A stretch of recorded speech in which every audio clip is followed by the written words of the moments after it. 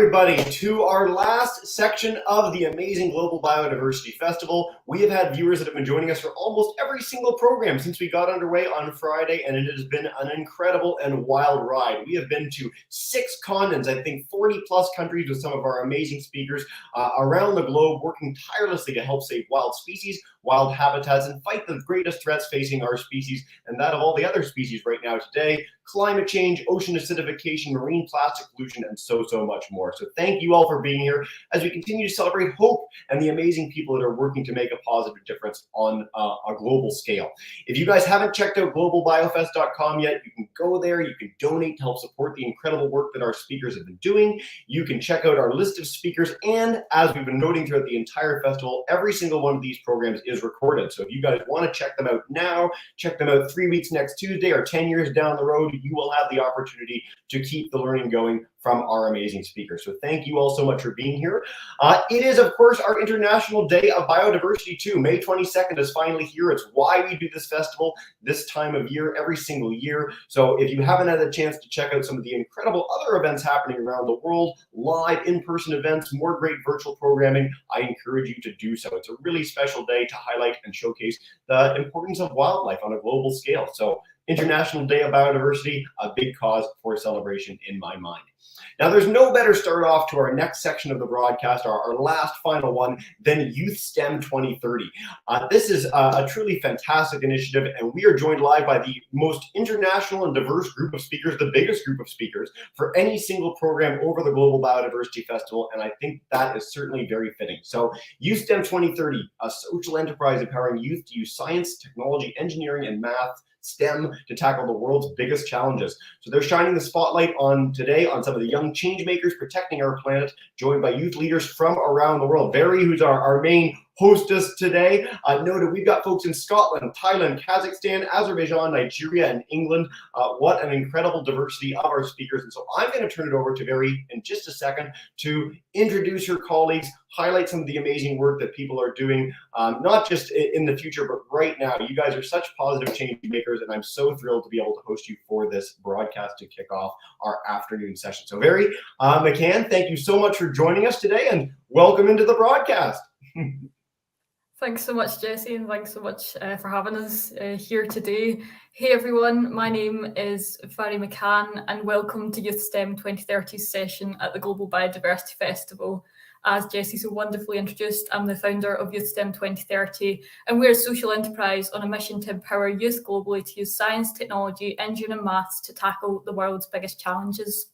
For the next hour, I'll be your host, and we'll be exploring and celebrating the impact that young people are making towards climate change and protecting the biodiverse life on our planet.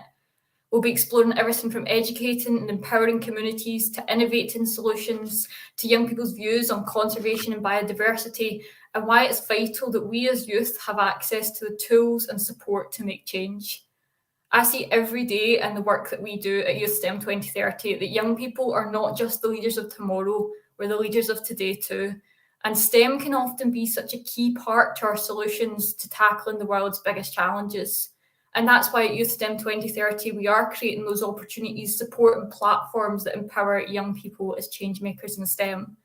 So today, we're really proud to be working with the Global Biodiversity Festival to give young people a platform. And I'm excited to say that I'm joined by 5 incredible youth leaders from around the world. You're going to hear from Aminta Permpumawat, the founder of Youth Mentorship Project from Thailand, Dolitzan Berkadulov, a youth innovator from Kazakhstan, Saida Mamadova, founder of Green Azerbaijan, Yazid Salahuddin Mikali, an advisory panel member at the IRIS Project, who's joining us from Nigeria, and Alfie Davis, who's the Life Sciences Reviewer at Youth STEM Matters, joining us from England. So if you're watching us live today, we'd love to hear from you in the chat, and we'll be answering as many of your questions as we can fit in. We're also active on social media, so please do share your thoughts and tag us at Youth STEM 2030 on both Twitter and Instagram, as well, of course, as at Global BioFest. So with all that said, let's get started. So our first speaker today is Aminta Permpumawat. Aminta is a high school junior in Thailand with a passion for STEM and climate action. She's the founder and project manager of Youth Mentorship Project, a youth organisation dedicated to teaching underprivileged students in Thailand the values of sustainability and resilience. In September last year, she represented Thailand at the Youth for Climate Drive and Ambition pre-COP26 event in Italy. And she's also the senior outreach journalist at Youth STEM Matters, which is our youth-led scientific journal. So thank you so much for joining us today, Aminta, and over to you. Thank you so much, Fari, for the very warm welcome. So let me just share my screen in a few moments and then we'll begin the presentation. So today I'll be talking about sharing my approaches towards tackling climate action and sustainability through my own project called Youth Mentorship Project. So the main topic that I'm going to be talking about is basically youth empowerment, the path towards sustainability. So how I actually empower youth comes from education. And why education is such an important factor is because I believe that it's the most important key for our progressive world.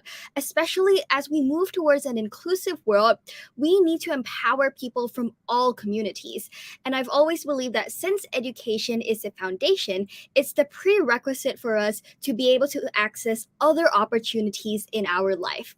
However, the sad and unfortunate thing is that there are still many children around the world, and especially in many rural areas, who lack access to quality education, whether it be due to their socioeconomic status, ethnicity, or their race. So it's important in building awareness and understanding of these issues that we can lead towards a more sustainable world. And I believe that in order to achieve SDG 13 or SDG 15, life on land, and also climate action, we really need to start with SDG 4, which is basically quality education for everyone to access. So that is why I came up with this project called Youth Mentorship Project, which, like Vari introduced, is a youth organization that recruits high school students to be volunteer teachers to teach STEAM. And this is science, technology, English, arts, and maths to underprivileged students. Now, these students come from a variety of backgrounds, including but not limited to being from stateless communities, indigenous communities, or also children of migrant workers or even disabled children. Now, what we do at this project really includes a very holistic view into teaching, because we use a transdisciplinary approach where children learn from multiple perspectives on real world issues. And most of these times, we concentrate a lot on climate change and also sustainability. So as our world, we have the increasing risk of the effects of climate change, then this means that we have to be even more resilient and more prepared to tackle all of the effects that will be coming in our world. Therefore, in my project, Youth Mentorship Project, we integrate sustainability into our lessons.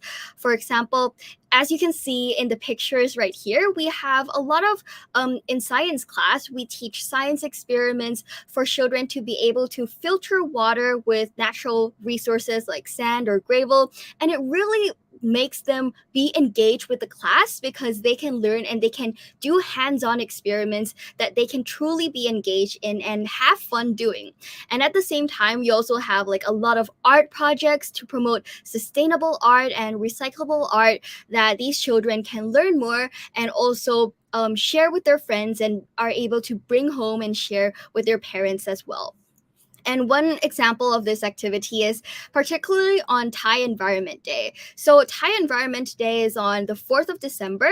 And every year, this is a day where we celebrate the environment. So last year, we organized an activity on that day to teach children particularly about the environment. So what we did was we went to these schools and we promoted climate action. And we really focused on things that were tangible, things that these students could be able to use in their daily life. For example, making tote bags that they could paint with their own styles. They could make the picture of a world or anything that they want. And we also made like trash cans for students and the children to separate the trash, and we actually put these trash cans in their own classrooms. So this meant that after the project, the students were able to use that trash can truly. And we see that when we go back to the schools, all the teachers tell us that the students still use the tote bags every day and the trash cans are still being used. So we see that the impact is being seen with our project right here. And these are more pictures of the students really enjoying all the activities that we go down and we go do with them.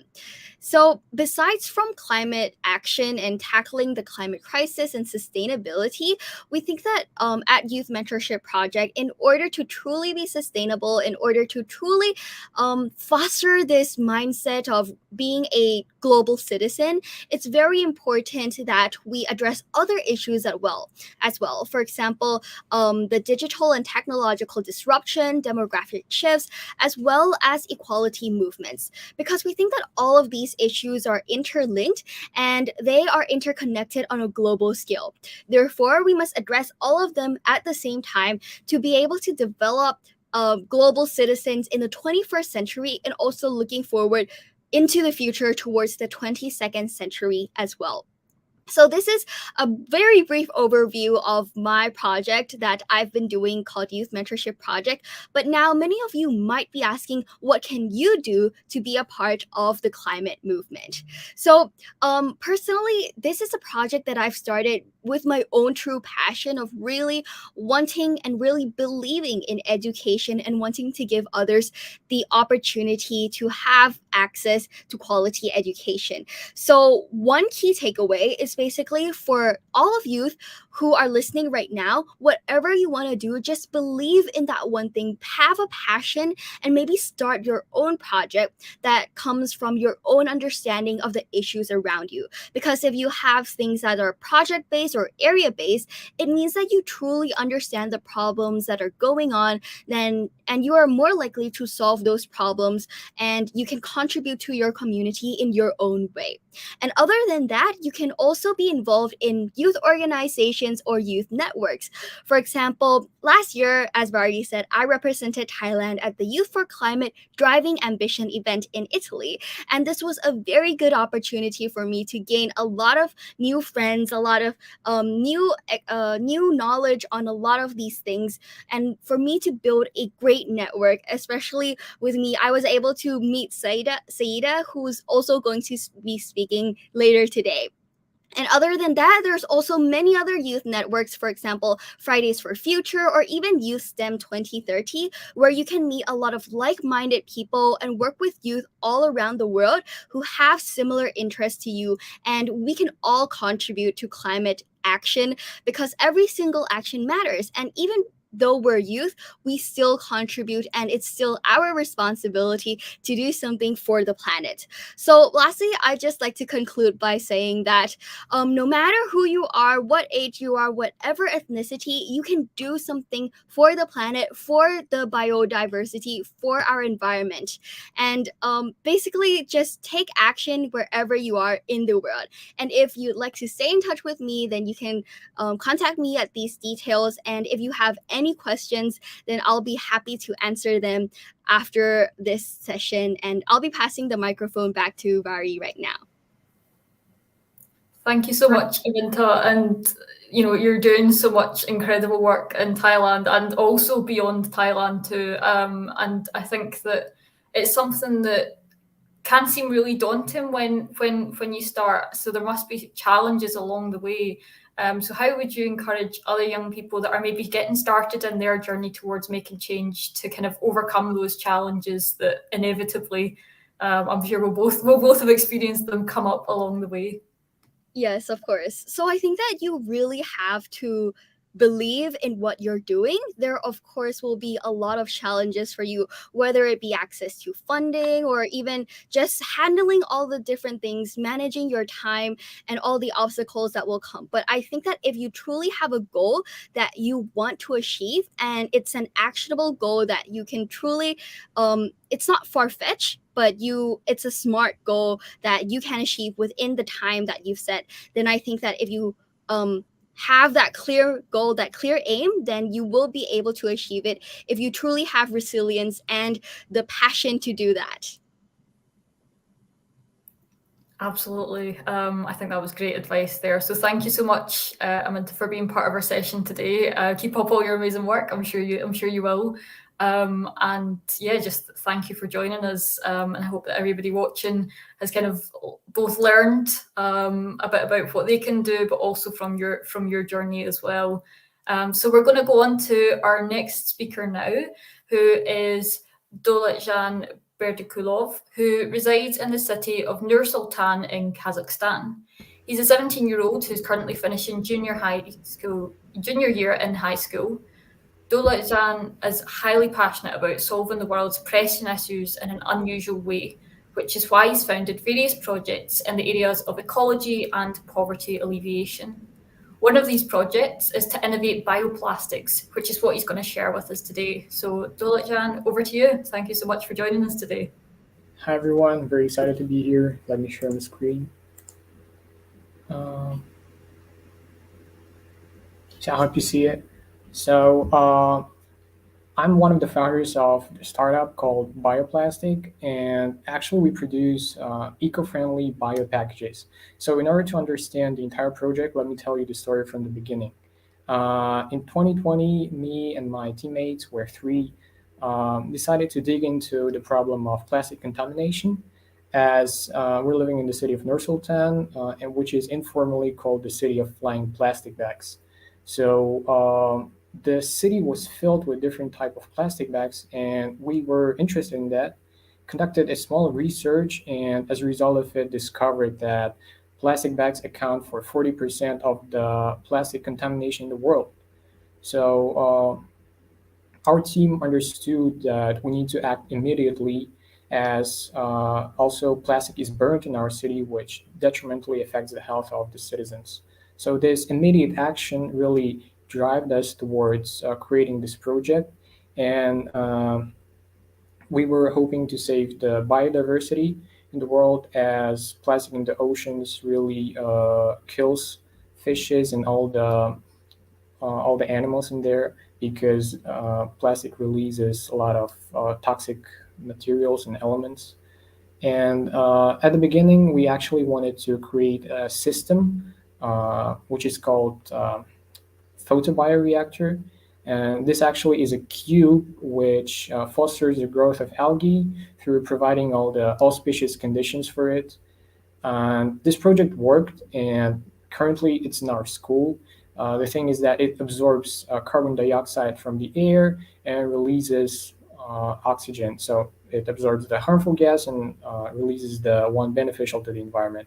We wanted to solve the problem of burning plastic in our city. And one day, when I was responsible for this experiment, I forgot to turn off the photobioreactor, and it stayed there for a night. And on the next day, the table on which it was standing on was filled with a certain liquid, and really I felt guilty for that, because it's the project which we worked on for a long time. And just not to lose hope, we decided to conduct one more experiment and test that liquid, because we really haven't seen anything like that before. And after several tests, we understood that this material has some qualities that can be used for creation of a bag. So we added some chemical elements, conducted even more experiments, and eventually discovered a material, an innovative material, which is called bioplastic, and the liquid is called biomass. So there are actually many alternatives to this material in the world, but we modified the original one. So here are the qualities that our material possesses. It's solvable, so it dissolves in water within 5 minutes, this quality is also called biodegradable.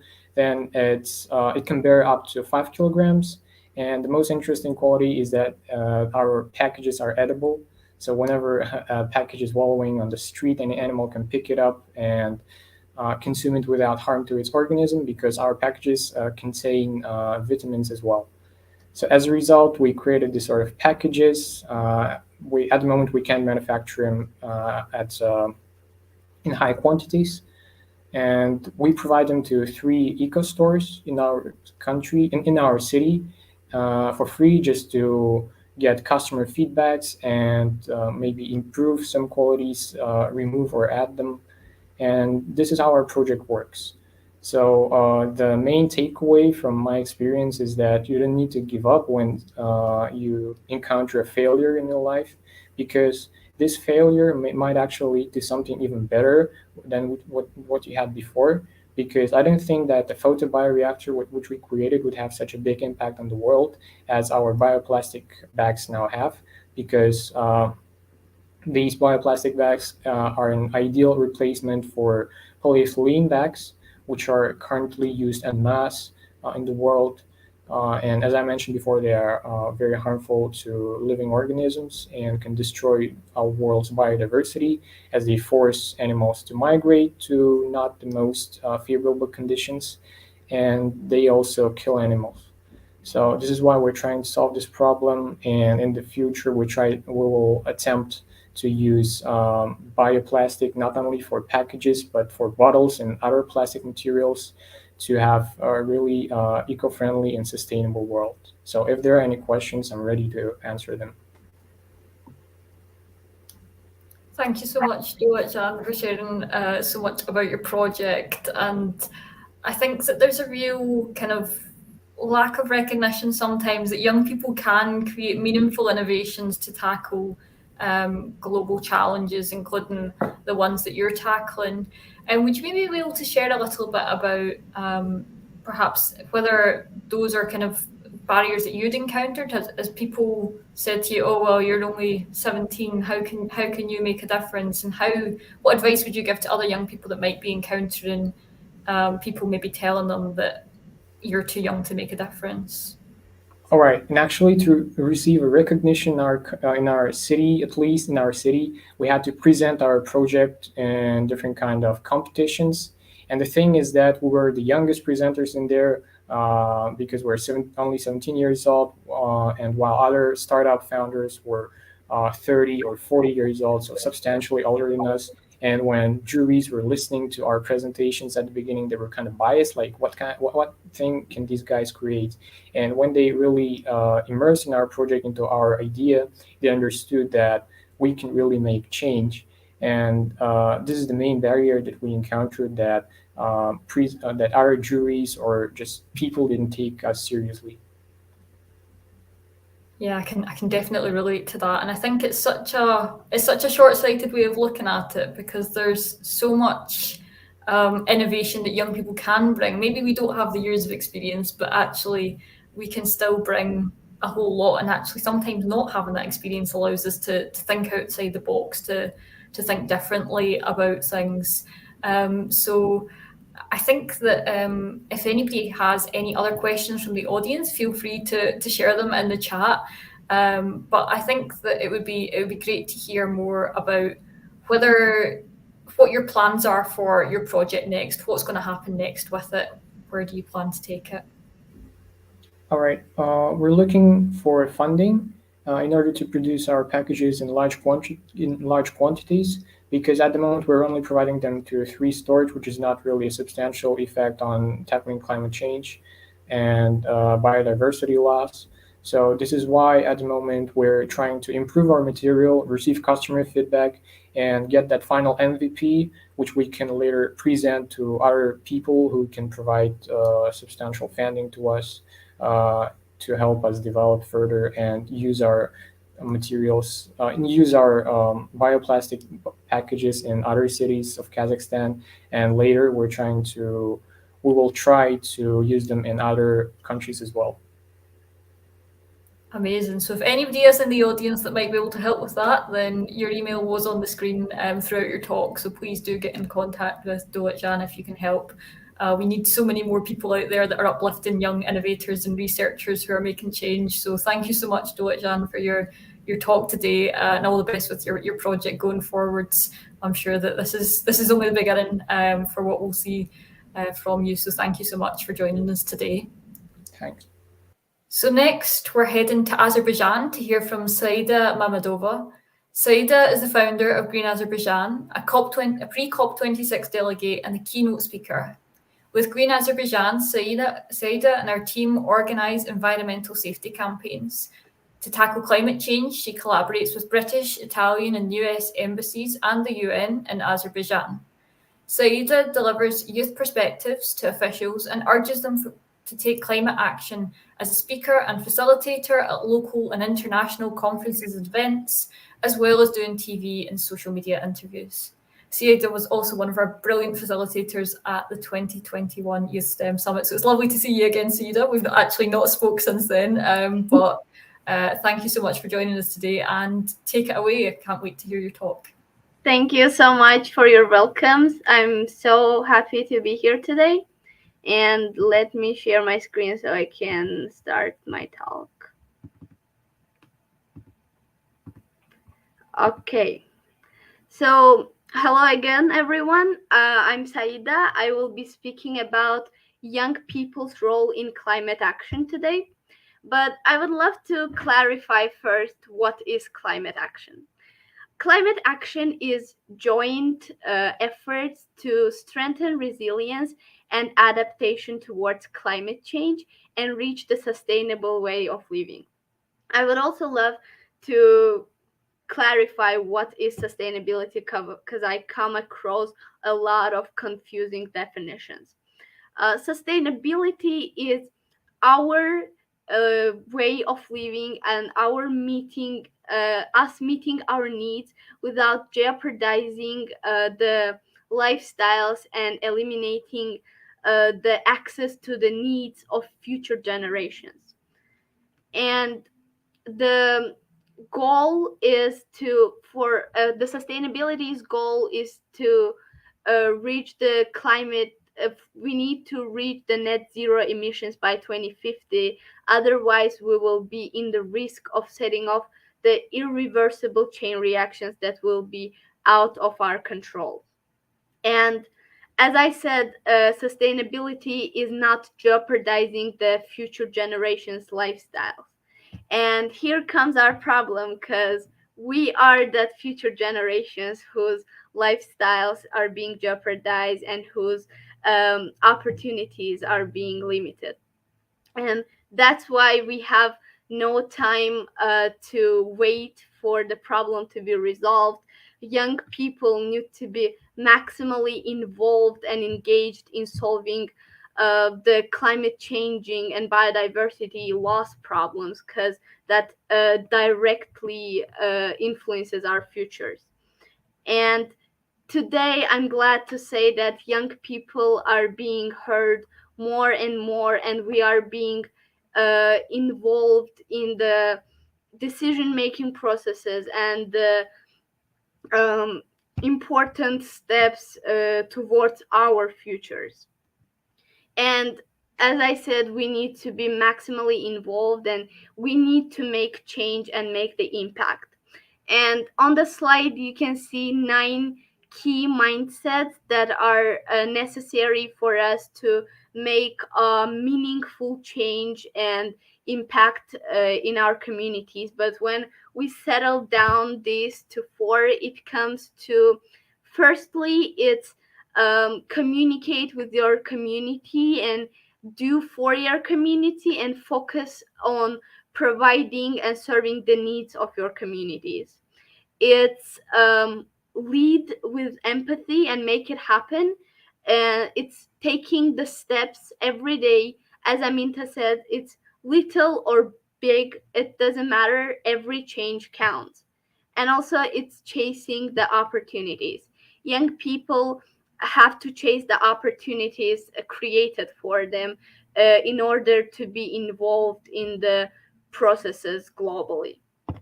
And when I say opportunities, I say international conferences, researches, initiatives, projects. It may be little local initiative or international project, or it may be some conference or competition. These all are ways for us to get engaged and find our ways to make our voices heard. And when it comes personally to my climate action, it all started with founding Green Azerbaijan. As Mary already said, together with Green Azerbaijan team, we organize environmental safety campaigns, usually in the regions of Azerbaijan, and we organize online and offline workshops to raise awareness among young people and encourage them to take climate action.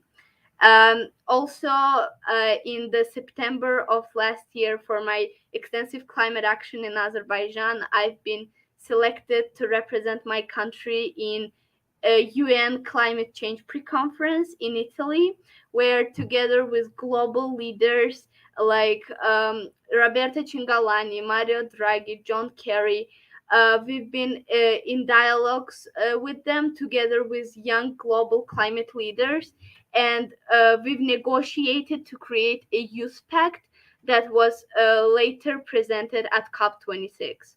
And in Italy, I had a chance to meet a lot of amazing peers who are making change globally, and Aminta was one among them. I was infinitely happy to meet her and have communication with her and many other young people there in Italy.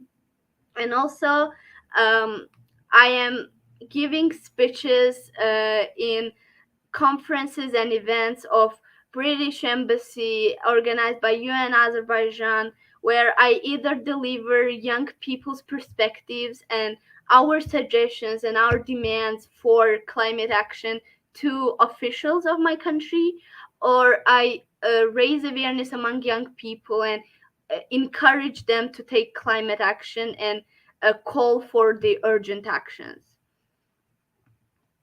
Um, Also, in the September, in July of this year, I will be traveling to Houston as BP Global STEM Academy scholar, where we will investigate the STEM application on climate change. We will go through lab experiences. We will visit the labs and museums, and we will be gathered there with, again, globally active young people, and we will create the projects and present them at the UPenn.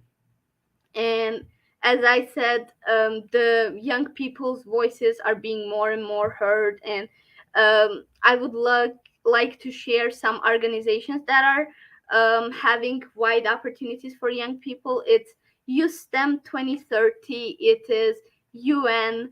It's UNDP. It can be embassies in your country. It can be local youth organizations, or maybe even global youth organizations. Aminta already shared once. And I would like to share the quote that has become viral, and it's a quote from UN Climate Change Pre-Conference this year. It's, "There is no planet B, there is no planet blah, blah, blah." It's just that we need to act. We need urgent actions. We need no more blah, blah, blah, because we basically have no time for that. And I would love to conclude with, you can control climate change. And by you, I mean governments, organizations, initiatives, businesses, young people, just citizens and individuals. Everyone can control climate change, and every step and action matters. Doesn't matter it's big or small steps, every step counts. Thank you so much, Saida. And I love how you balance the kind of despair that we can often feel as young people trying to take Absolutely. action against climate change, with also the hope that there is a better world that's possible and that we can make a difference. Do you have any kind of advice that you would give to other people that are maybe kind of struggling with that balance just now? Because it is a really, there's no denying it's a big issue, but also if we are kind of so paralyzed by the issue, it can be really difficult to take action. Yeah, it is. it is sometimes very difficult to hope for the best when it's like we already see no progress. But I can say that there is a progress, because our today's goal is 1.5 degrees by 2050. But when we look back, there was no 1.5 degrees goal 10 years ago. It was 2 degrees, and there was not even a word about 1.5 degrees goal.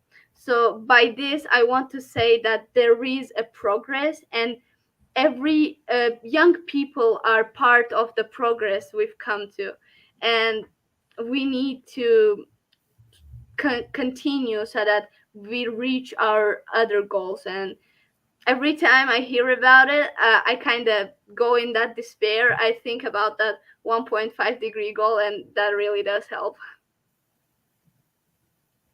Yeah, there's such a need for as many young people as possible to get behind this, because it is really hard as young people to be continuing to drive that forward. And so we need everybody, no matter whether you're young or old, no matter what you're interested in, we need everybody taking climate action. Absolutely. And your work at Green Azerbaijan is only doing joint that. actions. Exactly. And your work at Green Azerbaijan is really helping make that happen. So thank you so much for speaking today and for all the work that you're doing. It's been lovely to hear more about your work. So thank you so much, Saida. Thank you. So we're now going to hear about a fantastic initiative to support young change makers, the Iris Project, from Yazid Salahuddin Mikali.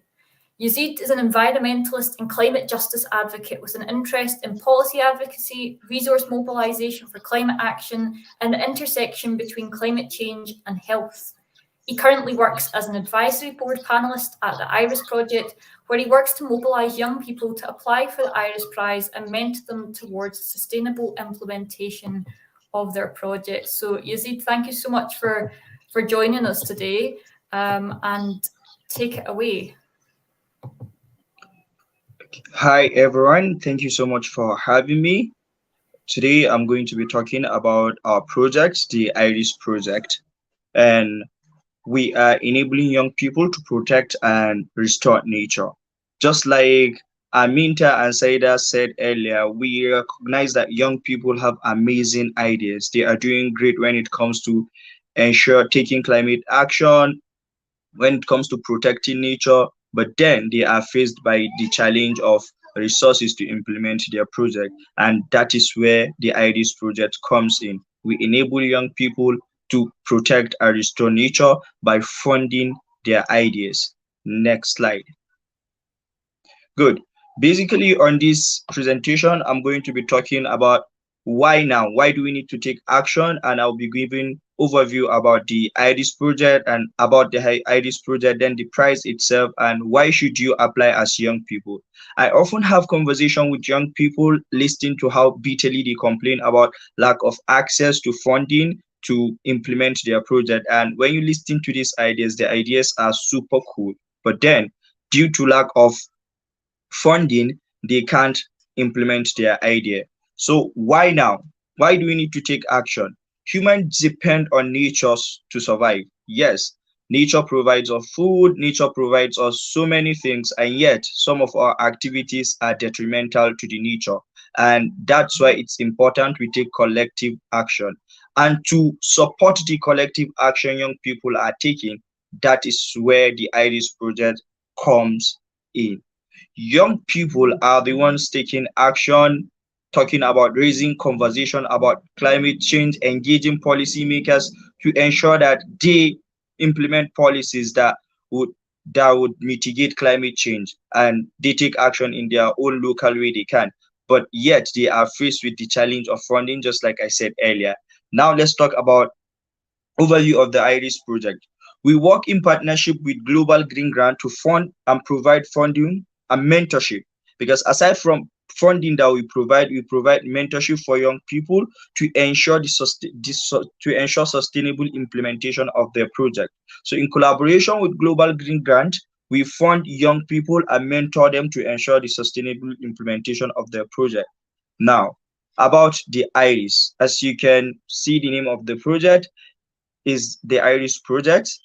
The iris project was founded in the name of Iris, who is a committed young person working on environmental sustainability, protecting nature, and she died in an accident at the age of 15. Her full name is Iris Goldsmith.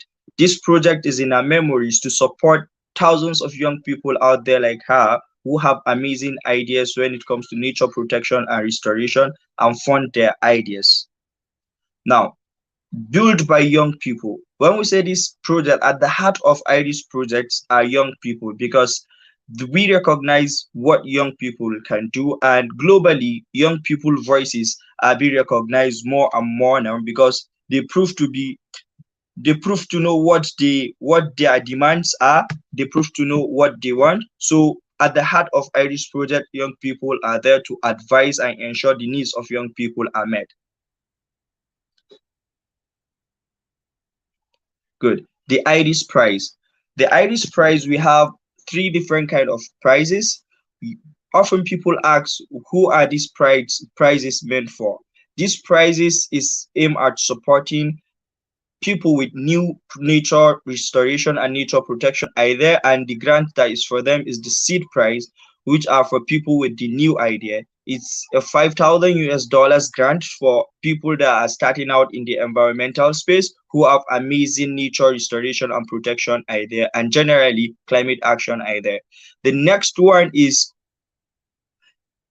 the 10,000 grant, just to help people who are already doing something when it comes to nature restoration to scale up their idea. And the third one is the main Iris prize of the 15,000 US dollars, which will be provided for the initiative that works in line with the goals and objective of the Iris project, who are already working on their idea, and to ensure that we are going to support them and mentor them.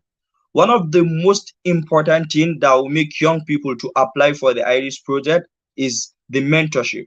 Young people are starting out in the environmental spaces and they struggle to know what exactly they are fighting for.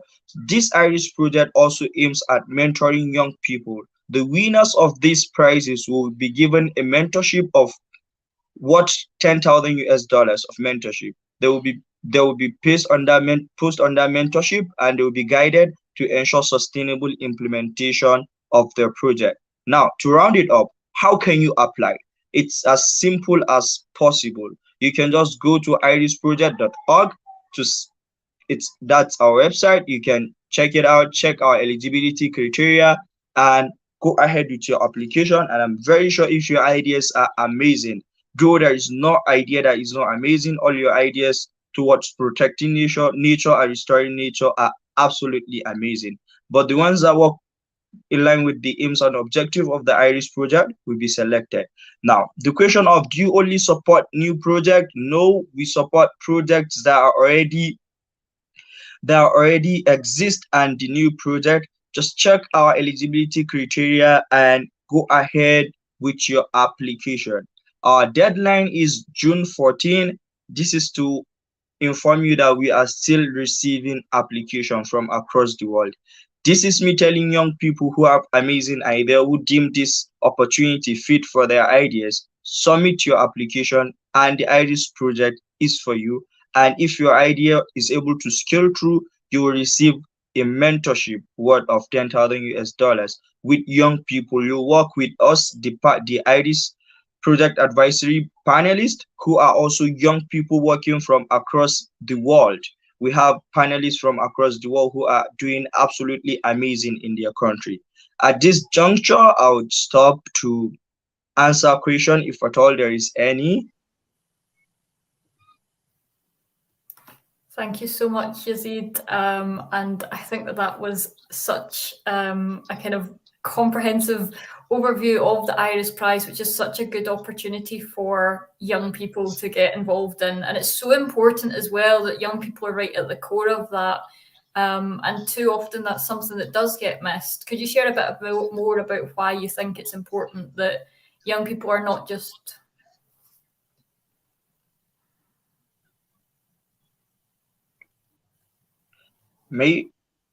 What's the question again? Come again?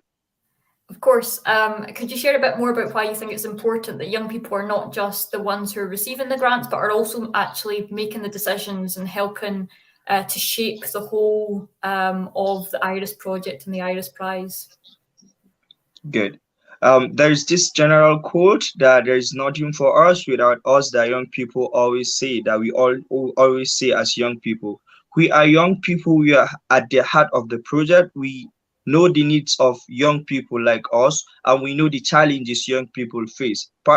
Personally, from experience, starting out in environmental activism about 5 years ago, I faced a lot of challenges when it comes to accessing funding.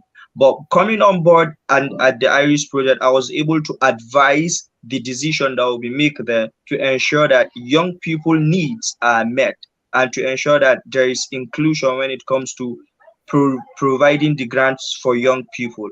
So that's basically why young people are at the heart of the Irish project. Absolutely, that is so important, and it's so important that things like this do exist for young people, because there are barriers to young people being able to access kind of more widely open funding, but having this funding that will actually allow young people to kind of really scale up, or even just start the work that they want to do, that they've got the ideas to do, that in many cases they're already doing, is so important. So as Yazid said, applications are still open for the IRIS project, and you can get those in by the 14th of June. And there's options there, whether you're just getting started on your journey or you're already making change. So thank you so much, Yazid, for joining us today. And everybody who's watching in the audience, please do get applying for the IRIS project. Thank you, Yazid. Thank you for the opportunity. And last, but by no means least today, we're welcome to the stage Alfie Davis. Alfie is a Year 13 student who is studying A-levels in biology, psychology, geography and music. And next year he'll be studying zoology at university. Alfie's particularly interested in mammalian ethology and physiological ecology, and is a life sciences reviewer at Youth STEM Matters, our youth-led scientific journal. Outside of STEM, Alfie is an open water scuba diver, swimmer and singer. So welcome to the stage, Alfie, and take it away. Thank you very much. Thank you. So I'll just quickly share my presentation.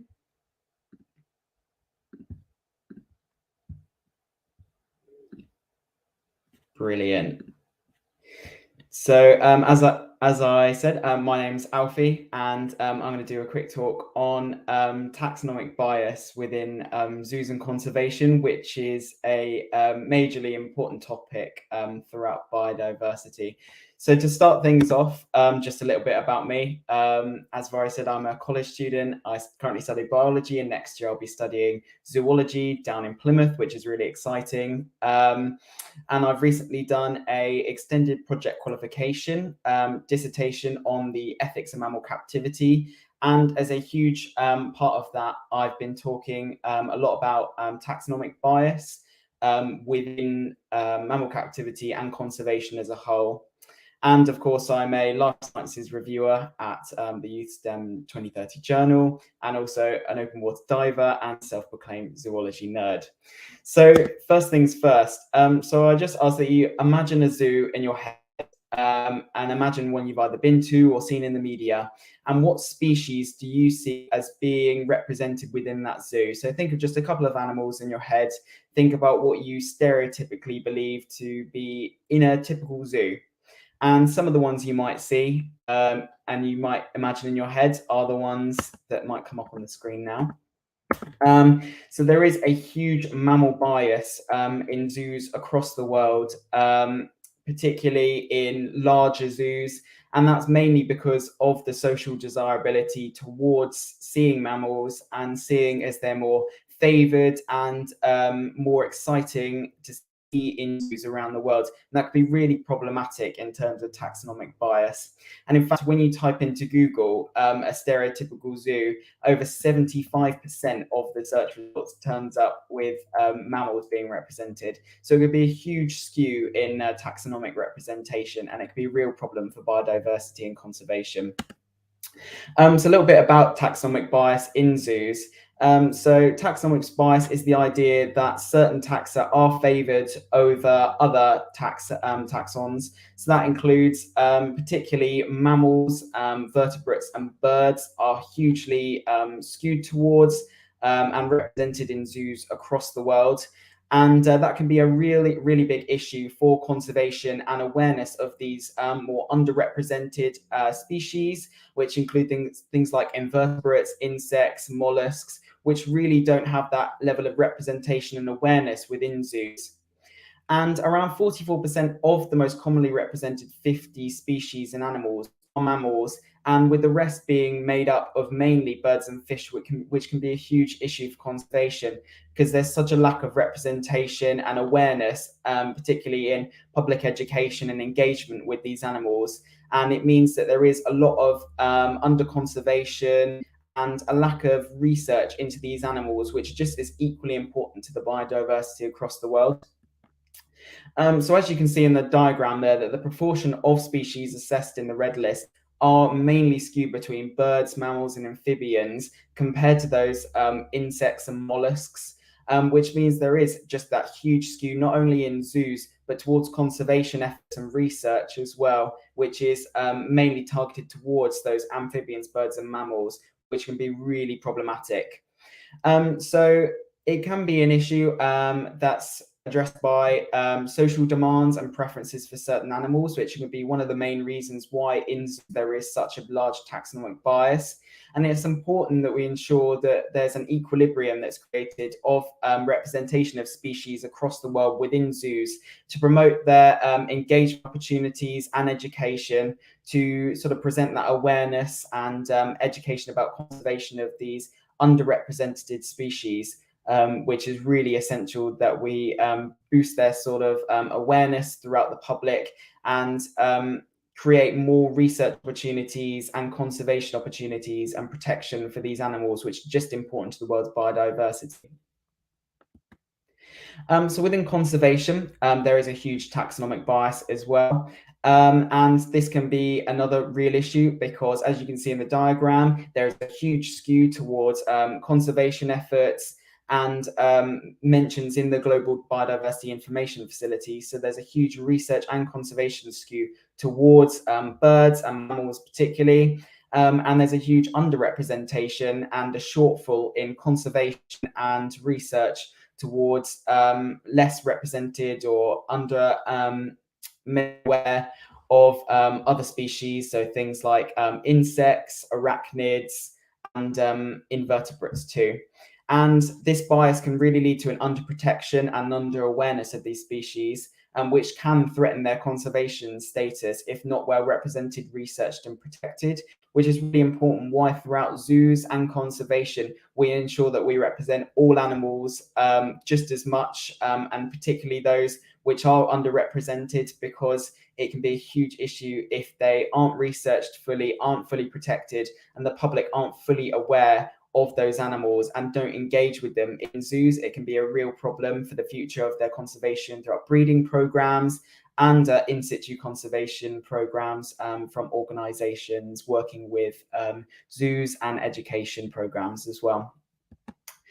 And to ensure this conservation of biodiversity worldwide, we do need to have that wider range of species for that protection, research, and awareness. So it's really important that in zoos and in conservation work throughout research, that, as you can see in the diagram there are a huge shortfall in some particular taxa compared to others. So mammals, birds, and fish in particular have a much higher representation than others. And it's important that we generate that attention for underrepresented and under-researched species and promote that public engagement to boost conservation efforts in zoos, outside of zoos, within organizations, to ensure the global protection of biodiversity across the world. So thank you for listening to my short talk on taxonomic bias. If you've got any questions or anything, do let me know. Yeah, but thank you for listening. Thank you so much, Alfie. And that was such a great example of how young people can one's becoming interested in an issue, then communicate that as a really great way of making a difference. So what advice would you give to others who are maybe wanting to make a difference and want to maybe do that through communicating science? I would say if there is a species that interests you in particular, get involved, get researching it, sort of make awareness of these underrepresented species, because it's really important that we promote biodiversity as a whole and not skewing towards particular taxa or species. And it's really important that especially young change makers, we research and look at these different animals and explore, because there's so much more we don't know about them, and there's so much conservation work that needs to be done to ensure the protection of their biodiversity. Amazing, and so right. There is so, we see these iconic species that do rightly need protected, but there are so many more that are kind of unheard and unseen, that we as young people, and regardless of which age you are, can champion to be able to help with their conservation. And if anybody is going away and taking Alfie's advice and doing some research, then this would be a great chance to plug the fact that you can then submit your what you have found through your research to Youth STEM Matters, or youth-led scientific journal, where Alfie and also Aminta are volunteers. So we can't get out without mentioning that. But thank you so much, Alfie, for sharing that and for really raising awareness of such an important issue. So that is bringing us to an end of our hour-long Youth STEM 2030 session here at the Global Biodiversity Festival, which is really sad, but we've been on quite a wide-ranging tour of young people's research ideas, innovations that they are doing to be able to tackle biodiversity loss, to tackle climate change, and from all over the world too. I think that there's so much that they've already said that could be said so much better than I can summarize just now. But there was a question that came through the chat about how to get started, and I think that what our speakers today have really highlighted is start with the issues that matter to you. Figure out what you're good at, because there is no one way of making a difference. There's so many different ways that you can make an impact, whether that's taking action in your community, science communication, empowering youth as leaders, scientific research and innovation, and that's just the start of a list. And we need everyone to be able to tackle issues like biodiversity loss and climate change.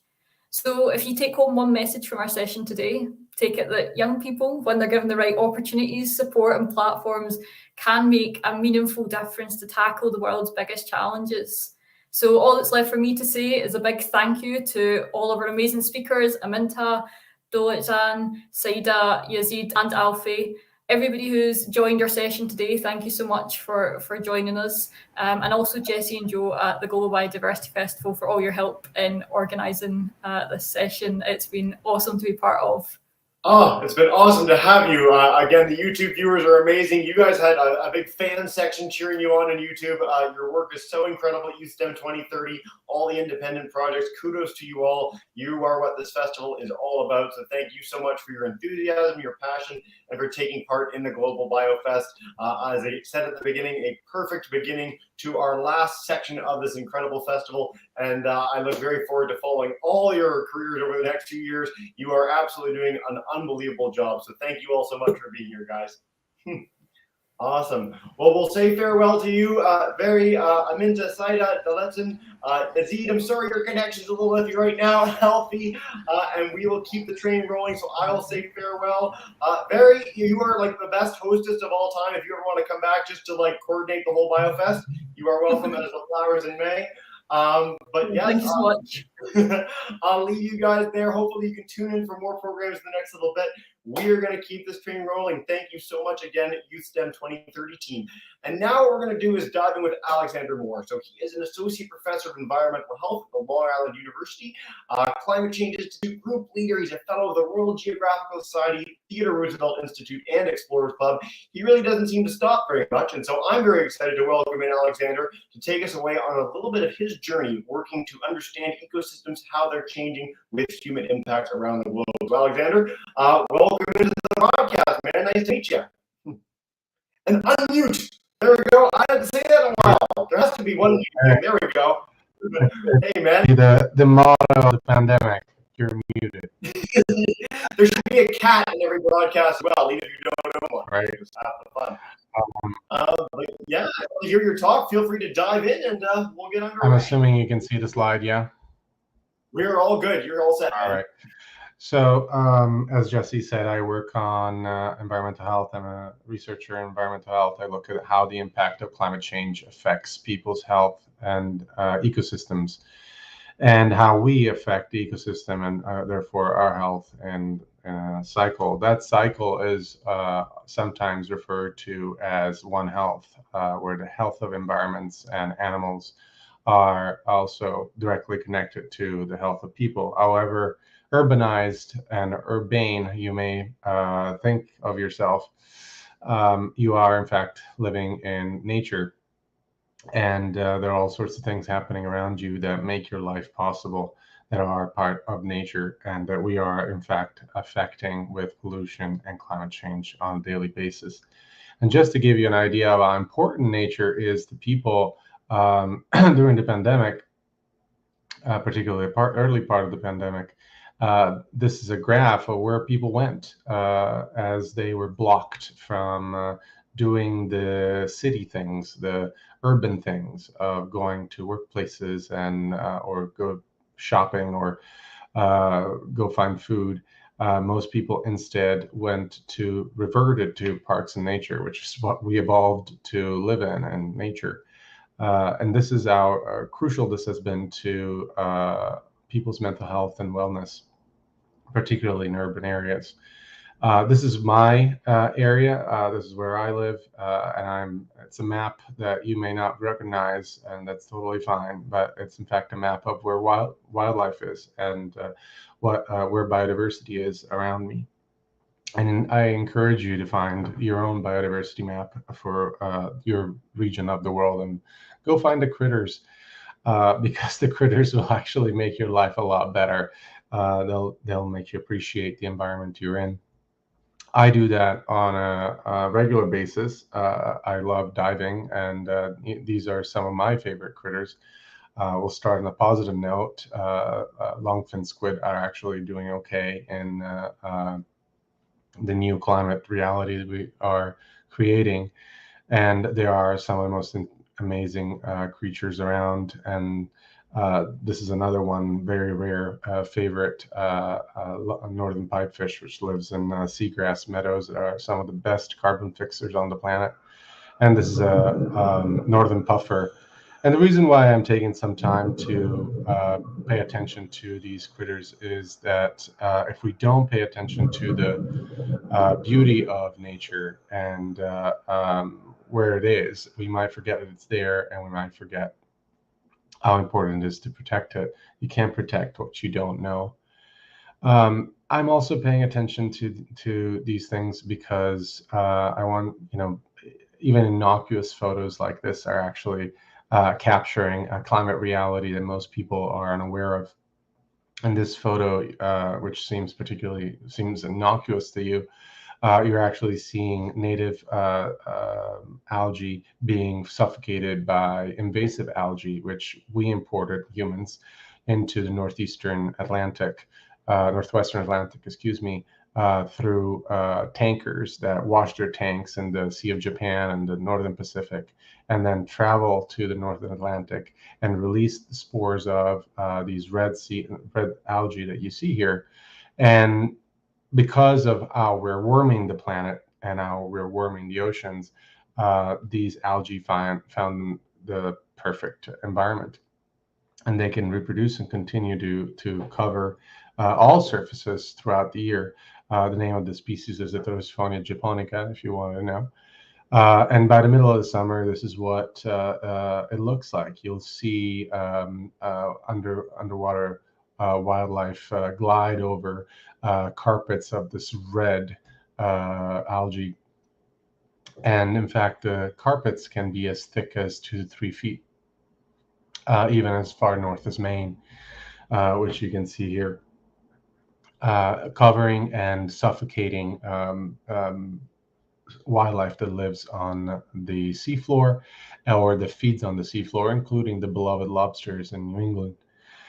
So this has an effect on the economy of and your health or your ability to get food and people's ability to make a living, but it has an effect on the wildlife itself. I have to make both points because usually not everybody really cares about the animals or believes that the animals have a right to exist independently of whatever service they provide to us.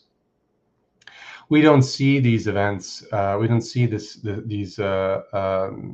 invasion and these drastic changes underwater because most people don't dive. Only 0.05% of people really ever go underwater, and so occasionally you'll see events like this where the algae are washed on shore by currents and tides, and they become a week-long nuisance that some people, maybe some local papers will report on, but there's really not a lot of awareness about what is actually how the underwater world is changing due to climate change. In fact, if you want to find any research on this particular species and how it's creeping into the North Atlantic, how it's expanding due to climate change, you'll find that most of it was published about 10 years ago. There isn't a lot of funding for it, again, because humans don't live underwater, that we only generally care about how underwater environments provide us with services like food or oil or most recently and tragically deep sea mining. But we don't really care about how the environments are changing. In fact, the northwestern Atlantic and the northeastern coast of the United States has warmed faster. The ocean has warmed faster than 99% of all other bodies of water in the rest of the world. And in the past 35 years, matching an overall trend on land as well. This has caused some of the keystone species in the ocean to migrate away or be overfished or not be able to survive. The major one that's famous, everybody knows because there are several geographic areas named after them, is cod. And cod is currently have a very, very low population of what it should be at, and because of overfishing and because of climate, and we believe that it has migrated out of our ecosystem already, as shown by my colleague Andrew Pershing. If you don't go diving, as I have, you will find cod still, but it's mostly juveniles, and the big specimens are no longer available. The warming of the oceans is also affecting big megafauna, particularly marine mammals such as this humpback whale, because as the oceans warm, the bacteria and other pathogens that live in the oceans flourish. So all bacteria love warmth. If you've ever spent any time in a biology lab, you know that. And some animals are able to survive these changes in the marine ecosystems, and some are not. These unusual mortality events that we are seeing all throughout the coast of the northeastern United States are actually most likely due to that type of change in the biome of the ocean and the number of bacteria and the nature of bacteria that are flourishing because of warming temperatures. So we've been talking about how the oceans are warming, and of course it's a result of climate change. So how much are they warming, really? Well, if you think of all the heat in the Earth's climate system being trapped by greenhouse gases, this much has been trapped in the ice by melting. As you can see here, over time that has increased, not much, but it has. This much has been trapped by land. This much is trapped by the atmosphere, by the air. So when you think that you go out and you feel that it's really hot outside, well, the atmosphere has trapped more heat, but it's that much, that little compared to the rest of the heat. This much is trapped by the deep ocean, and this much is trapped by the upper ocean, the upper 200 meters or 600 feet. That adds up to 63% in the upper 200 meters and 31% in the rest of the ocean, which is 94% of the heat in the Earth's climate system now trapped by the ocean, captured by the ocean. We are actually alive and not frying because of the ocean, thank God. This is where you live, and that's 6% of the heat. 6% of the heat is absorbed. Only 6% of the heat is absorbed by what we have around us. This affects the 94% of the heat going into the ocean affects how much bacteria there is, and you can see also the suitability of the ocean for bacteria becomes much more increases much more as temperatures rise, and this is the suitability of the ocean for cholera, which is ocean-borne pathogen, can be found in ocean water, which is why whenever you have a climate change-induced storm, particularly in the tropics, cholera is one of the common results. These changes, these extreme changes, are happening because of extreme events. Not just a 1 degree average over time. When we talk about a 1 degree world or a 2 degree world, we're talking about averages of averages of averages. In order to move such an enormous average of all regions of the world over time, we actually have to have a lot of extremes, a lot of extreme events. If you ever had a D in college and you know how an extreme event like that can change your average, well, we're doing that constantly with extreme events all throughout the world. In the northeastern United States, you can see this, how we are in fact warming a lot faster than the rest of the world. You can see in this map how the northeastern United States is warmed, and we've actually lengthened the summer, almost doubled the length of the summer. As a result, of the carriers of Lyme disease that have reproduced, those are ticks, arachnids, that can be found in the woods, and that's why we all know about checking for ticks every time we go into woods. And you can see here how when ticks reproduce and increase in number, Lyme disease also increases. And this is Lyme disease cases following the increase in temperature in the Northeast, as you can see here in recent years. And of course, as this has an effect on the various ecosystems, particularly the wild ones that which we managed to protect, like the Adirondack Park, one of the best protected state parks in the country. Over the last 20 years, Lyme disease has crept in, leaving only really one county untouched by it. So the number of ticks has increased, and then the number of cases of Lyme has also increased as a result. And this is because, again, we have lengthened the summer and we've warmed the temperatures with climate change by 1.5 degrees in a conservative estimate, which is enormous. In the last 70 years, that's enormous change. So again, when we talk about 2 degree world, 3 degree world, we're talking about averages, but to make those averages, we have local extremes already happening right now. Climate change is not something in the future, it's happening now. It's affecting animals like moose, also known as ghost moose, moose that carry as many as 40,000 ticks on them as a result of infestation, as a result of climate change, and never really reach adulthood. Usually they die of disease.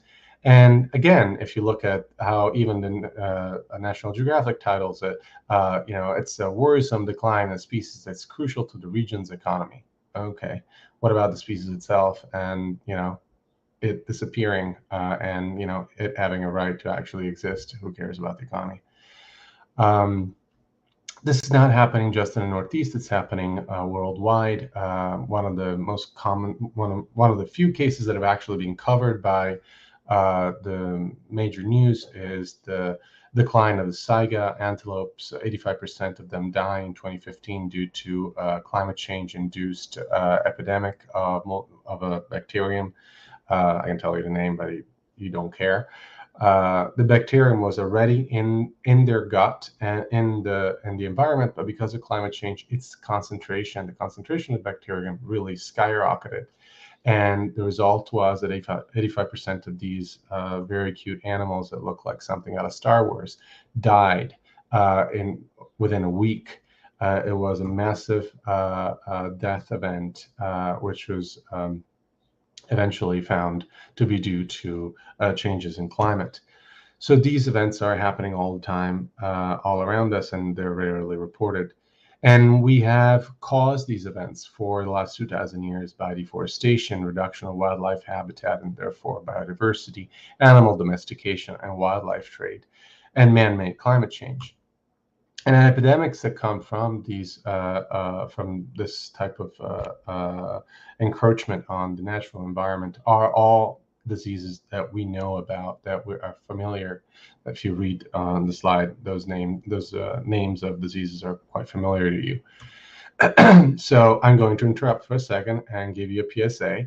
The single best thing we can do to prevent the next pandemic is, in fact, to ban wildlife trade right now. We can do it. It's the most important thing we can do. It'll preserve biodiversity, but it'll also preserve your health. So write your congressmen and senators and lobby and raise awareness. The reason why climate change affects health is also deeply rooted in the migrations that are happening around us all the time. As animals migrate, they carry with them their diseases. And as humans migrate, they also carry their diseases with them. And we only ignore these processes at our own peril. All these migrations we rely on for our food, due to pollinators, for harvesting food. And as climate changes, these cycles that have existed for at least 13,000 years in the Holocene are being changed radically. One example for mosquitoes, for example, they don't really migrate, but they do move into a habitat that is more suitable for them. And this is where they were two major mosquitoes that carry Zika, yellow fever, and dengue. This is where they were, and this is where they are now, reaching all the way to Maine, essentially. So we can have tropical diseases reaching all the way up to Maine. And this is where malaria, carried by another type of mosquito, is currently, and this is where we can expect it to go if we exceed the Paris Agreement goals, and this is where we can expect it to go if we don't do anything. This means that malaria would reach pretty much every inhabited area on the planet by 2080. And birds, last, I promise, last, we started from the ocean, we'll end up in the air. Birds also are migrating and carrying diseases with them. And as they change those migration patterns, they will also change our disease environment. This was something that I tracked in one of my recent articles, tracking a climate anomaly previously unknown. During the Spanish flu pandemic 100 years ago, the greatest pandemic by number of dead in the history of humanity. A huge climate anomaly interrupted the migration of the major vector of disease of the H1N1, the Spanish flu, in 1917, 1918, particularly in the fall of 1918, when the second great wave of this disease happened. It interrupted these guys, particularly the mallard duck, which is a very common bird in our backyards and parks. These ducks reach 60% infection rate in the fall, and interrupting that migration, they essentially polluted the water in Europe, where hundreds of thousands of soldiers were waiting in the torrential waters of a climate anomaly we created, which I can explain how later, and they got infected by the virus this way, as well as due to a weakened immune system due to the climate anomaly. The result was that as rain increased, so did the number of dead, and you can see the double peak right at the end of 1918 and beginning of 1919, double peak in rain and double peak in mortality. So in fact, by changing climate, we do change health, and that is crucial to learn and understand and remember. Just to give you an idea, 50 million people died during that pandemic compared to 28 million during COVID. Of course, this is not to diminish the impact of COVID that everybody has had.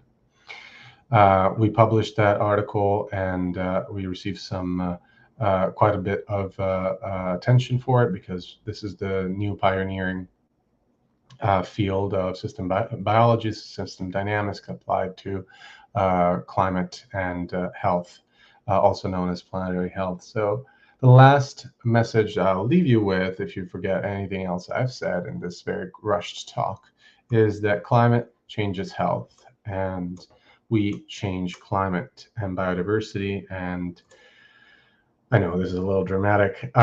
We change health, and therefore protecting nature protects us. If you don't care about the animals, maybe you care about your own health, and you'll care enough to protect it and act on climate now. This research has been is going to be continuing in center. It's a center on the screen. I'm not going to tell you the full name because it's a very NASA-like acronym that's very long. But all the universities on the screen and foundations and nonprofits are involved. And I'm happy to take questions now. Thank you so much. Holy, I think of all our 50 plus talks so far, Alexander, that was the most detailed information packed into the 20 minutes we've ever had. We could unpack every slide you had for an hour each, I think. But go back to, I'm kind of sad to hear that Mallards, one of my favorite birds, are the villains in this story, but you highlighted that as a single most important thing to take away from your talk, end sort of global wildlife trade. So what does that actually mean? Is that shipping fish across international borders, like getting tuna from Japan to here? Is that treating animals in sort of wet markets, which is a phrase that a lot of people know now? What does that actually look like and entail in concrete terms? In concrete terms, it would mean that, wildlife trade, there's a legal and an illegal part. Both should be banned, obviously. The legal part is already banned. I'm not really referring to fishing, although we are overfishing all the oceans, as my friend Sylvia Earle will tell you. I'm really referring to particularly the wildlife trade that requires humans, that implies that humans are going into forests or are going into savannas, are going into wild habitats and taking wild animals and therefore coming into contact with them in order to sell parts of the animals or the entire animals on various markets in Asia and the United States. If you want to know, if you want the latest proof that this is extremely dangerous, monkeypox is emerging all throughout the world right now as the latest and greatest in the result of this type of completely unnecessary and extremely cruel market. Yep. So it should be that is what I'm particularly addressing, the wildlife trade of animals that are in their own, particularly on land and in wild habitats. I'm really glad we've got an audience coming from all over the world today, and of course our speakers are global as well. So just to sort of sum it up for everybody, I think that's fantastic. And on a positive note, amidst what was frankly a fairly alarming litany of things that we're facing as a species next little bit, you did start your talk with this idea that connecting with critters and being close to animals is a really positive thing for instilling a mindset towards wildlife, of conservation, of just getting out in nature in general. Is there a way for our audience everywhere? How would you recommend people get outdoors? Is there a tool, tip, technique? Is there any things that could make that more enriching for people? Anything that we could encourage people to get outdoors a little bit more? Well, I think it's a lot easier for most people than they think it is.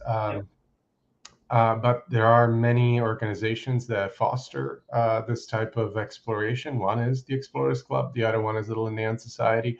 The other one is the Royal Geographical Society. But you can find your local birding group or your local nature group on your choice of social media and just join them. These groups mushroomed, no pun intended, throughout the pandemic. I spent part of the pandemic, in fact, most of it in New York City, and there was multiplication of birders. I can't say that I've never seen so many people become passionate about nature. It was beautiful to watch. And this, I know, happened everywhere. So it's not hard to get out there. And as I said earlier at the beginning, you can find maps to figure out where animals are. You can find maps of biodiversity. All states have conservation departments that provide such maps. There's one for the New York State. There's one for the Commonwealth of Massachusetts. Those are the two states I'm most familiar with.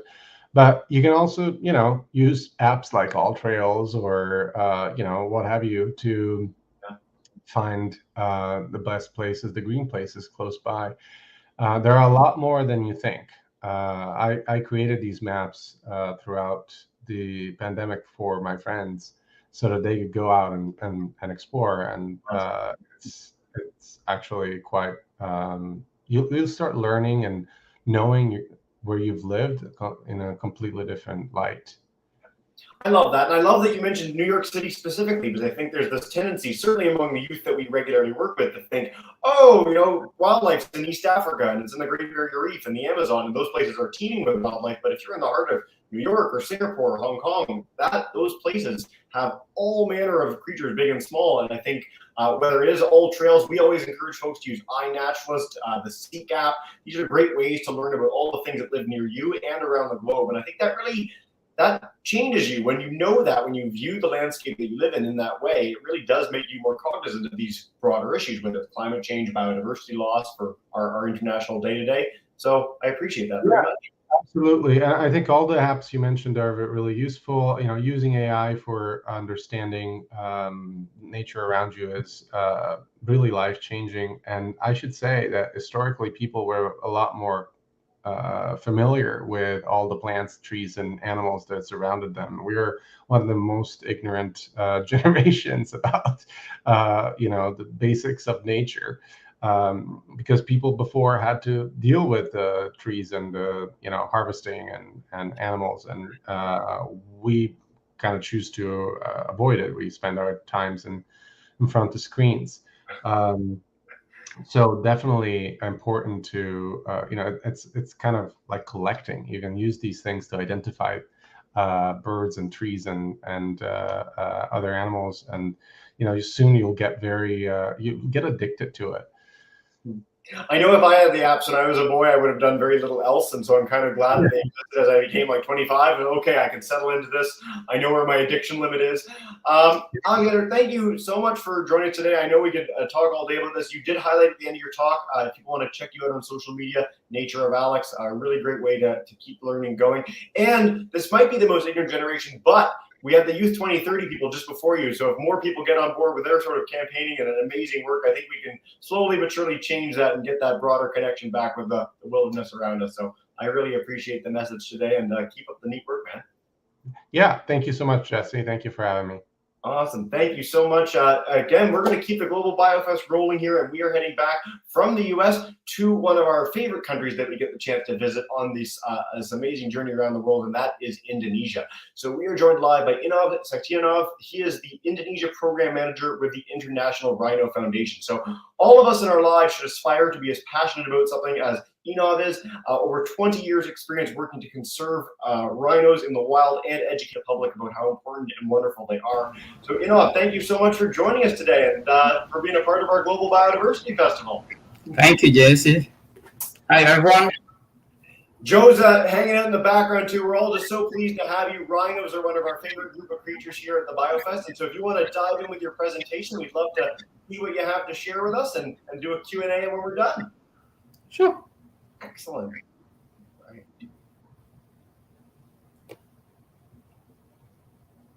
So can I share my video now, right? Yeah, you can bring up anything. I'll see it the moment we share it, and we'll get it up for folks. I know So how's it's a big file. So can you see my presentation already, Jesse? No, Oh, not right now. So at the bottom of your screen, there's the big share button. This is okay. Click that guy and then press share screen. Yeah, but it's a please choose a smaller file. The size limit is what I have to do. I don't know. That might be a connection issue if your internet doesn't allow you to play a bigger file. Okay. I will back and then sure. Fingers crossed. We'll work through it together. Yeah, so when you're trying to share, don't press slides. Just press the share screen option. Okay, I will try it now. Wait, the share. Yep, and then it brings up a bunch of options. Don't Share press, screen. Yep, press share screen. Okay. Oh yeah, got it. Okay. When it comes up, I'll see it. I'll bring it in. Got it. Beautiful. Look at that. Okay. And then at the top of the screen, Mm-hmm. a little picture. It looks like a little box on top of a stand. And that'll make the slide go to full screen for everybody, so we see just the slide. This one. Hopefully, yeah. Yep. Sweet. It didn't work, but it wants to work. It's thinking about it. Worst case, if it sticks like this, I think we'll be okay. But head back to slide number 1, and then we'll be good. Sorry for the trouble, So let's go back. Exit screen share one more time. We can leave this when you pick share screen, you picked window, and we'll just share your entire screen, and that'll work perfectly for us. How did I can back this one first? Wait. Hiding somewhere. Yeah, this is hiding. Okay. So yeah, we'll exit all of screen share, and then we'll start again, and we'll do one different step in there, and then it'll be perfect. Should I stop screen first? Yeah, stop screen for a second. Okay. Okay. So press share. Yep. Press share. Share screen. Share screen, but don't do window. Just do entire screen. Oh, entire screen. Entire screen. Right. Share. And then bring up your PowerPoint. When you go full screen now, it should be perfect. Can you get it now? Yeah, and then press that button again to make it go full. The same one we did before, the box on top of the stand. So you want to show? Nope. So head to your PowerPoint. Yep. This is PowerPoint now, and then hide. You don't need to press hide. You can leave that up. Just the full screen. Yeah. So we do see it, but it's not full screen yet. And the very top. There you go. Perfect. You're good. Go for it. Woo! We did it together. Okay. Okay. This is. So can I talk now? You can talk. You're good to go. Okay, everyone. Thank you so much, Jesse. Thank you so much, everyone. I'm Enof Sektionov. I'm working for the International Rhino Foundation, and I'm the IRF Indonesian Program Manager. We would like to talk about the Indonesian rhino fighting the extinction. As you know, that totally there's from the 5 species rhino in the world, we have white rhino, black rhino, greater one-horned rhino, and Indonesia has got 2 of the world's 5 rhino species, which is Javan rhino, or the family name is Rhino sondaicus. The population, the last census that conducted by the government of Indonesia mentioned that only left 76 individuals. And while the Sumatran rhino, this is Rhino sumatrensis, more or less 80 individuals left. And then some of the experts, some of people believe that this population is declining very fast over the years. So I would like to beg with the Javan rhino that actually the 76 individual, this is good number compared with 10 years ago. That 10 years ago, the population approximately only 50 to 60 because of the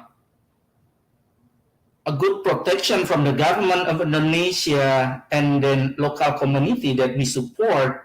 We established, we call the Rhino Protection Unit. And then we also try to make of the habitat management, and we call Javan Rhino Study Conservation Area in Ujung Kulon National Park. As you can see, this is Ujung Kulon National Park area in the west corner of the Java Island. This is national park.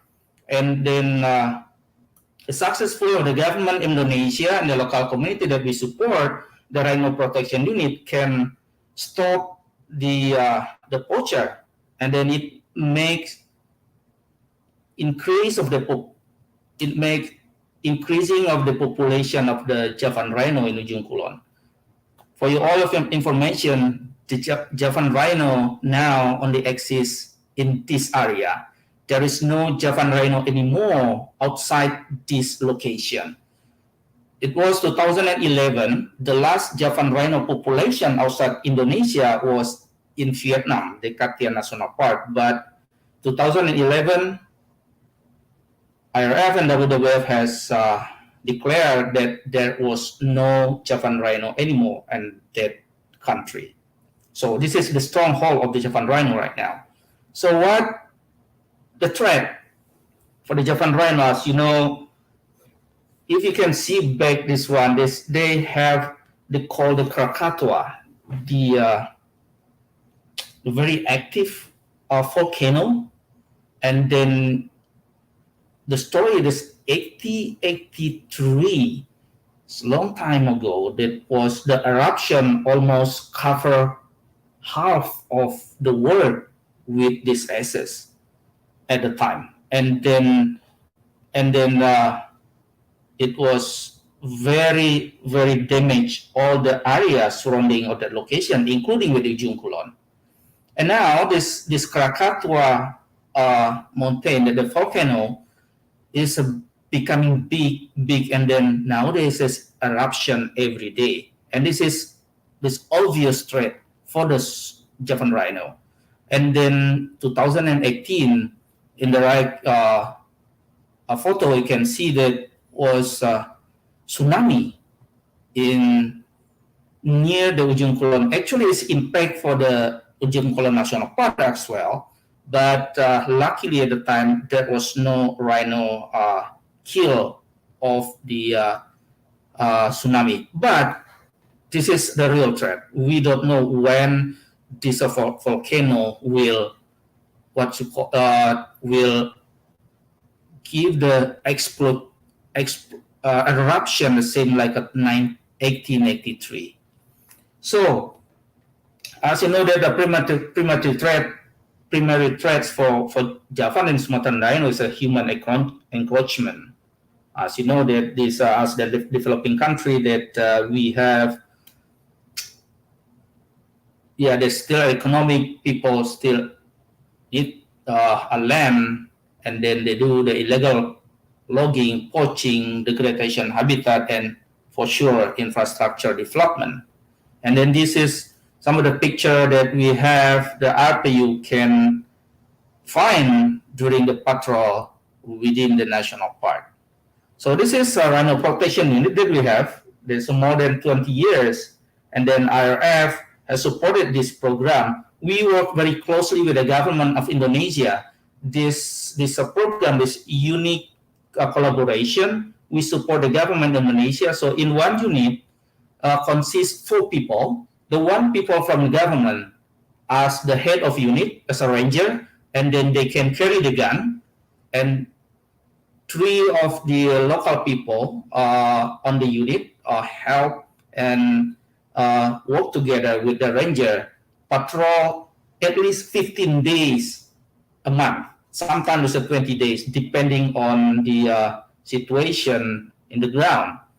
And then what they do, that they carry more than 50 pounds per trip, and then enter the national park to do the patrol, to detect the poaching trap, and then they also collect the data about the rhino. For example, like a direct sighting or secondary sign of the rhino. But rhino is the umbrella species. This team also collect the data from whatever data that they can find during the patrol. For example, for instance, Sumatran tiger, elephant, sun bear, and sometimes there's a pangolin. This is kind of the flying camp that we have in the forest. So we just stop whatever that we want. Usually we stop near the river because we need the water or something like that. In this location, we only stay 1 or maximum 2 days, and then we move again to track the rhino, and then also the protect this habitat. And then sometimes people also cross the river, and then to enter this location that we want to explore, and then they want to track. So all of the people, all the group, we give them the GPS, and then all the data that they they're getting, and then they will put it directly to the map, and then we use the system we call the smart system. So all the GPS coordinate on the evidence during the patrol, that they can transfer directly to the system and smart, and then we can see after coming back from the field where is the location, and then the pattern of the rhino protection unit patrol and survey. And then they also, if they find the if they find the footprint of the rhino, they will measure and then put it on the collecting data. From this data, we can estimate at least in the area how many rhino exist and then utilize that location, even though this is not accurate, because one rhino to the other rhino, sometimes they have the same size of the footprint. So this is just a indicate of the how many estimation of the rhinos surrounding that area on the rhino protection unit patrol. And then sometimes they also making the plaster cast of the footprint, and then we can bring to the base camp and then analyze, and then make the collection of this footprint of the Sumatran or Javan rhino.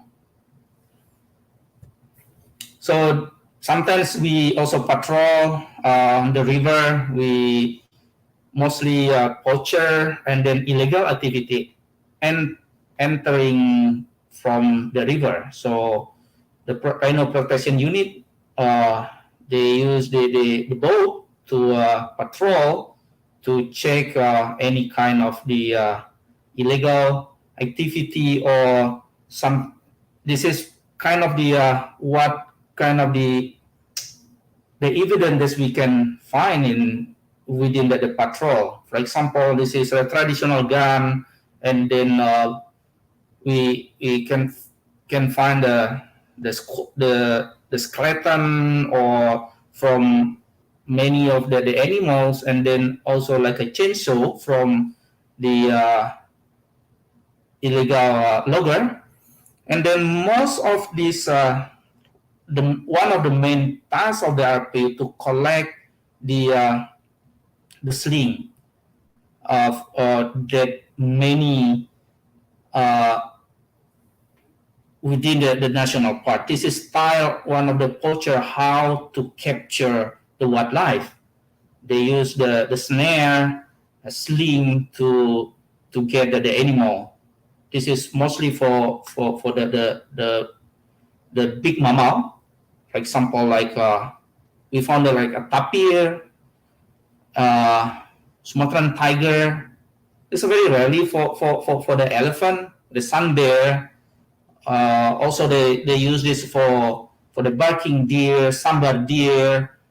The last evidence for the rhino, Sumatran rhino, we found this a long time ago. This is 2002 in BBS National Park. But it's also this is traditional gun that we can get from the illegal poacher.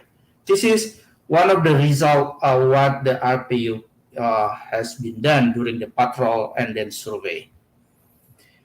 So this, beside the Rhino Protection Unit, we also support the government and then to restore the habitat within the national park, because we realized that some of the location like Waikambas National Park, Ujung Kulon, the BBS, there are some location that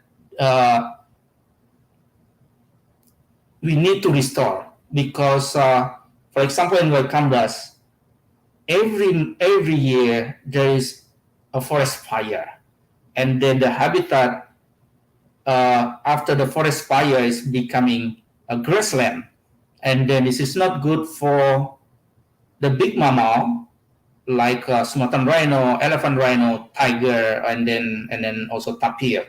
And then we try to restore this area within the national park. This is an example from the drone.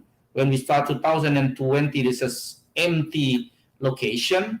It was becoming a grassland, and then working with the local community, with the government at the time, we tried to restore by planted more than 20,000 seedling, and then this is the project that we try to conduct it. The above picture before started, and then this one in the end of 2020, the picture we can make location as the is becoming forest again, and then this a good habitat to invite more wildlife come to utilize this area. So we have the proof like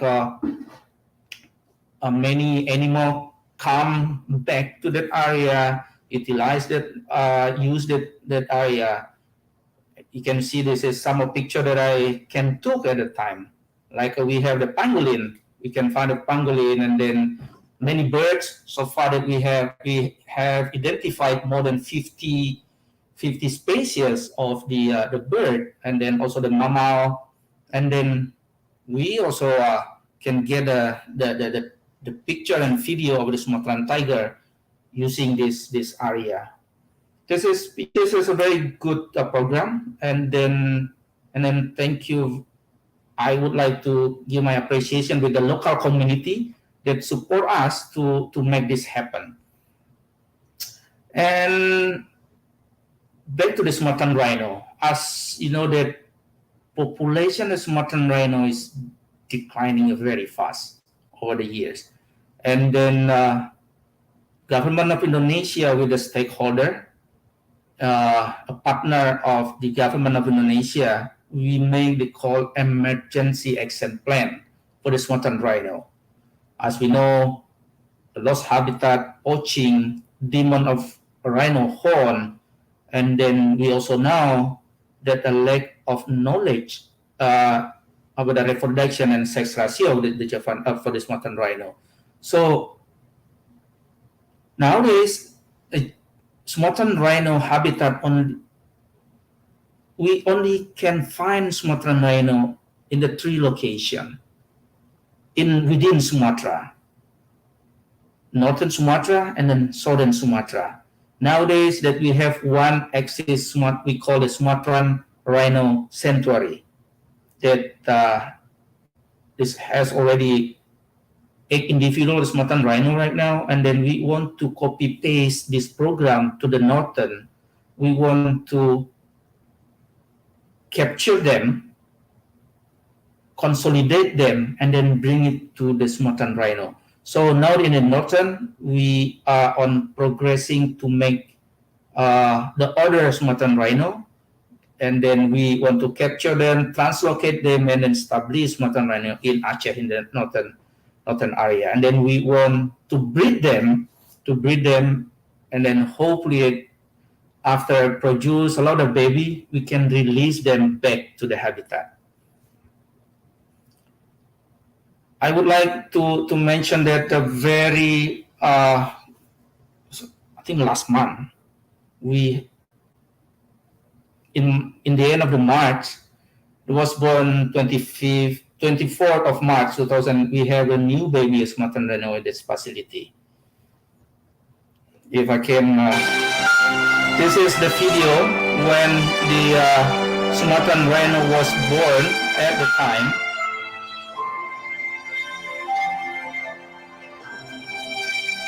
So she was a very hairy. We call the hairy rhino.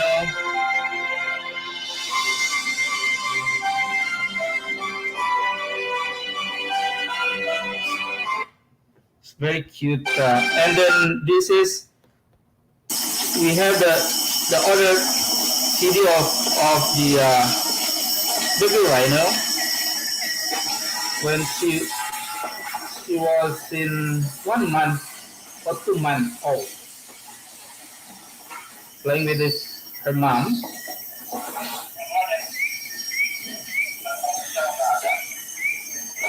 Yeah, this is a tiny rhino compared with the other rhino, and then hairy, just close to the woolly rhino.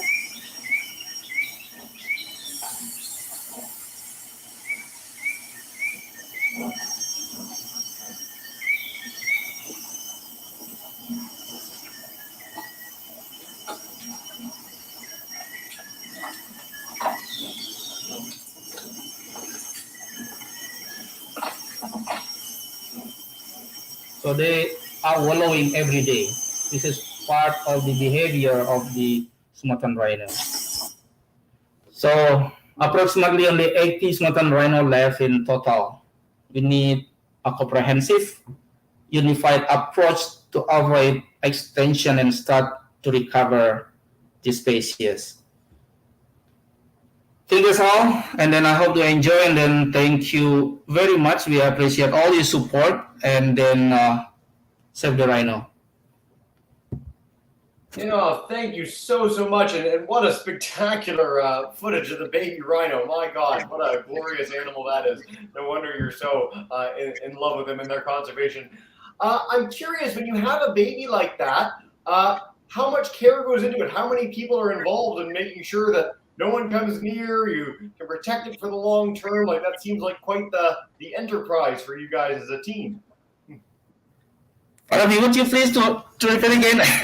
Yeah, I was just wondering, when you have a baby born like that, obviously more care is needed, more people are needed, more resources.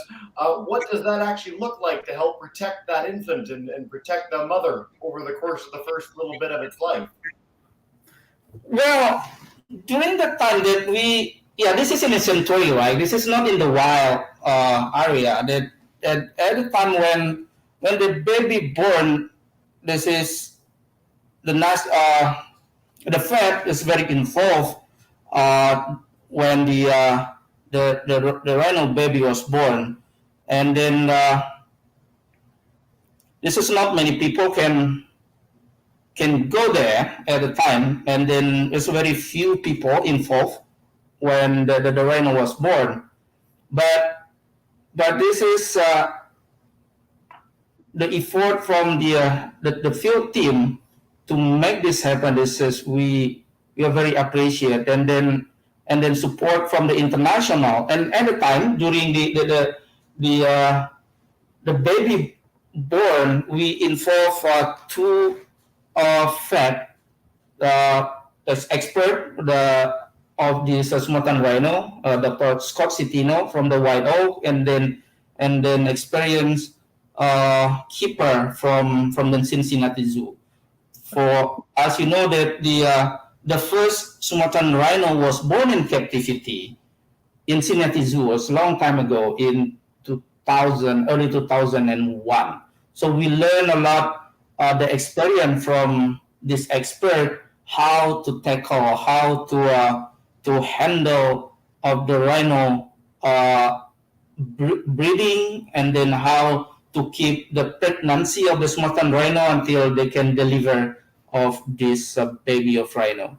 Actually, Jesse, this is not easy to have this baby. We established this Sumatran Rhino Sanctuary, this facility, in 1996, okay. and then until now we only have 3 rhino baby.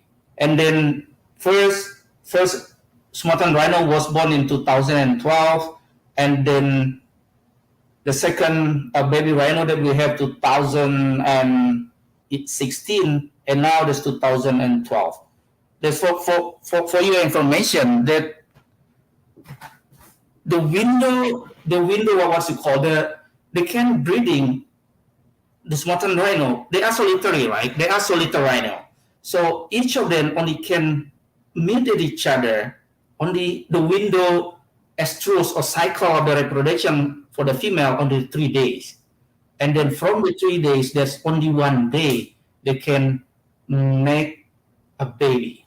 Wow! To get the so over the day, so the female doesn't want to meet with the male. Yeah. So they have to wait the next month, the next window to have a breed. This is we can manage in the national the facility that we still involve the what's you call the human intervention still there. Can you imagine that how about in the wild situation? Yeah. How about this in the wild situation? And then if they cannot meet at the 3 days window, male and female meet, and then we have to wait. So this is one of the factor beside the poaching activity make the declining of the Sumatran rhino population, in my understanding. Absolutely, and this is something that we've come to with a lot of big creatures around the world, is that they have these reproductive challenges which make it that much more difficult to preserve them. But again, a testament to your work at the International Rhino Foundation and your whole career.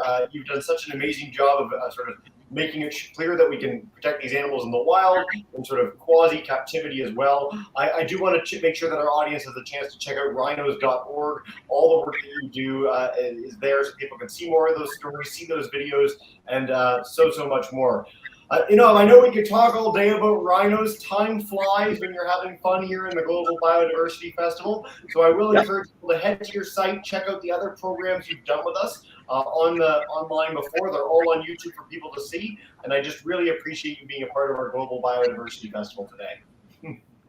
Thank you, Jesse. Thank you so much. And with that, I'm going to turn it back over to Joe, who's going to have a lot of fun over the next hour with our next 2 speakers. We're changing the schedule a little bit to have give people time to relax and unwind, I think. Yeah, it's just the nature of the world now. More people out in the field, more people traveling. We juggle a little bit, but we make it work. Awesome. Well, have fun. I'll leave you to it. We'll keep the train rolling. Enjoy the last bit of the BioFest. We'll see you soon, Jesse. Thanks. All right. So back in action, and really excited to welcome in our next guest.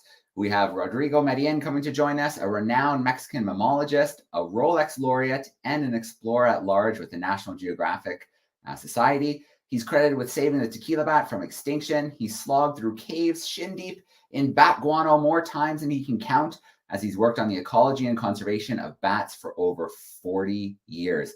I'm going to bring Rodrigo in right now. Rodrigo is never one who wants to miss a chance to share the amazing things that bats do for us, for our ecosystems. Hey, Rodrigo. Hey, Joe. How are you? It's wonderful to be here again. I'm good. It's so great to see you. Wonderful to see you. Rodrigo, I think this is the third year in a row you've joined us for the Biodiversity Festival, a Biodiversity Festival hat trick. I hope you don't get bored with my stuff. Never, never, never. How could we get bored, Rodrigo? How could we get what? Oh, no, come on. Things happen. We never know. So let's cross fingers and jump right on into it. All right, Rodrigo, let's get that share screen going and let's dive into your world for a little bit. Sounds good. Here I go. All right. And looking good so far. And is that better? Yeah, we are full screen. We are cooking. All right, we did it. All right. Thank you, Joe. Thank you very much. I'm always excited to share a few minutes with you all. I'm hoping that we're getting people from all over the world to see these amazing presentations. I mean, where else can you find rhinos and blue whales and penguins and all of these other things in the one platform? So please continue enjoying the festival. So here I go before any further ado. I am going to try to convince you about how important bats are for your everyday life. So our nocturnal allies are these bats that are unfortunately badly treated around the world. And it is about time that we change that. And it is about time that you, who is watching me right now, start doing something about saving bats. Let me give you a brief introduction about bats. Bats are the second most diverse order of mammals, and very clearly, and I'm going to raise the case about that, the most morphologically and ecologically diverse group of mammals. There's more than 1,400 species of bats in the world, and Mexico, my country, has 140. There's only 5 countries in the world that have more species than Mexico. So start thinking about that, and maybe if you put it, if there's some kind of chat in this thing, post it there, and maybe Joe will give you a prize. There's a lot of very diverse diets, and they're extremely abundant in the tropics and in some temperate areas.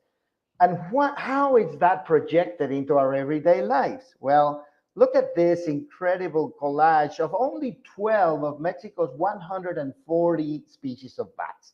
You can see here that there's bats with enormous ears, bats with tiny ears, well, bats with huge eyes, bats with tiny eyes, bats with elongated rostra like that, snouts and so on, and bats with a very, very short snout.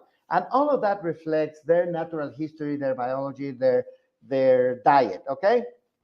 So let's look at the diet. 3 out of every 4 bat species feed on insects, and they can build up colonies up to millions of bats in one cave. There's about 12% of the bats that feed on fruits, and those are more abundant than all frugivorous birds that you see in the tropics put together. And those bats can compile colonies of up to hundreds of thousands of bats in one cave. Then we have about 10%, about 140 species that feed on nectar and pollen. And those can also bring colonies up to hundreds of thousands. There's only 3 or 4 species that feed on fish. And then there is this other fascinating group that at some other point I'd love to talk about them for you all, that feed on the flesh of other vertebrates. And there's only 10 to 20 species around the world. And now there's only 3 species out of more than 1,400 species, only 3 that feed on blood. And because of those that are also very innocent, we name them all envoys of the devil and a pest and so on. It's really not fair. So let's look at what they actually do for us.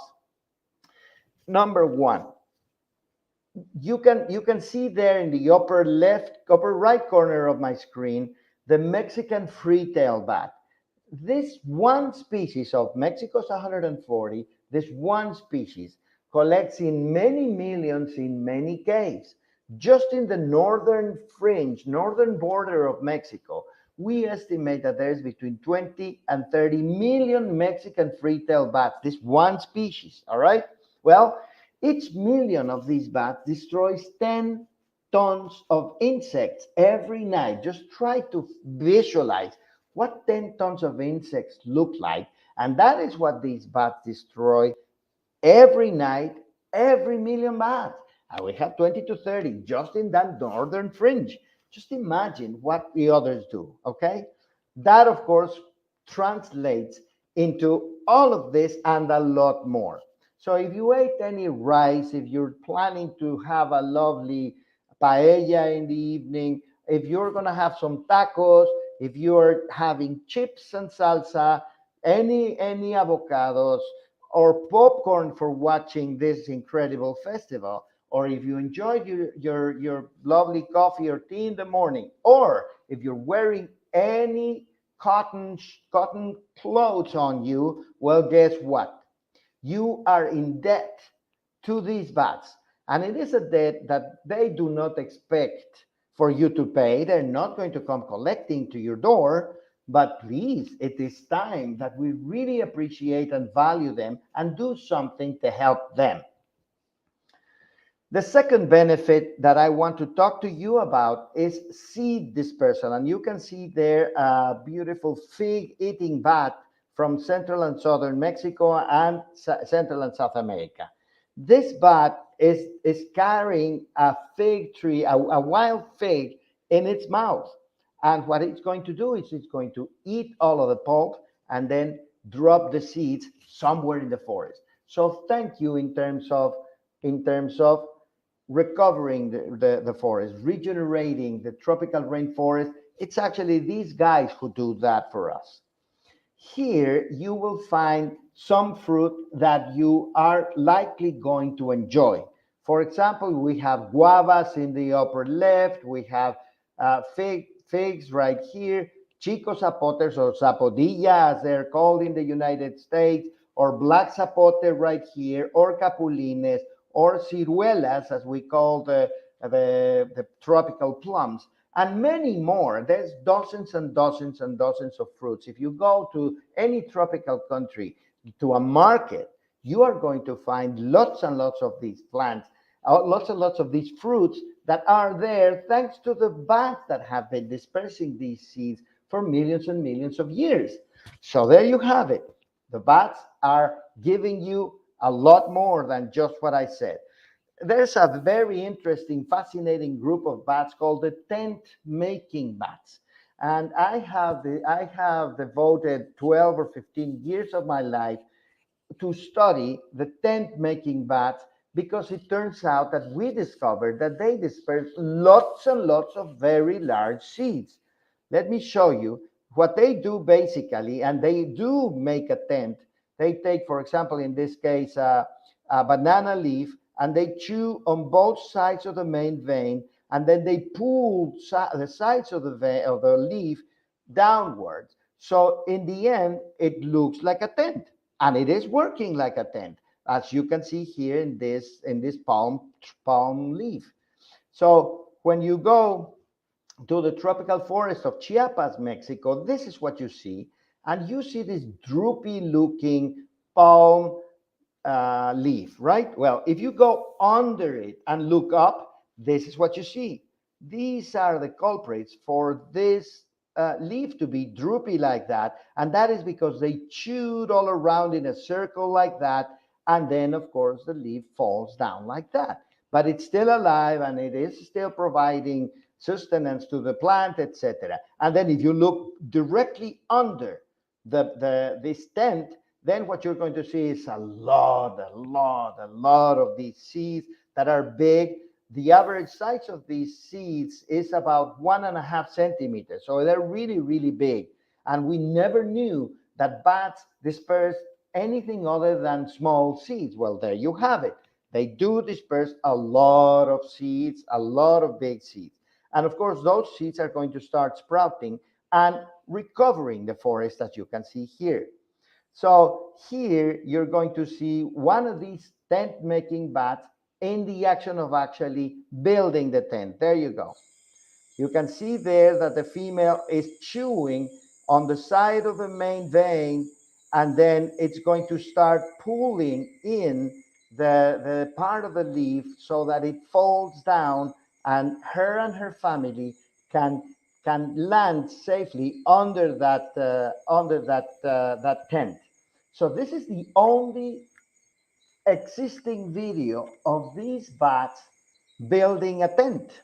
You're welcome if you want to try, but my God, this took Bernal Rodriguez, my student, more than 20 months in the field to get this behavior on camera.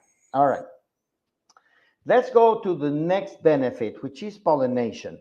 I cannot say that this is my favorite because everything is my favorite. I mean, who wouldn't like to enjoy a taco or having a lovely cotton shirt, right? Or having a nice cup of coffee? Well, those are the insect-eating bats.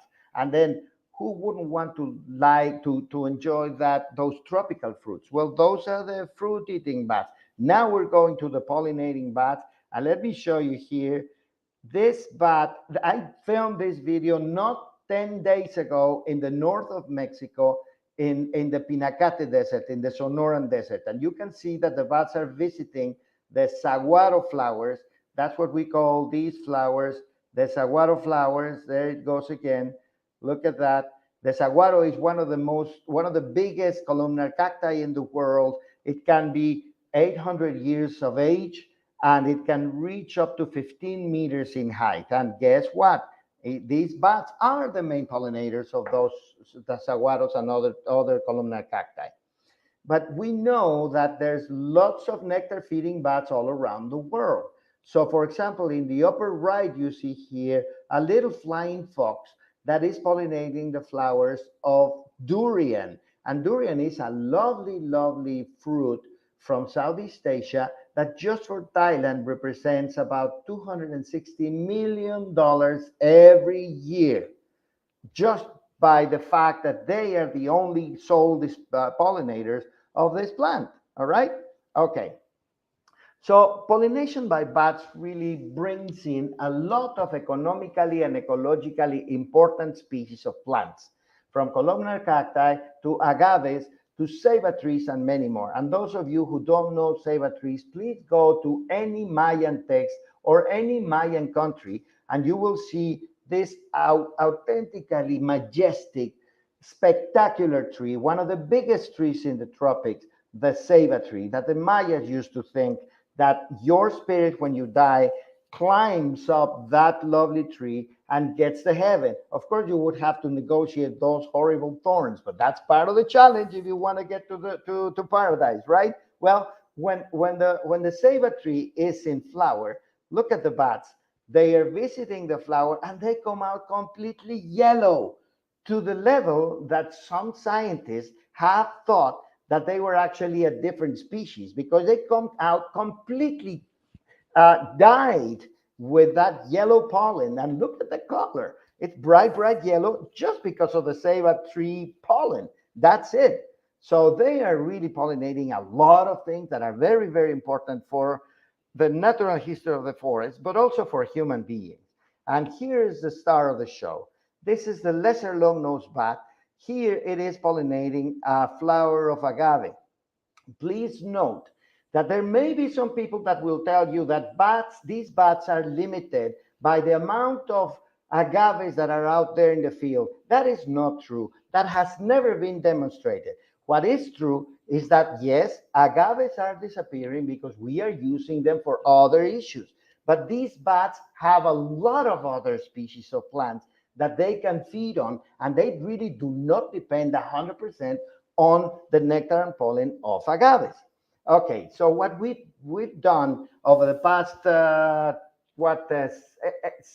years now, 8 years now, is working with the tequila and mezcal industry and trying to explain to them how important these bats are for their industry. And then we asked them to allow 5% of the flowers, 5% of the plants to flower. They usually harvest every plant before they flower because that way they maximize the amount of sugar in the head, in the agave head. And of course, that maximizes the amount of alcohol that they end up producing. But we have been able to work with a very large number of producers of tequila and mezcal, in which what we're asking is, okay, so you're not going to harvest the 100% of the plant. You're going to harvest 95%, and then you leave that 5% for the vats. And then the University of Mexico and the Tequila Interchange Project, which is an amazing organization composed of bartenders, tequila producers, tequila brands, and so on and so forth, will give you this label that is going to go right on your bottle right here, telling the consumer exactly what's going on. You are buying this bottle and you are helping this producer to help the agaves by allowing the bats to come and visit those flowers. This is a lovely love story between bats and agaves. Why not? Think about it next time you are drinking some tequila. So there's lots and lots of reasons to protect bats, but still, unfortunately, more than 200 species of bats are endangered around the world. Many roosts continue to be destroyed. And unfortunately, COVID and its fake news have not helped the cause of bats. Please, if you have ever considered that we got COVID from bats, erase that from your memory, because that is absolutely not true. That is fake. If you are going to get COVID, unfortunately, it is from another human being. If a bat flies by you, you are not getting COVID. If you go into a cave, you are not getting COVID. If you have bats living in your belfry, you are not getting COVID. Bats did not give us COVID, all right? Okay, so in sum, and to finish, we really owe a lot of our food and clothes and benefits to bats, and a lot of the functioning of the ecosystems, from the temperate to the tropical areas, from sea level to the highest mountains, we owe it to bats, and nobody's thanking them. It is really high time that we realize that losing our bats will have a significant impact on the life quality of our everyday lives. So please spread the message. You, as an individual human being, need bats. And on top of that, bats are really, really cool. So please get involved and remember that bats do need you. And thank you very much. If you want to learn more about bats, follow me on Instagram, in YouTube, and Twitter, and we'll see you around in the world of bats. And thank you very much. All right. Rodrigo, thanks for another super informative presentation. I think anybody who watches that can see all of the things bats do for us. They don't ask for anything in return, and there's no way we could replace all of those ecosystem services that they provide.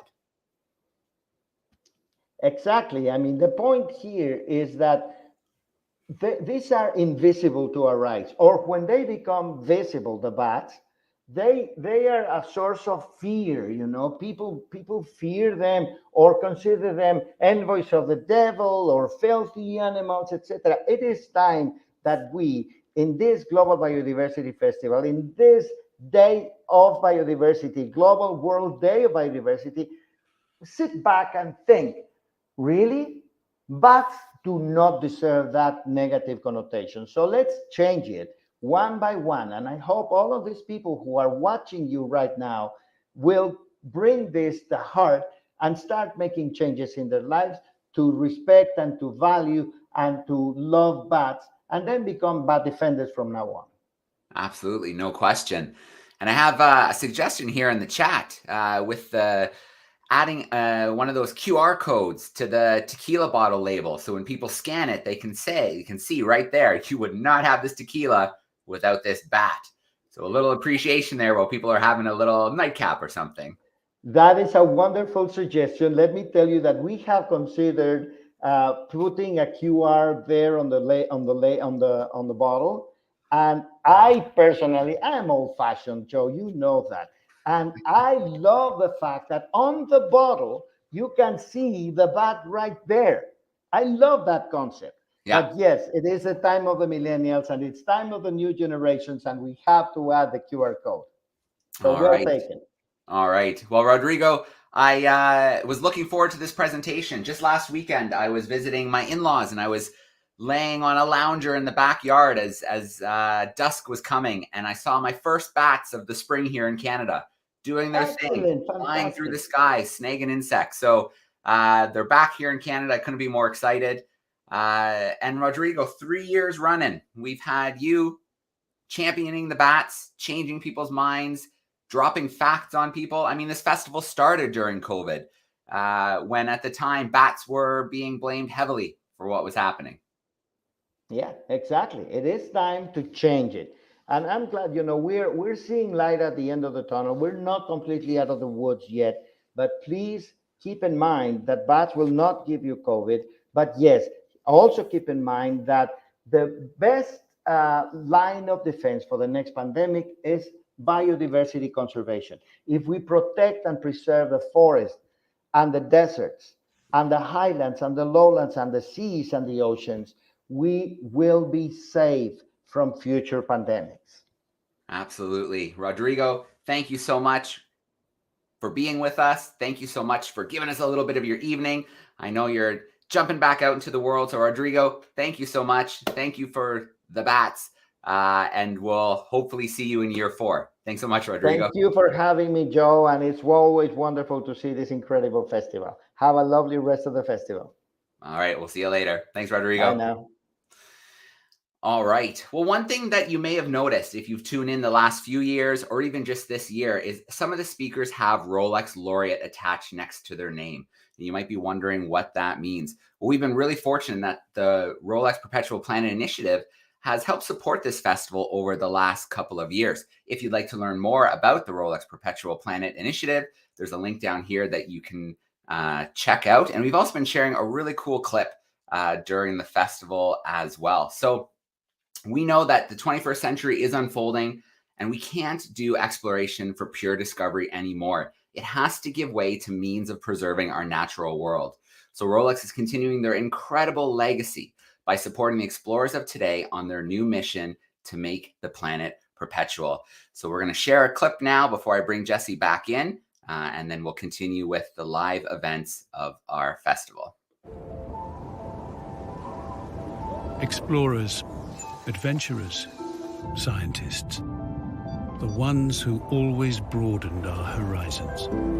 We were at their side when they reached the deepest point in the oceans, the highest summits of the Earth, and both poles. We may think we've seen it all, that the world has its limits after all. But why do explorers, adventurers, scientists continue to venture out there again and again? Certainly not just for the record. So what do they seek, really? To understand more intimately how complex and delicate our planet is, to document its change and how we can affect it for the better. As long as they need it, we will be at their side. Because today, the real discovery is not so much about finding new lands, it's about looking with new eyes at the marvels of our planet, rekindling our sense of wonder and acting here and now to preserve this pale blue dot and make it perpetual.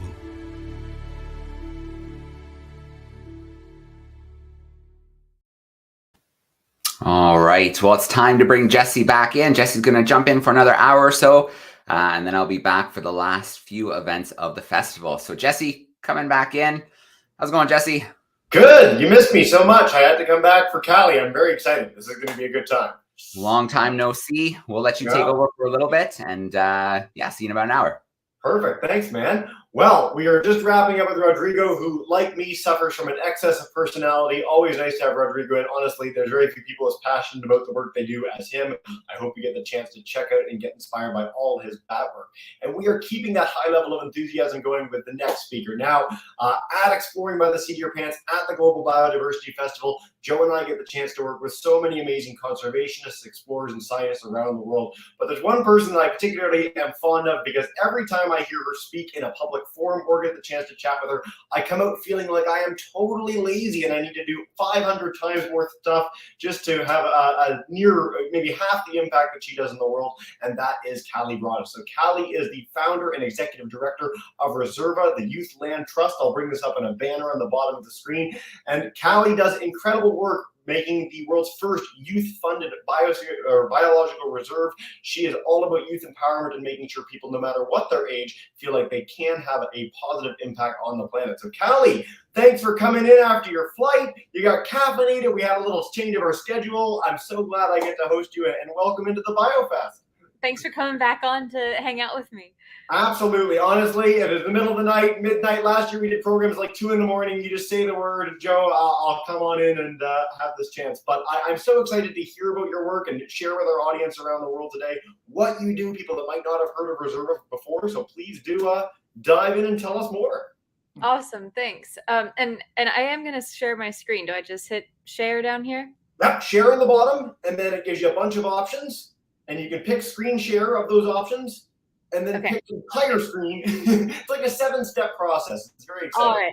All right. Sounds good. Well, that's a tough act to follow, but Rodrigo really cued this up well with that closing message that we need to focus on preserving the remaining habitat that we have left in the world. And today I am going to be talking about one particular place that, if you've seen me talk before, you know what it is, Dracula Youth Reserve, which, as Jesse mentioned, is the world's first entirely youth-funded nature reserve and part of a really important corridor that is in the northwest of Ecuador. So can someone tell me if I'm sharing my screen? You are, and then when you go to the slide deck, I'll bring it up full. It'll be perfect. Is this it? Oh, it's gorgeous. Look at that. Okay, awesome. So today I want to focus on Dracula Youth Reserve. This is our spot in the northwest of Ecuador. It's exactly on the Colombian border. Actually, where the drone is in this photo is pretty much the Colombian border looking south. This area is a reserve that my organization, Reserva, the Youth Land Trust, and the young people that I've been lucky enough to work with from around the world, we're helping to build this wildlife corridor that's been being assembled for the last 8 or so years. And one of the biggest challenges that faces the future of this area is gold mining exploration. So I want to show you today why that is incongruous with a livable future in this area for local people, indigenous people, and why it cannot be allowed to continue. So Dracula Reserve, it's not named after the vampire. It's named after this genus of orchid. Now, this is actually a new species of Dracula orchid that is found only in Dracula Reserve, only on one mountain range. We call it a crest of a mountain in Dracula Reserve. And it gets its name for these crazy long sepals that Dracula actually means little dragon in, I think, Latin or Greek.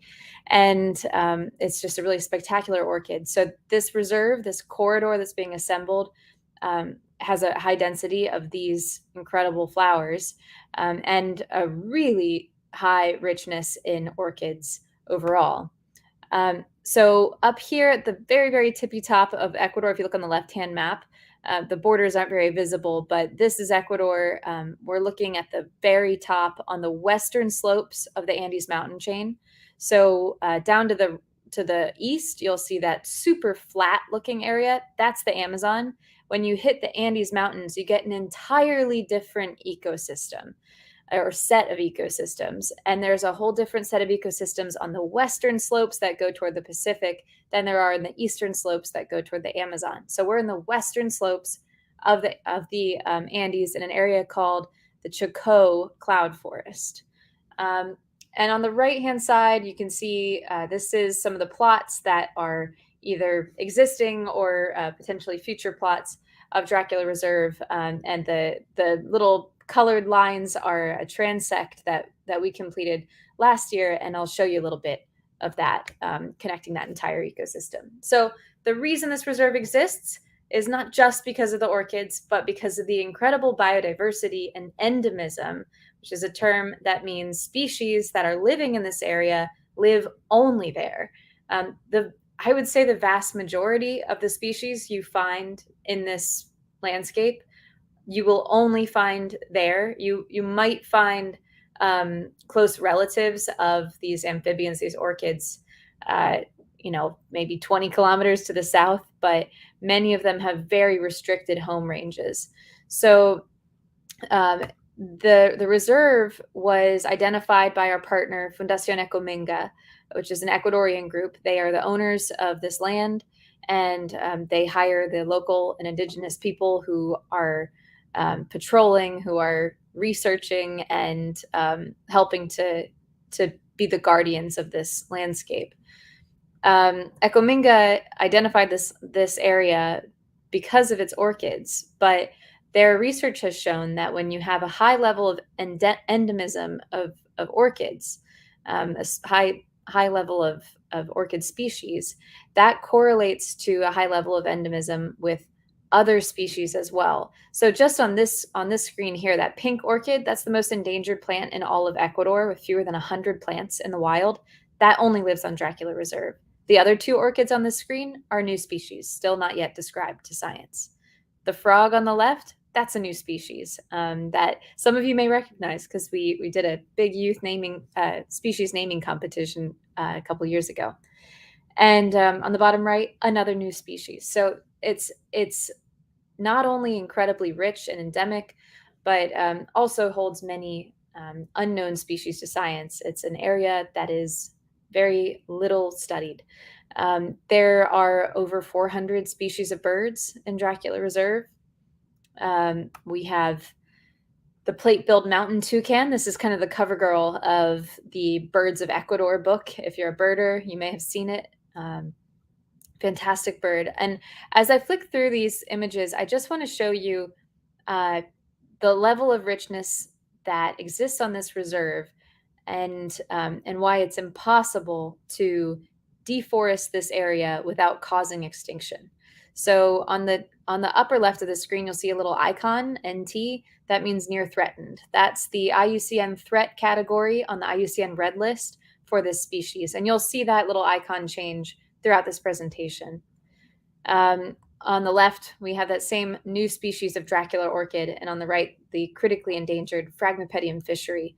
These are both orchids that can only be found in Dracula Reserve. Orchids are incredibly susceptible to environmental changes, and with the increase of mining exploration in the area, these species are increasingly under threat. We also have those previous pictures are of fairly large orchids, maybe an inch to an inch and a half in diameter. These are only a couple millimeters. So the vast majority of orchid species that we have in Dracula Reserve are micro orchids. They're itty bitty. So this is a new species that we just came across in March, or a likely new species that we just came across on our March expedition. And it's just a couple millimeters wide. And orchids like this are usually pollinated by absolutely tiny creatures, like fruit flies, for example, can pollinate things like this, mosquitoes, or micro wasps.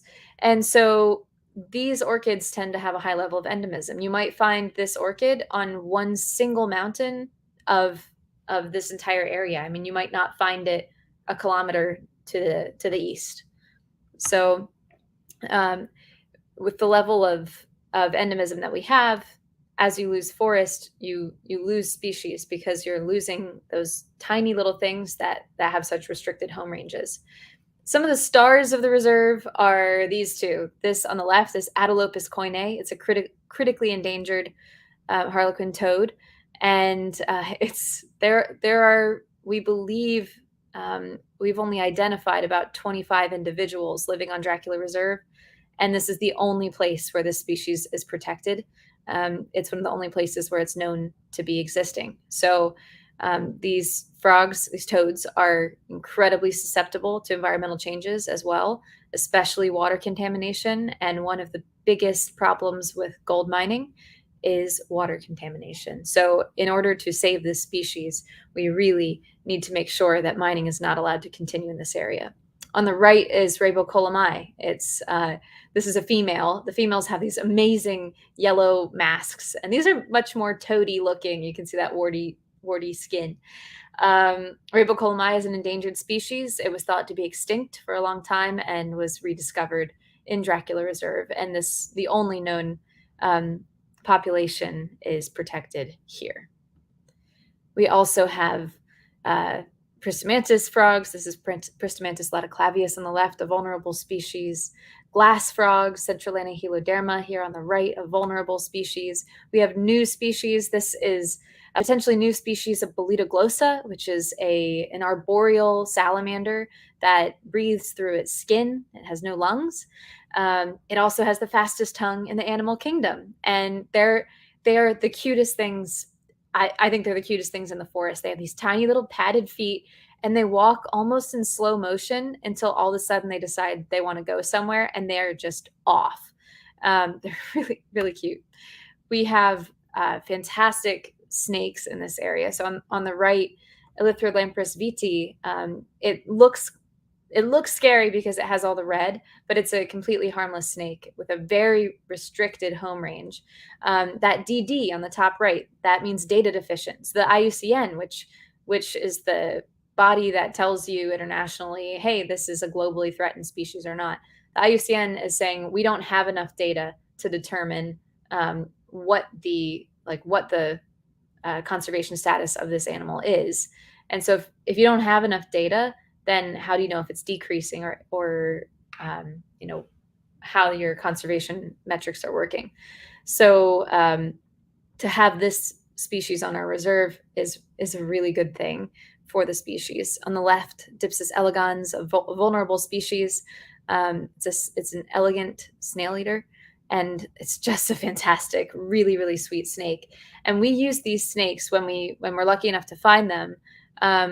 Often if we're in an area where we're working with local people as well, we'll use them as sort of ambassadors to show local people that snakes aren't all venomous. They're not all dangerous. So these are also great ambassadors for wildlife locally.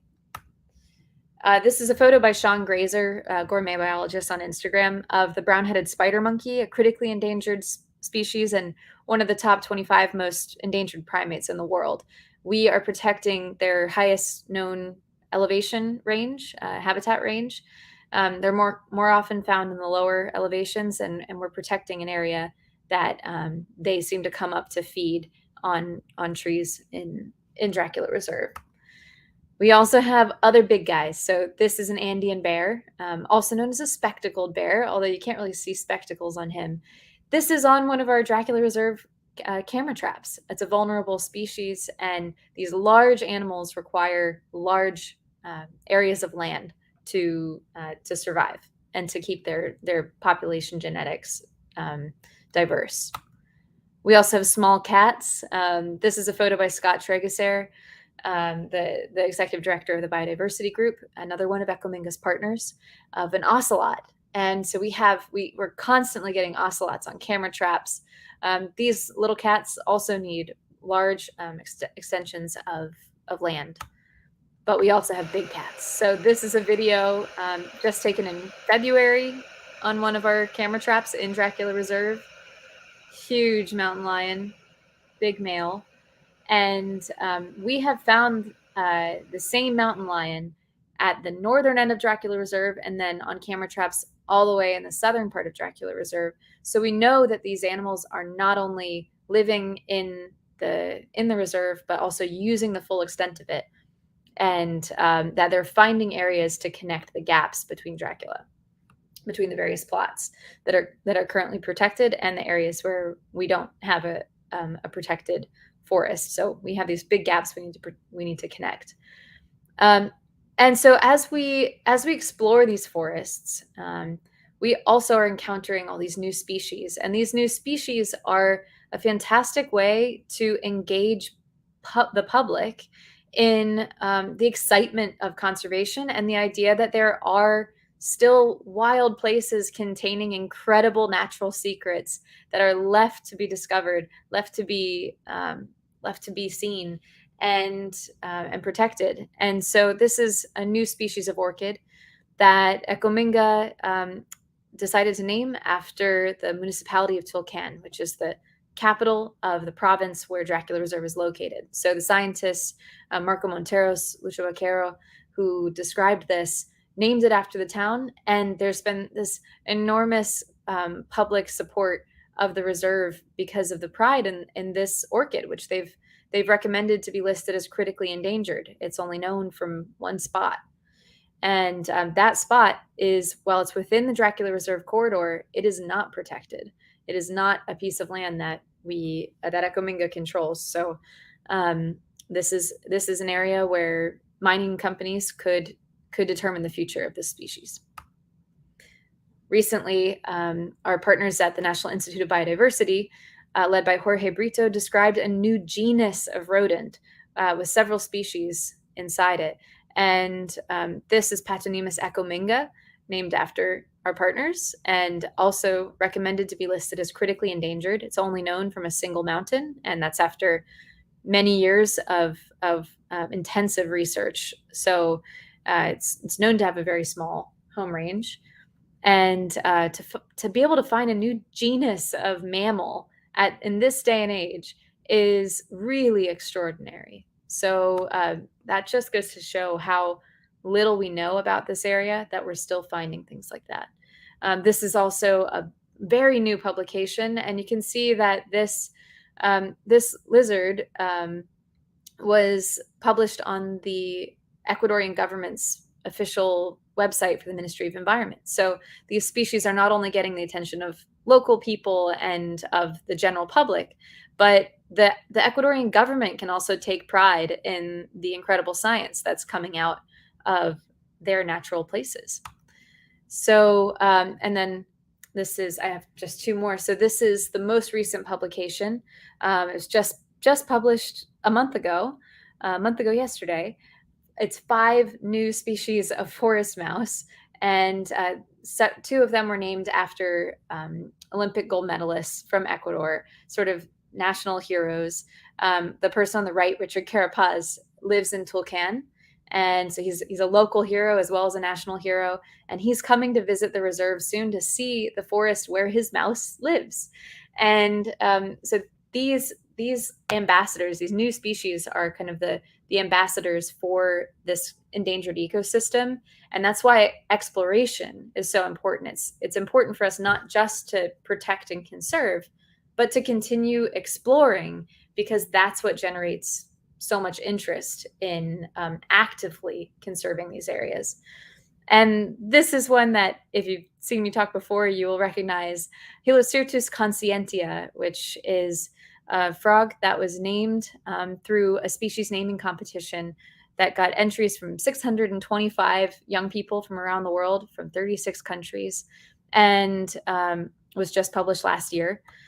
And it got attention from the Minister of Environment himself. So the minister did about a 6 or 7 minute video about this new frog, particularly excited about the interest from young people. So these animals, these species, for me, they identify this place as an area that is too precious to lose. And I'll circle back to that in a second. So part of our role, and my role, is in making sure that young people are engaged in the active conservation of this forest and the exploration. This is the team that we led in 2021 in August on a transect expedition throughout the entire Dracula Reserve corridor. We were conducting a filmmaking expedition, and this is Bella Lack on the right, who's a 19-year-old environmental advocate from the UK. And we were documenting this transect through the lens of young people who are experiencing this reserve for the first time. And our goal was to not only discover new species, look for species throughout the reserve, all the photographs you've seen in this presentation, but also to look at the threats and understand where they are and where the opportunities for further conservation in this corridor may be. This is one of the main threats. It's called naranjilla. It's a plant that uses heavy pesticide use, but it's the most popular agricultural product in the area. And I hesitate to say it's a threat without qualifying that too much, because it is a resource for local people that they rely on for their incomes. So as we work in conservation, we also need to consider alternative income sources for people that will help decrease the pressure on the landscape through plants like this that are endangering the landscape because they require so much deforestation and pesticide use to produce. The other threat is that when that plant is made, it causes so much deforestation that it destabilizes the soil. And with climate change, we're seeing a massive increase in large landslides. So this landslide closed this road, which is the main road to reach Quito, to reach the capital. It closed it for 5 months. So for 5 months, anyone who wanted to go visit family or sell their goods in Quito had to drive an extra 3 hours out of the way to reach that. And that's because of deforestation and climate change. But what we found that was most concerning was gold mining exploration. So this was done illegally by an international company, whom I'm not going to name for safety reasons right now, but this is not on land they had permission to explore. And when we encountered it, it was really devastating, because it showed that these companies are emboldened by a government that wants to prioritize quick money over long-term conservation benefits.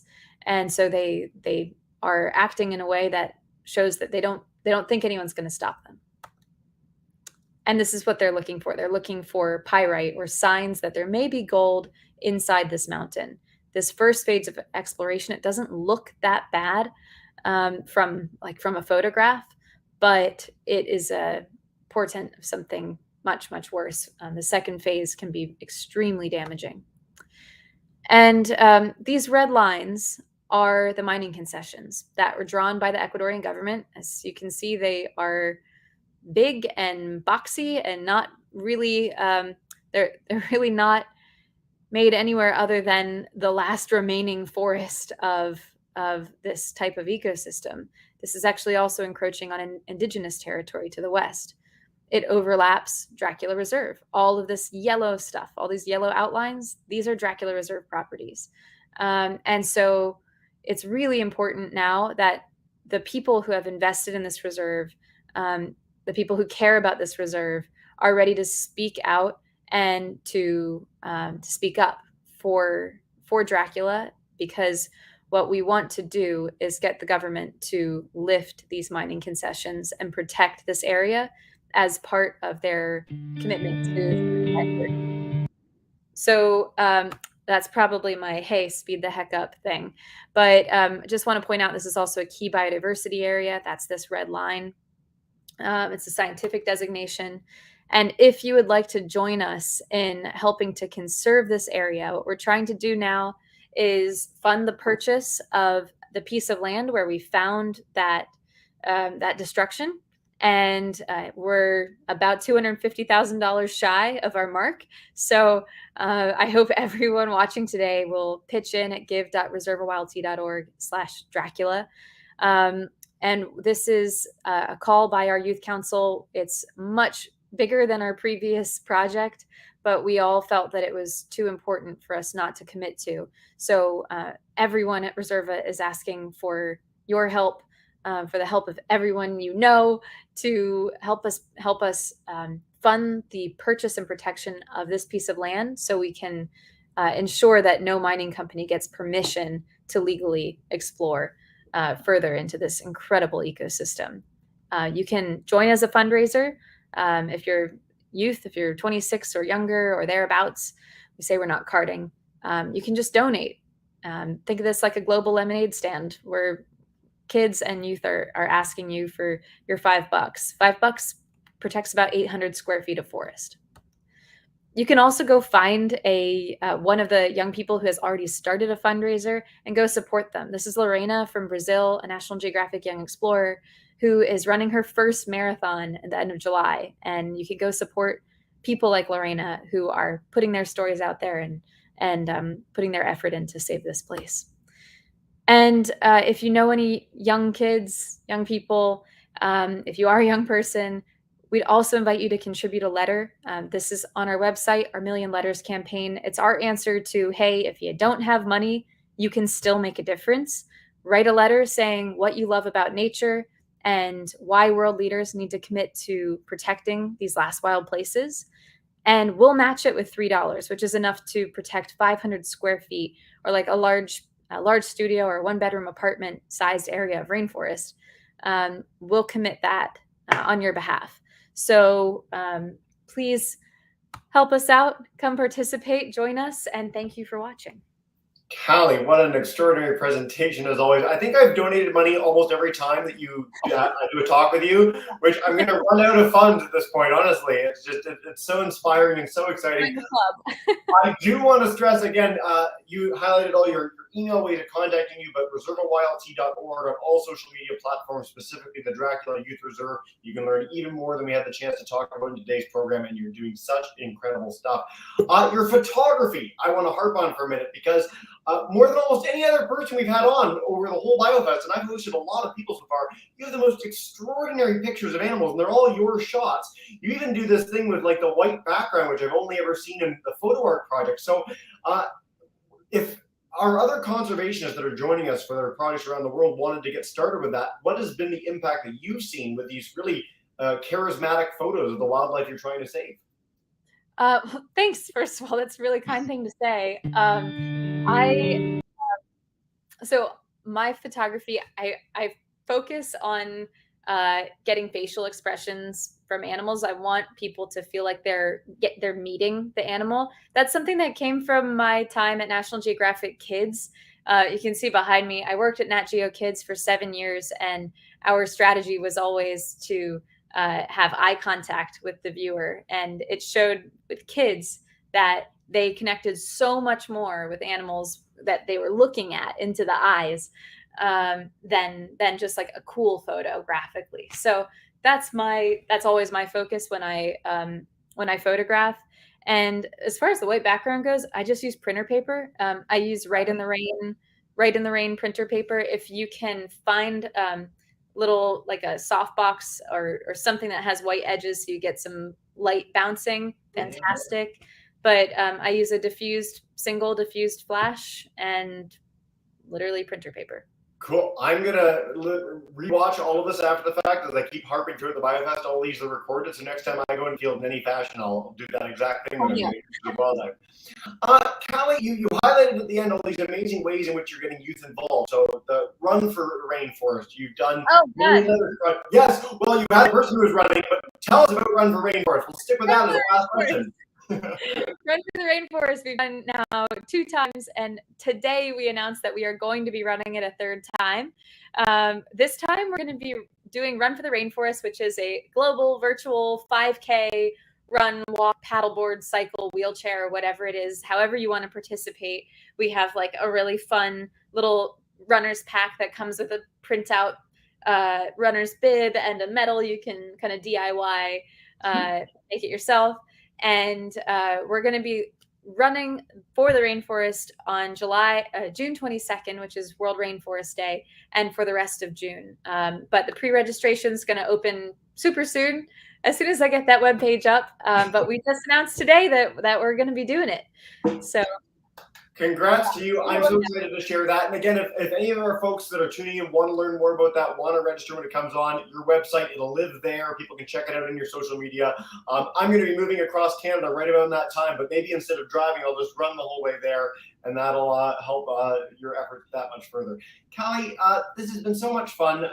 Again, it's always such a pleasure having you. You do such incredible work online that people can follow in a wide variety of formats, but I just want to say a huge thanks and congrats again for everything. You're an inspiration to us all.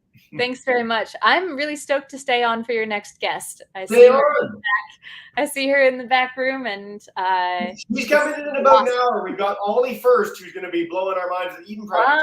Okay. Around, hang out in the background with us. We love having more people here. So, Callie, thanks so much again for keeping our BioFest rolling, and keep up the amazing work. Of course. Awesome. We got a whole bunch of people in the background. Everyone's coming in like way early. We've got all the people just chomping at the bit for the end of our festival, which is a pretty exciting problem to have.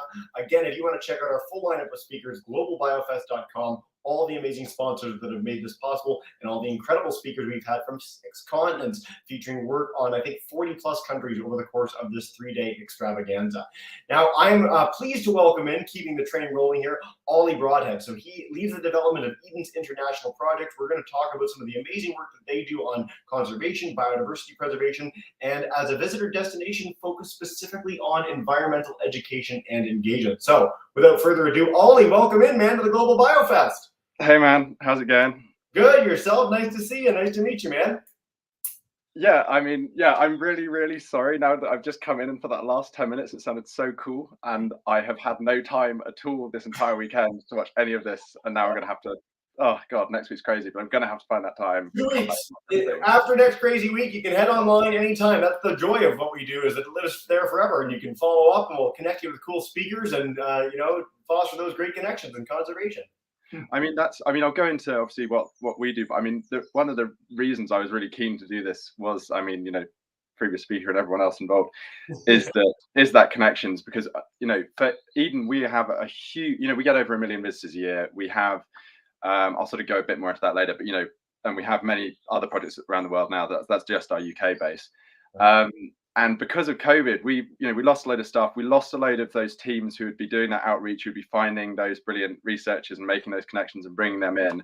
And because the dream with Eden is not just a visitor center, Eden is a project. And again, yeah, I'll jump across that in a second. But that point of we want to be a convening place, and we want to give a stage to people. And we've just, because of COVID and because everyone's schedules have got crazy, and it's thrown everything.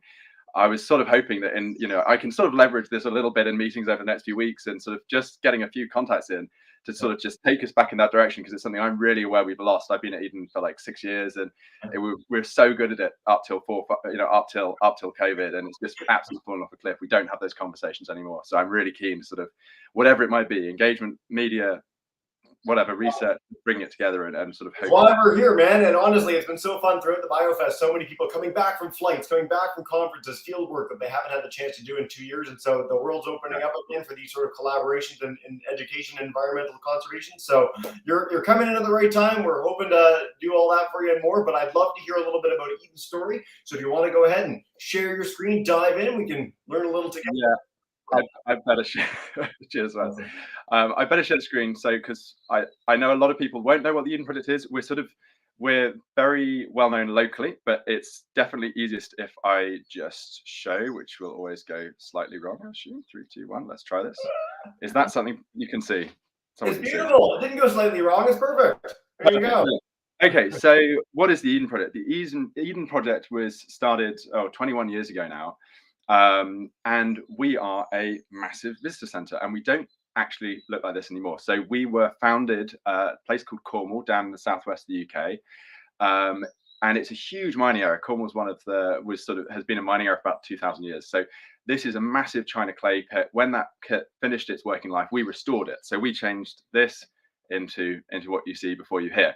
And what we are is, well, we're the Eden Project, and it's this slightly bonkers, ever-shifting sort of set of values. But ultimately, we're a visitor destination that attracts just over 1 million visitors a year. We've had about 20-something million visitors so far, and that's the Cornish Project. And we tell all things, and our original remit was plants are important. This is going back you know, it's a different time. We were obviously founded in the mid 90s. It was a time when plants and plant-based ecosystems, those sort of primary producers, were hugely overlooked, and we wanted to just create a place that would wow you with plants in the same way that, well, not quite, but in almost in that same way that, you know, going to an amazing nature park or going to something is going to wow you with animals. We wanted to just hit you on an emotional level, on a level of awe and spectacular wonder with plants. So the way we did that was we built the world's largest rainforest in captivity. So that, oh yeah, I mean, I better jump forward. So jump forward twice. So the main biome, which is the one you can see on the left, is a huge rainforest. This is one little corner of it. This is another angle. There's almost no way, even with a wide angle lens, you can get this whole thing in. Tiny little people up on the platform there. So we're an utterly vast rainforest. We actually have 3 biomes. We have a arid biome, which covers everything from sort of the Fynbos of South Africa through to the Australian outback, through to the Mediterranean. We've got our rainforest biome, which takes you all the way around the world. It takes you from West Africa to the Amazon to Southeast Asia, etc., etc., etc. It takes you through a real mix of wild and semi-cultivated and cultivated spaces. It's all sort of regionally specific, so you almost feel like you are going on this amazing adventure through around the world of plants. As you can see, it is not what you would expect when I tell people sort of, you know, we're a, you know, people say, oh, we're big greenhouses or whatever it might be. No, we are a jungle. You know, this is a wild place to go into. As many people watching, you know, will have done field work in these sort of places. You would feel instantly at home if you walk through the doors and hear the heat hits you, the humidity hits you, just because we're the semi-sealed environment. The smell, like that amazing smell of moist earth, just absolutely hits you. We've got birds in there, you know, insects buzzing. You know, there's all this stuff just coming at you. It's dirty, it's messy, it's muddy, it's tangled, it grows far faster than we can actually sensibly garden it. That's a serious problem when it stabs through those lovely panels above you.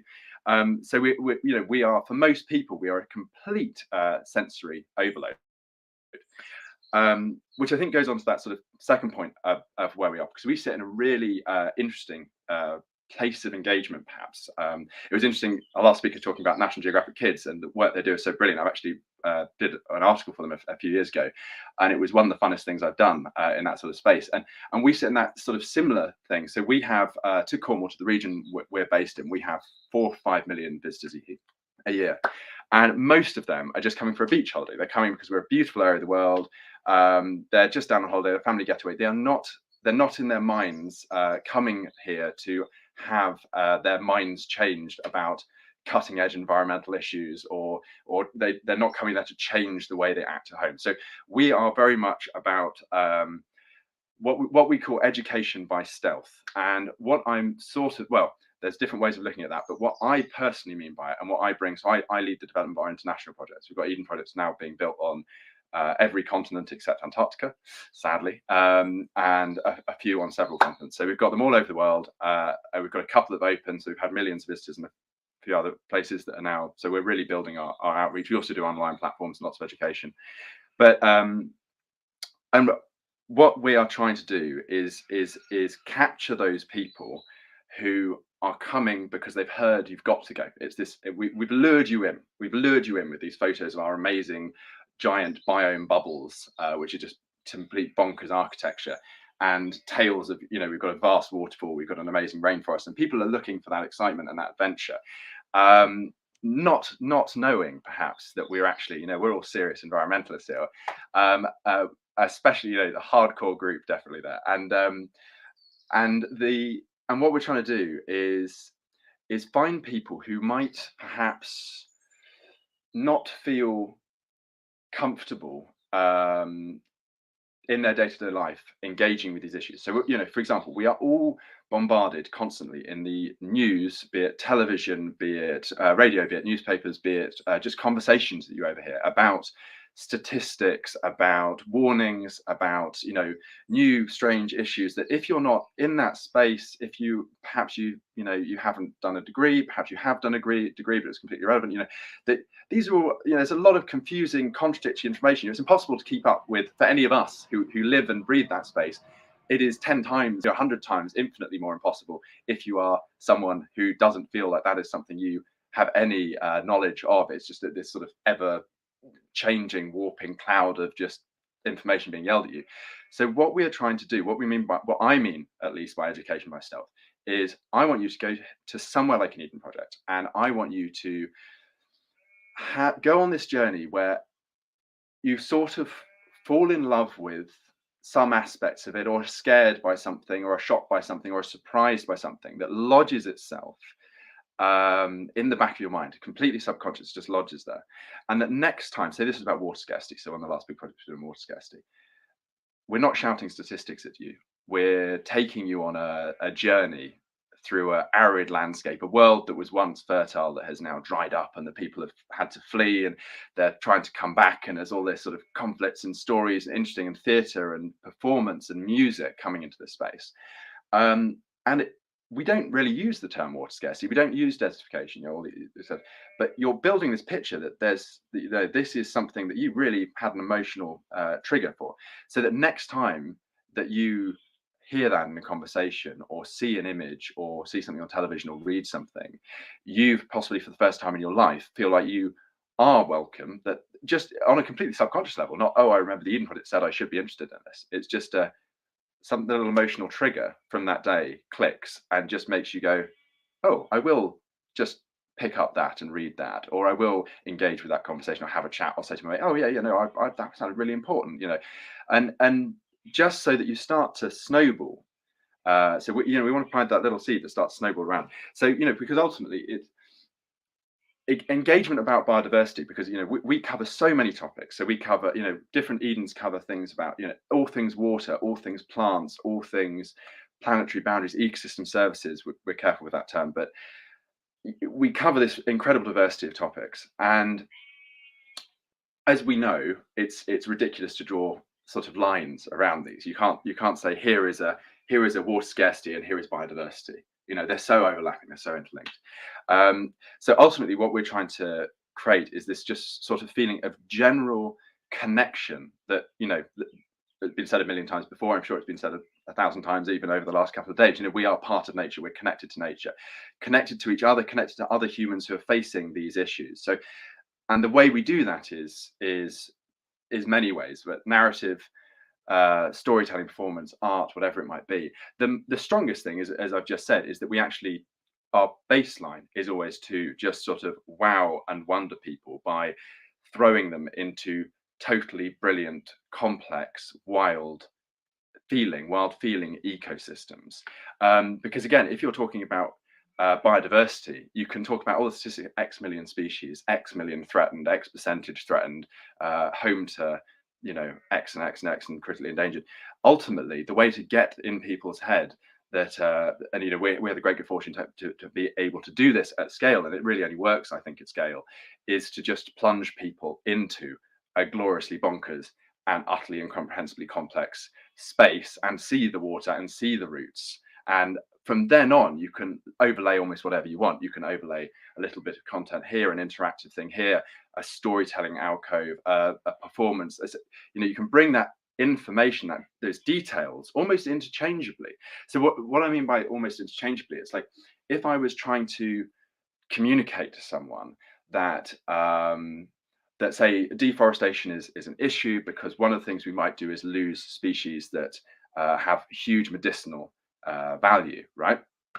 So you could give statistics on that, you could do a whole exhibit on that, or you could plunge someone into a rainforest, and just as they're looking at a little flower or something, a little red thing that's blooming inside thing, you could, so this is the Madagascar periwinkle, which is one of my favorites. I'm sure many of you know about, but for me it's always one of those ones that really encapsulated Eden, because I think when I first started working at Eden, one of the gardeners just came over and tapped me on the shoulder whilst I was looking at it, and he said, oh, do you know that flower? And I was like, oh no, I haven't, I've no idea what it is.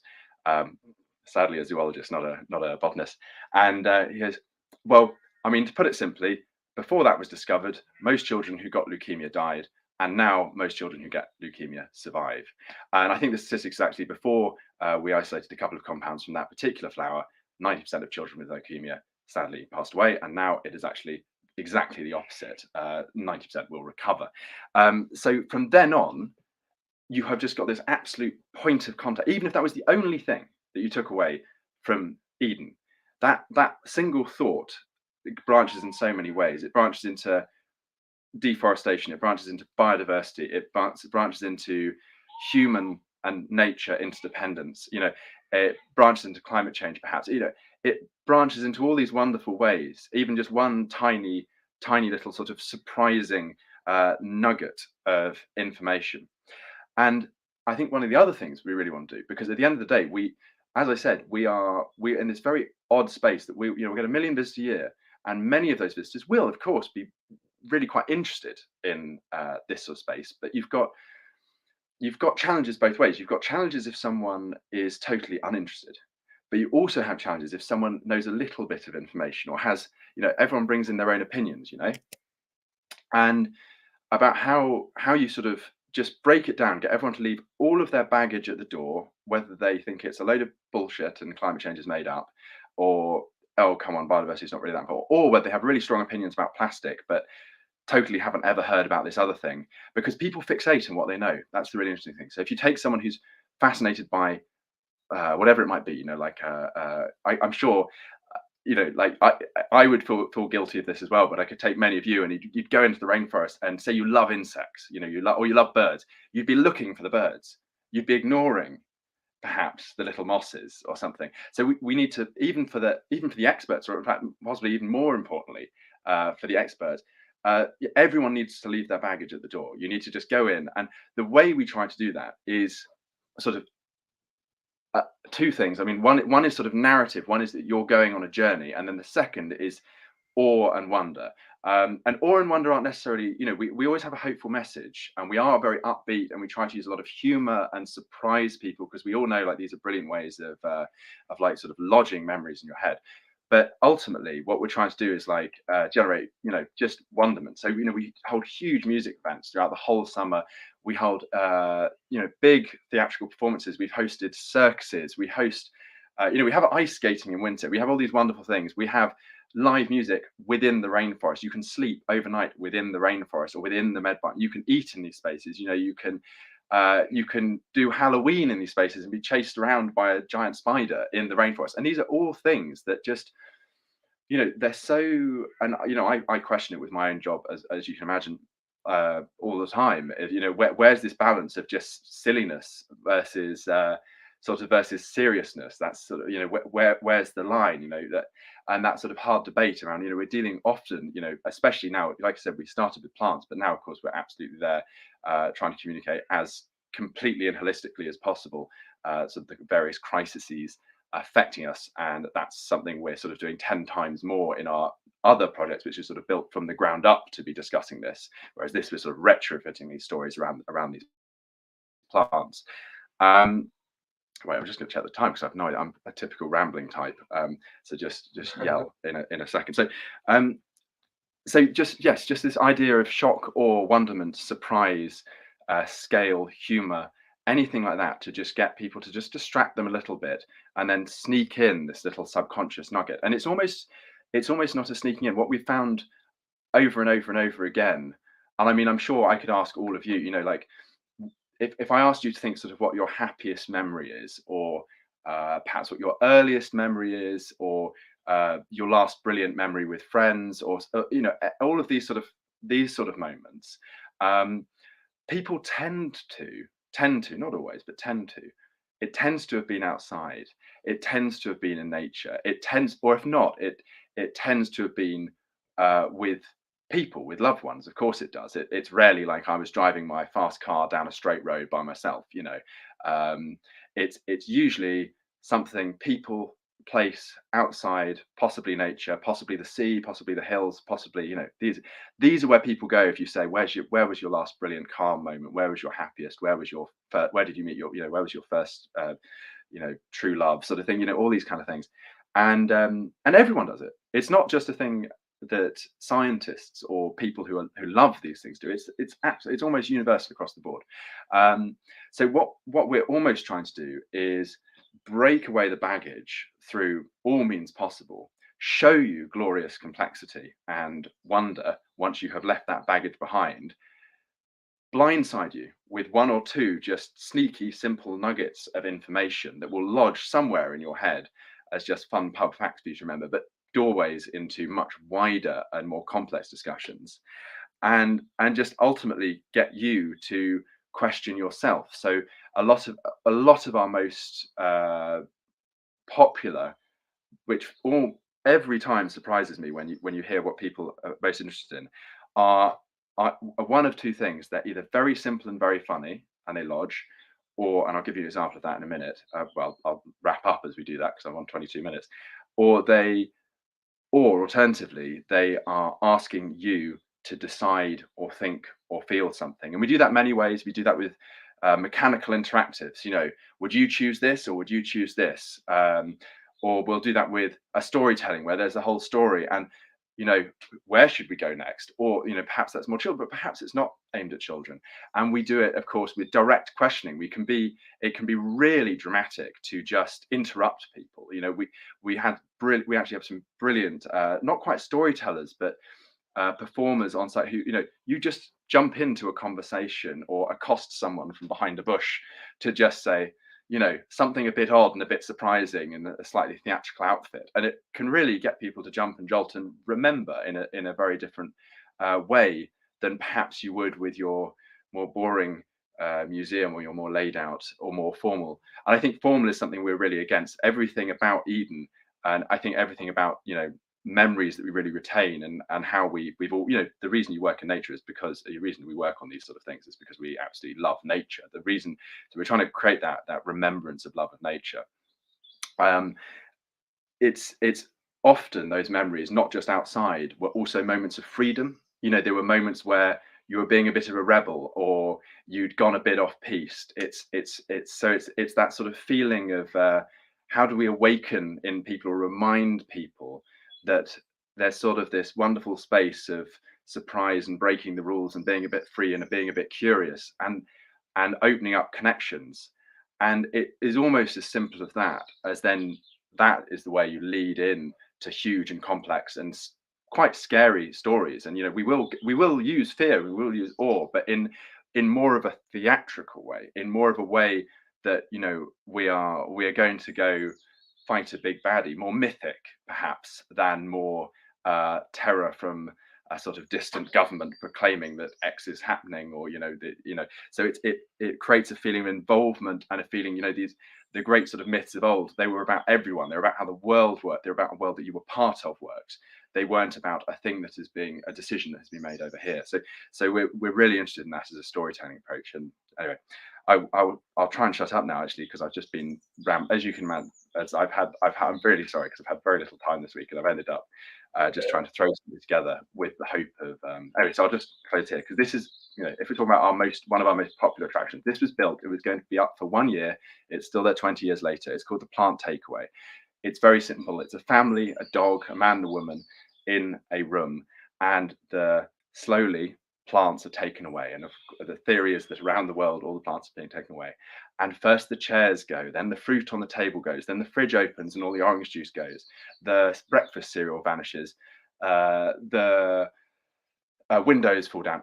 Then the famous moment is everyone's clothes fall off and everyone's naked, which is this brilliant moment. This was taken, I think, the month we opened, this photo on the left. And finally, everyone collapses down dead and everyone's eyes pop out. And it's horrifying and brilliant and silly and utterly cartoon. And these figures are about 6 foot tall. And it is one of those things that people remember over and over and over again. And we have spoken now to, this is open 20 years ago, to PhD students, to professors, to brilliant people who still have that as one of their defining silly childhood memories, going, oh, look, a willy, when they were about 5. And just getting this sense that, oh, plants, they're everything. They're in my kitchen. They're everything around us. Is that got my phone off. And and so with that sense, and that's what we're trying to capture and take forward. Anyway, like I say, I've rambled far too long.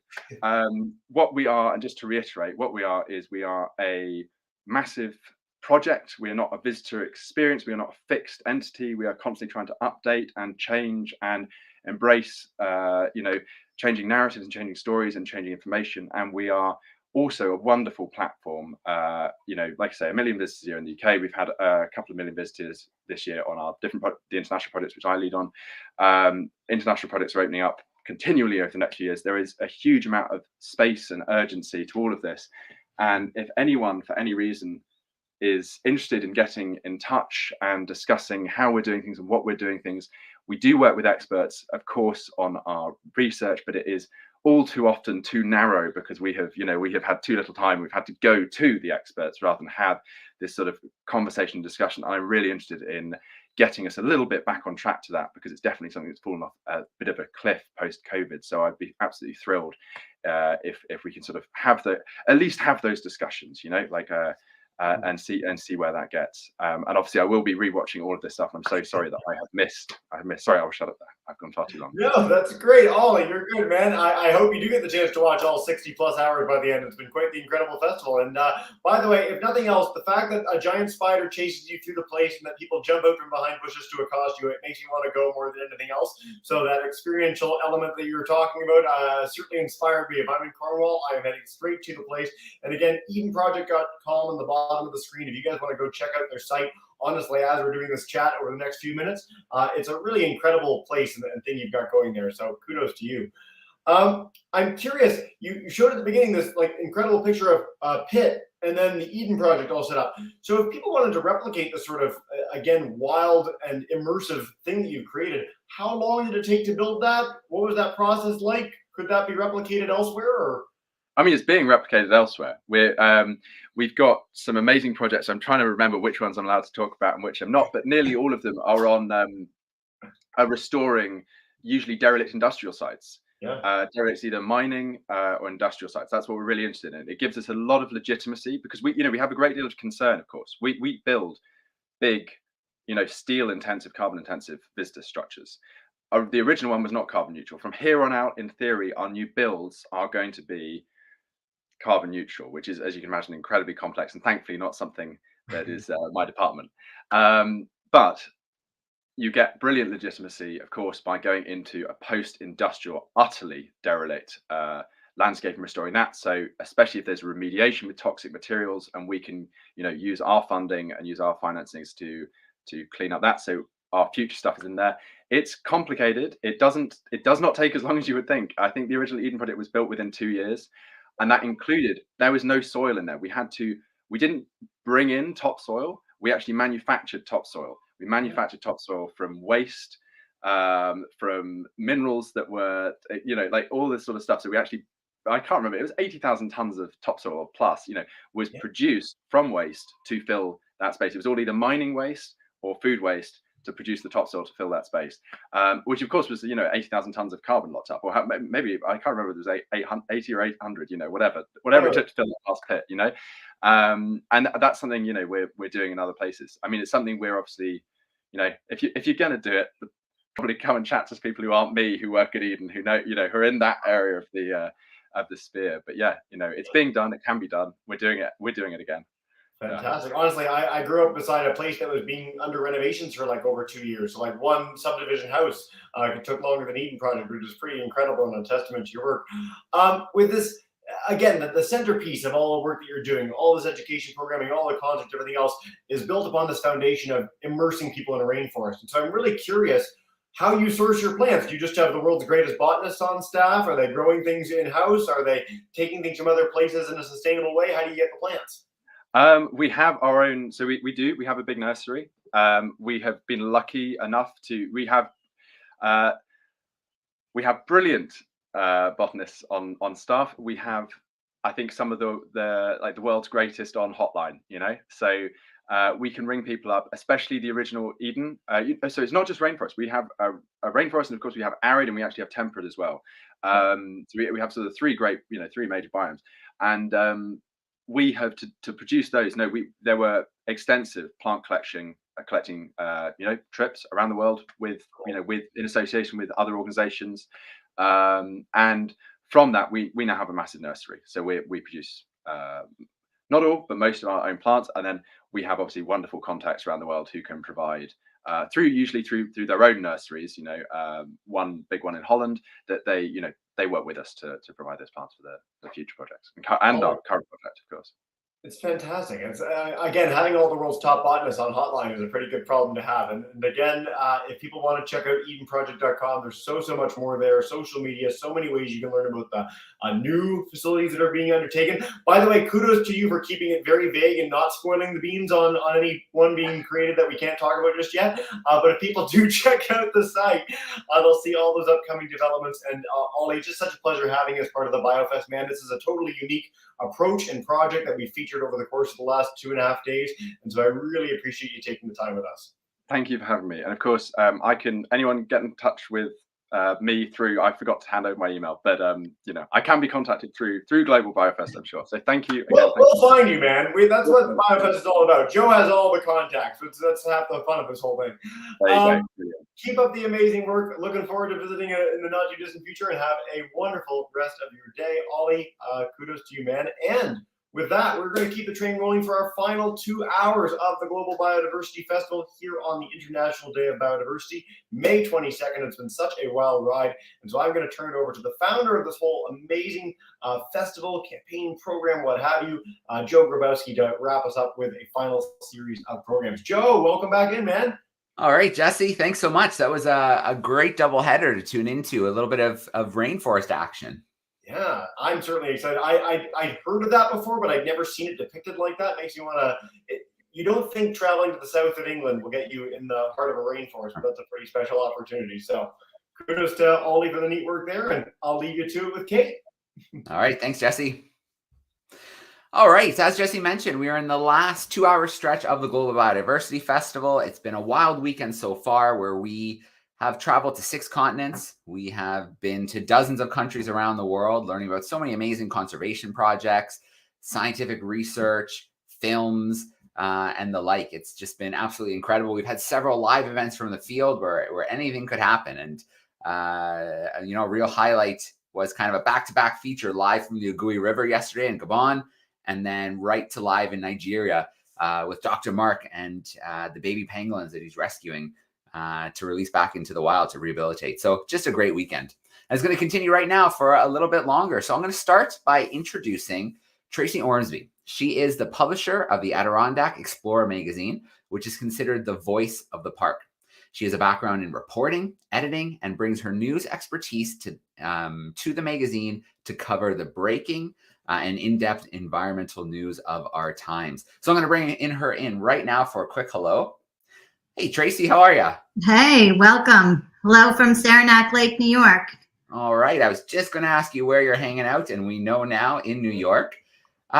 Tracy, great to have you joining the festival. And you, in a moment, are going to introduce our next speaker, Kate.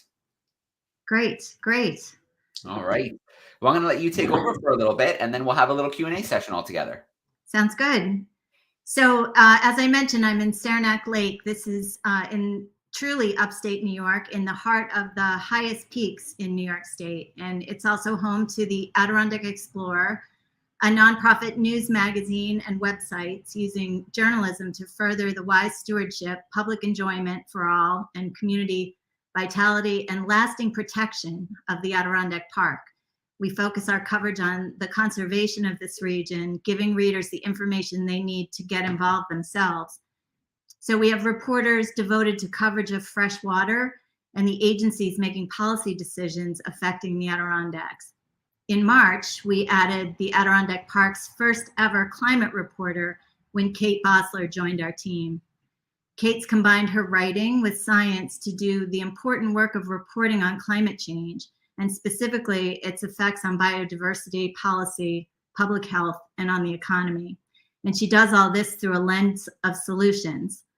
Her investigative climate reporting has taken her around the globe, and her work has been published in Scientific American, National Geographic, The Atlantic, and Inside Climate News, just to mention a few, reaching millions with this information. And since joining the Explorer, Kate has strengthened our reporting with her deep knowledge of climate science, appreciation for wildlife and wilderness, and curiosity about her new surroundings. In addition to her own reporting, Kate will lead a months-long series involving her colleagues to look at the impacts of climate change in the Adirondacks and the region's role as a model for conservation. The Adirondack Explorer is fortunate to have Kate on our team, and with that, I'll hand it over to Kate. Thank you so much, Tracy. And hello also from upstate New York, where I have some cardinals flying around me and a little puppy at my feet who might say hello a little bit later on. It's such a pleasure to be in an area that has so many committed conservationists, and it's become a really special place to me in the short time that I've been getting to know it, and I can't wait to explore more. I'm going to share a video with you, and there are not baby penguins in it, but I hope that you can see a little bit about how special this place is. And please feel free to put your questions in the chat and we'll get to them afterward.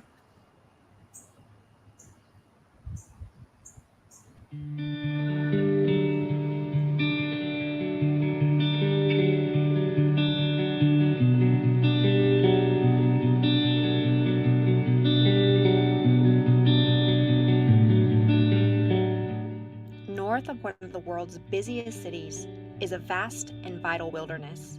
6 million acres comprise the Adirondack State Park.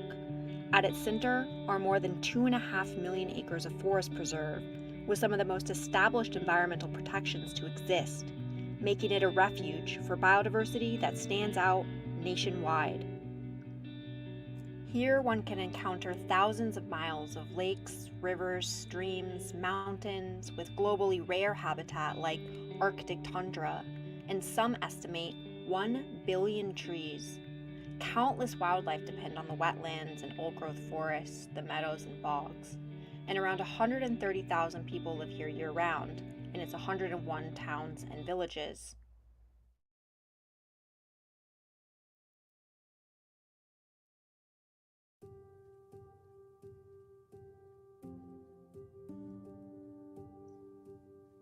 For 12,000 years, humans have benefited from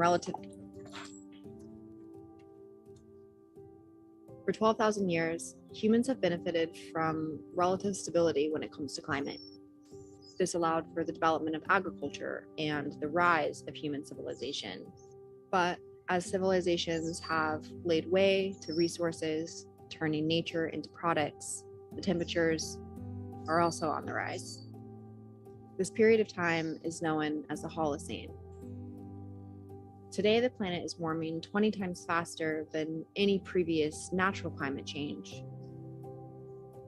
This epoch is known as the Anthropocene, an age where the Earth exists solely for humans. The late E.O. Wilson, whom Time magazine named one of the leading environmentalists of our time, preferred to call this the Age of Loneliness. Look at any temperature graph from the last century and you'll see a sharp incline. Because of this, scientists are warning of crises to come. The Northeast in the United States is warming the fastest. This includes the Adirondacks, where wildlife find refuge and where so many people have come to cherish its places for their ability to live intimately with nature.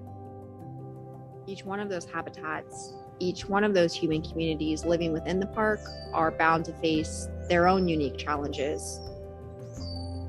Given the burly winters that come to the towns and to the high peaks, many places have cultures that are based on wintering, not only personal habits and hobbies, but also economies. Less snow means less dependable income for many in already economically stressed areas. And warmer winters are already posing documented threats to wildlife. More precipitation means more intense storms.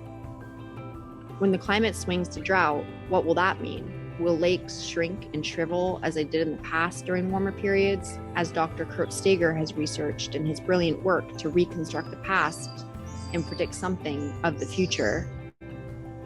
The recent IPCC report warned of the spread in ticks and other disease-carrying insects that are reaching farther in their ranges, making many more people sick and at risk.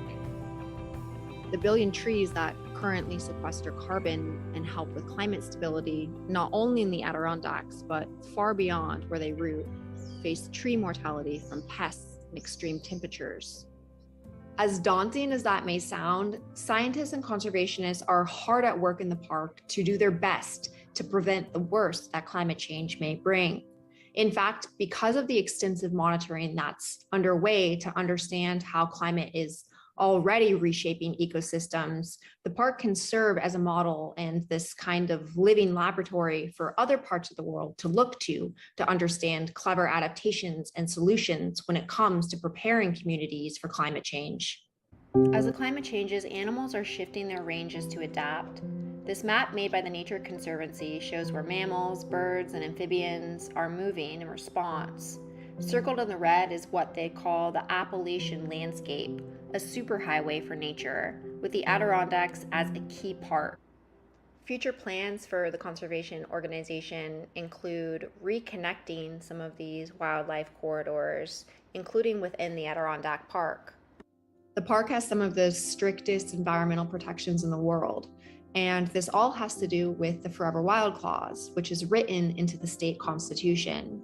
In 1894, when it was passed, this was a time in the 19th century where the timber industry was ravishing many areas, and a collection of individuals had the foresight to protect the forest, let it recover, and protect the water bodies, not only for their own inherent worth and biodiversity, which this type of relationship to the land and understanding that wildlife deserves to exist for its own sake is still very much part of the attitude of the Adirondacks, but also for economic reasons, because these water bodies are serving fresh water to so many of the surrounding areas.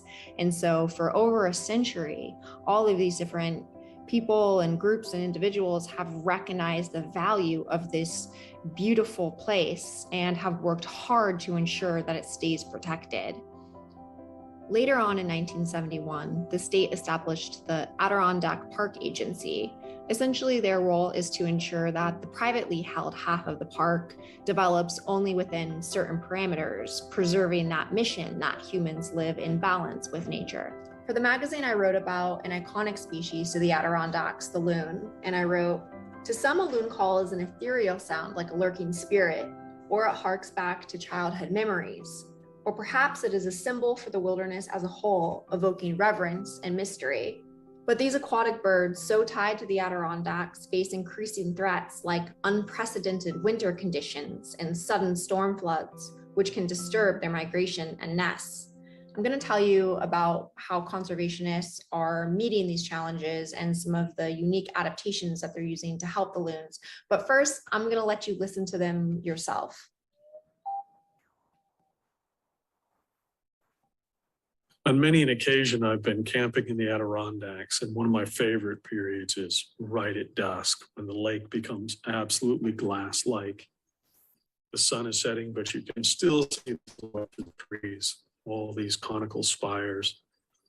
Beautiful reflection on the water with the last few bits of sunlight, and then you hear the wail of a loon.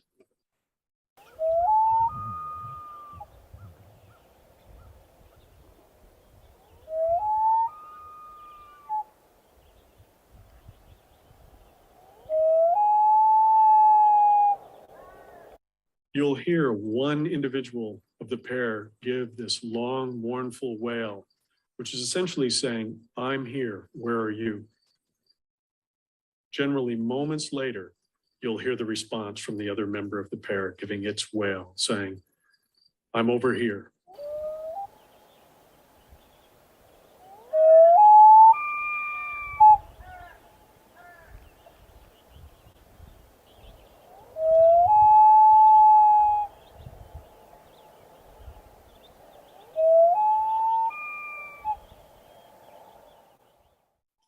Loons are active at night. You can be out in a beautiful Adirondack lake after dark or a northern Minnesota lake. And this is one of the characteristic, evocative sounds you're going to hear from that area. Something that'll stick with you for the rest of your life. It just punctuates the fall of night and really sets the mood for what follows, the solitude, the peacefulness. It's all wrapped up in that one vocalization.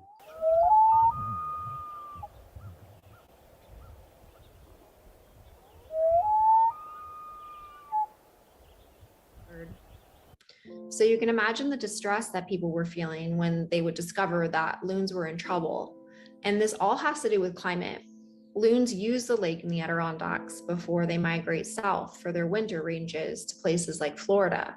Typically, when they arrive there, they molt their flight feathers and are without them for upwards of a month. This is happening when they're still in the northern part of their ranges within the Adirondacks because they're missing their seasonal cues to take off.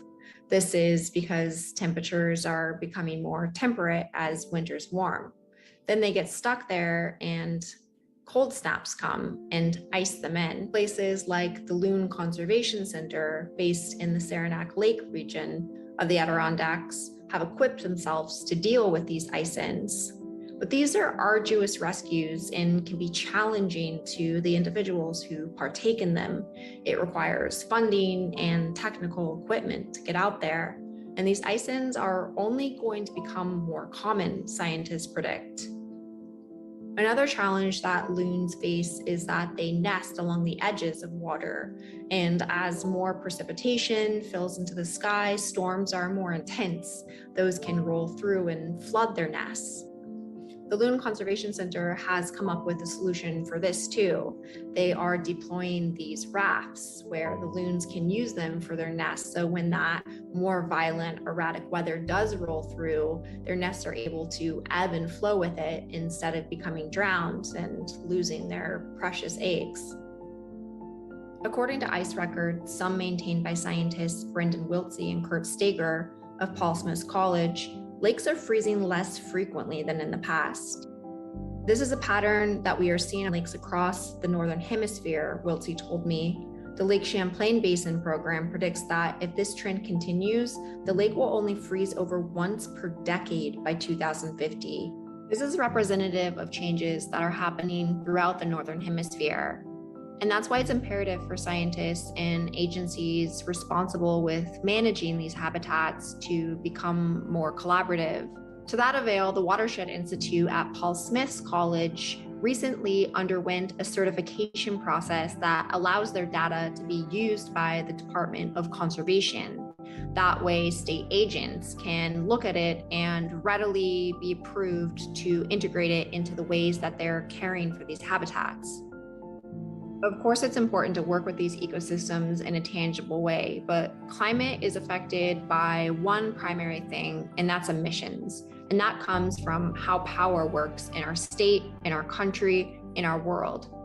Currently, our state is finishing the final touches on what they call the draft scoping plan. This plan sets ambitious goals with benchmarks in 2030 and 2040 to source carbon-free electricity for the state. This is something that will affect everywhere in the state, including in the Adirondacks. A big part of New York's plan for sourcing this carbon-free electricity is ramping up renewables. Already parts of the park that were historically used for agriculture are being converted for solar. And this comes with its own sets of concerns. This is something I've written about recently as the public has responded to this plan, citing concerns like loss of biodiversity and habitat, noise pollution for things like wind turbines. These solutions are complex. Something that I've also been paying attention to is the way that climate change news is affecting youth. Youth everywhere are reporting high levels of anxiety and distress and a sense of hopelessness. And research has shown that when youth can engage in practical solutions and see themselves as part of a whole taking action, that this can act as an antidote to that anxiety. This summer, I'll be at the Wild Center in July when they are holding a workshop for educators, not only locally, but worldwide, to come together to best understand how to be teaching our youth about climate change.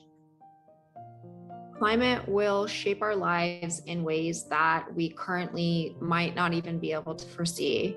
And these stories are going to touch everyone and everywhere. That's why I'm excited to have this unique responsibility as the climate reporter for the Adirondack region, to follow those stories, to understand how people's lives are already impacted for it, what they're braced for, what they're thinking, what they're feeling, and how all of the dedicated groups across the region are planning to respond to the coming changes. What can this place that has this mission from its inception to care for people alongside nature, not to see them as separate from, teach other places in the United States and even the world about facing these challenges head on. I recently had a conversation with a scientist sitting on a pond in the Adirondacks who spoke about dealing with climate denial in his career. And he said there is this emerging attitude that we are doomed and things are hopeless. And he said, you know what? That's not quite right either. In fact, there's so much resilience that is inherent to biodiversity in even ourselves. Acknowledge that, yes, we probably will lose a lot, but that doesn't mean that we don't try our hardest. And it doesn't mean that there's still not a lot worth protecting, because there is. And the changes that we make today, the preparedness that we come up with, the unique ways where scientists, conservationists, and communities are learning to collaborate matter. And I feel so excited that I have the unique responsibility as a reporter for the Adirondack Explorer to map those solutions and those efforts. And hopefully those efforts can serve as inspiration for elsewhere, as more and more people are galvanized to face these challenges and do their best.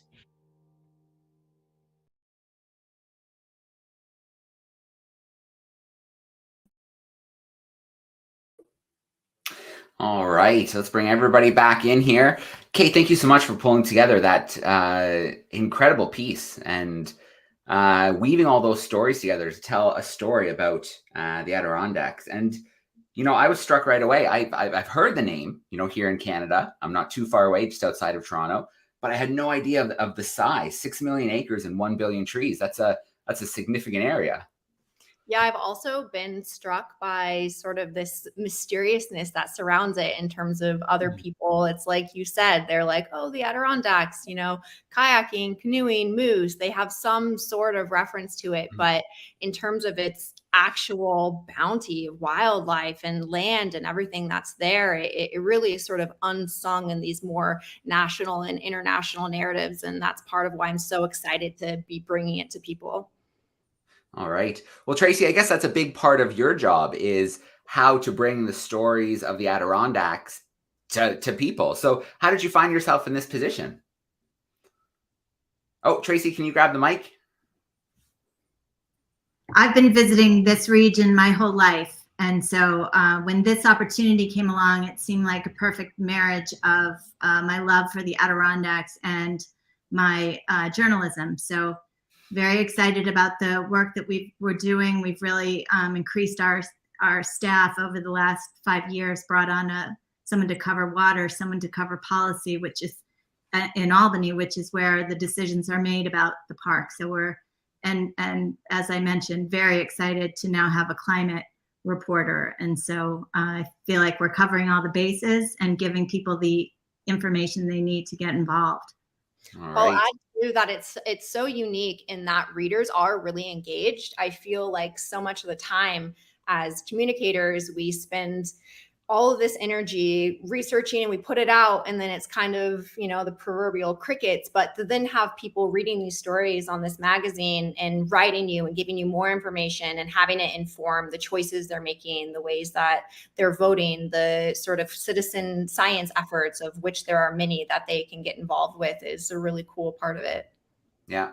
Kate, I mean, as the climate reporter, there are so many stories to tell. How do you choose what story to tell next? What's your process?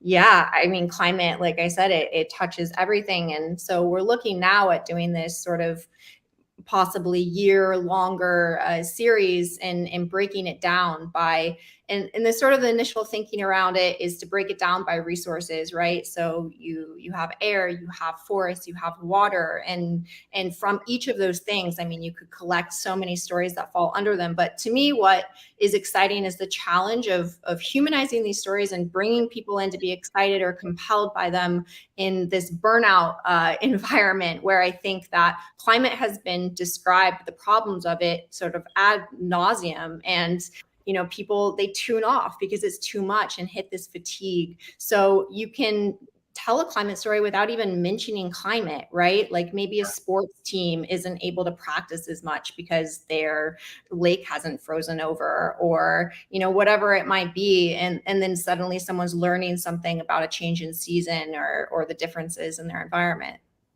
Yeah.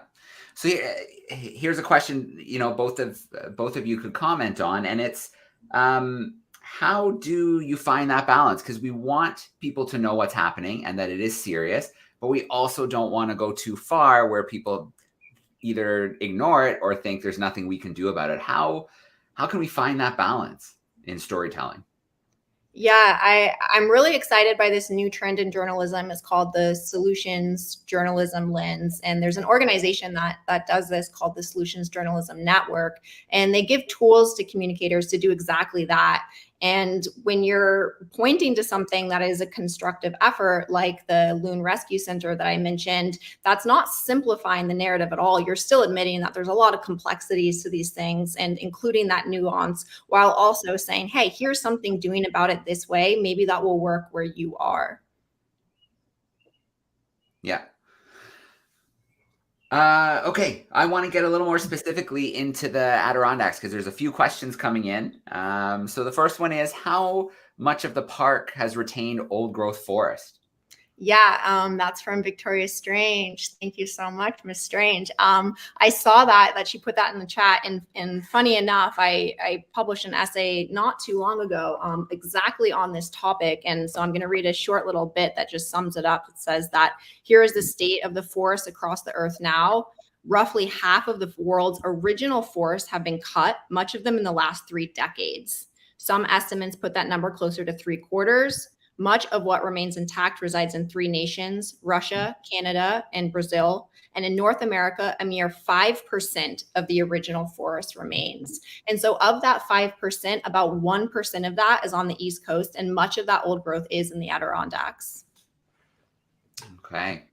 So you introduced me to Jennifer Denny, and she joined us for the festival, which is great. She talked about her conservation work with loons as well, which is a species we focused a little bit on in this talk. And so a few questions came up right away. And the first one is those ice-ins and the process to get out there on the ice seems complicated to rescue the loons. But then what happens next? What's the process for getting those loons on their way after you get them out of the ice? Yeah, so Jen's great. She's the communication lead for the center, and a young person, so many people her age that are just doing magnificent work.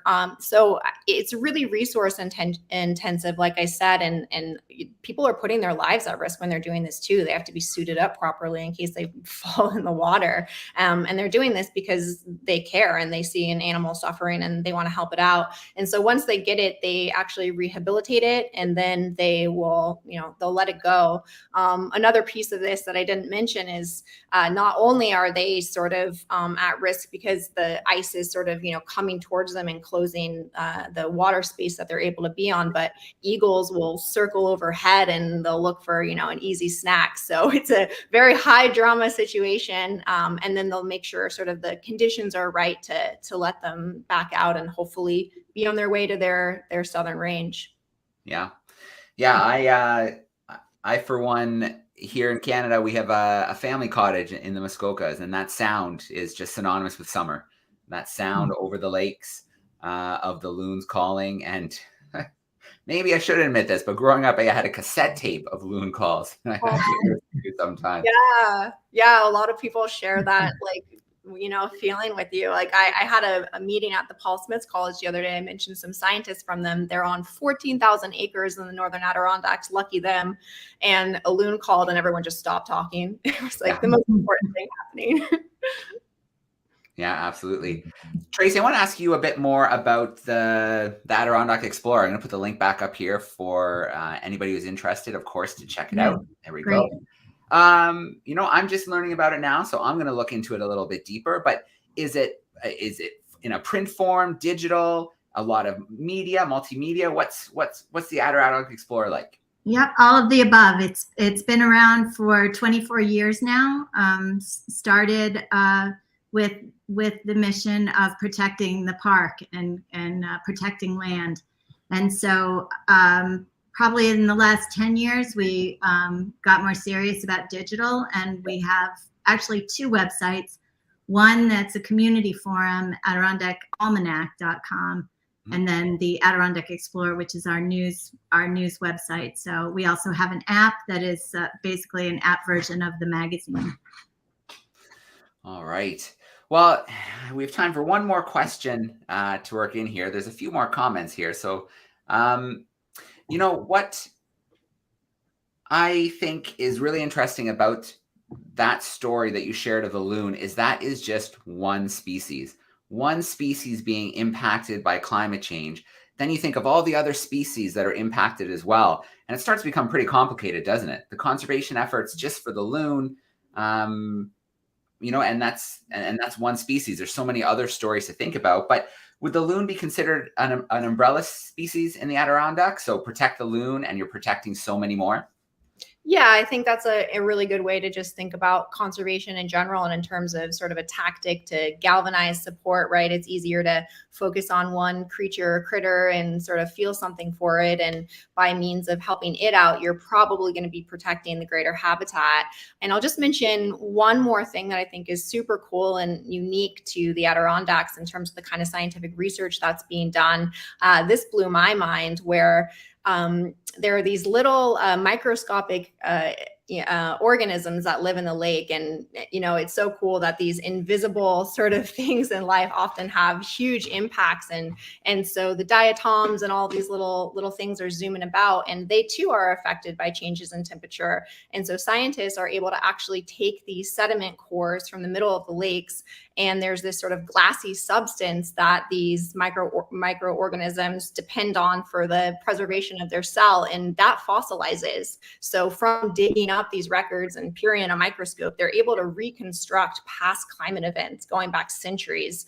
And by this same measure, they're trying to figure out how the lakes are going to be affected going forward. And so there's really cutting edge research going on with the water bodies, which will hold sway for so many other water bodies in the Northern Hemisphere. Yeah, absolutely amazing. We do overlook the small things a lot. We like to look at the charismatic things, the things that maybe remind us of ourselves a little bit, the cute and cuddly, but the small world is incredible, and we're discovering more and more about it every day, every month, every year, and the importance that it plays in our ecosystem. So cannot be overlooked. Yep, microbes can be cute and cuddly too. Well, yeah, actually, you say that. I've got a stuffed microbe hanging over here on my YouTube lights that I was given a few years ago. So they can definitely be cute and cuddly. All right. Well, Kate and Tracy, thank you so much for joining us this evening on day 3. Happy World Biodiversity Day. Tracy, thank you. Thanks for having us. Of course. Thank you for bringing the Adirondacks to us. And you know, it's not that far from me, so it seems like a place that maybe this summer, border dependent, should be visited. All right, we'll see you there. Yes. All right, thanks so much, Kate. Thanks, Tracy. See ya. All right.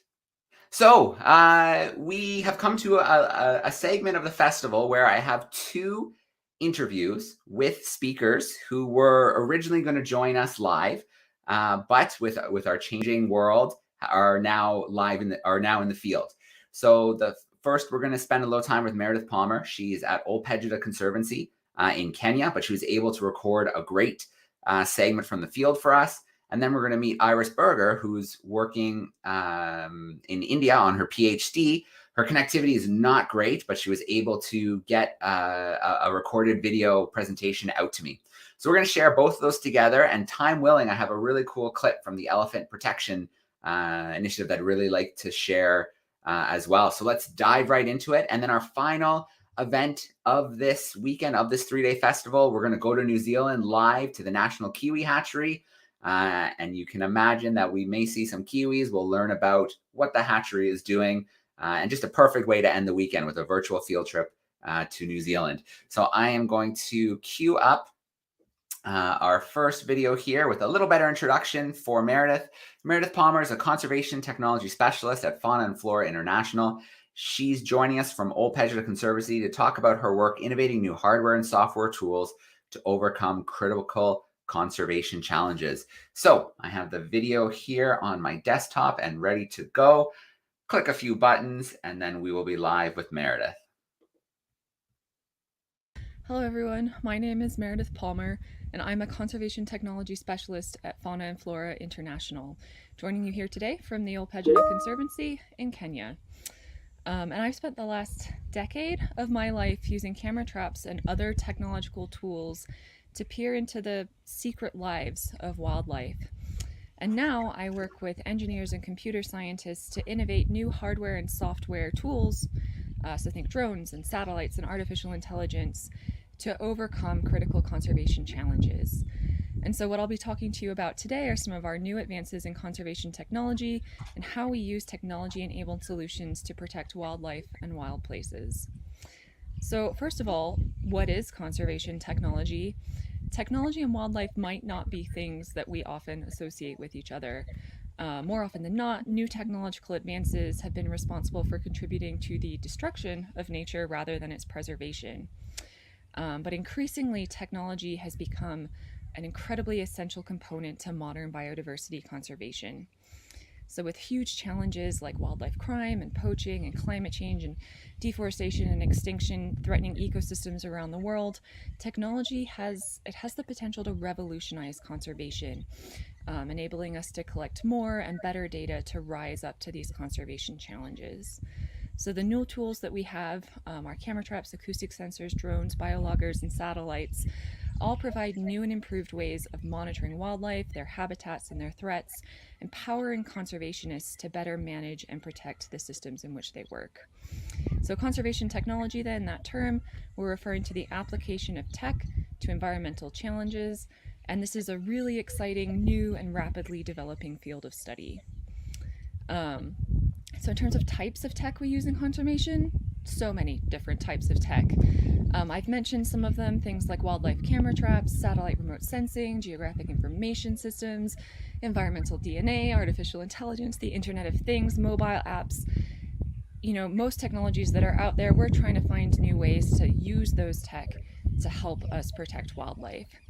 So these tools, what they're doing for us, they can provide novel data sources, they can expand the spatial and temporal coverage over which we're able to monitor wildlife. They help us access real-time information about what's going on in nature. And they also provide avenues for rapidly processing and analyzing all of that data we get back. So turning that data information that we can use for conservation interventions or to help guide data-driven conservation strategies. And so what I'm going to do now is just quickly run through some of the devices that are being used here on the ground at Ol Pejeta Conservancy to help protect the incredible biodiversity in this region.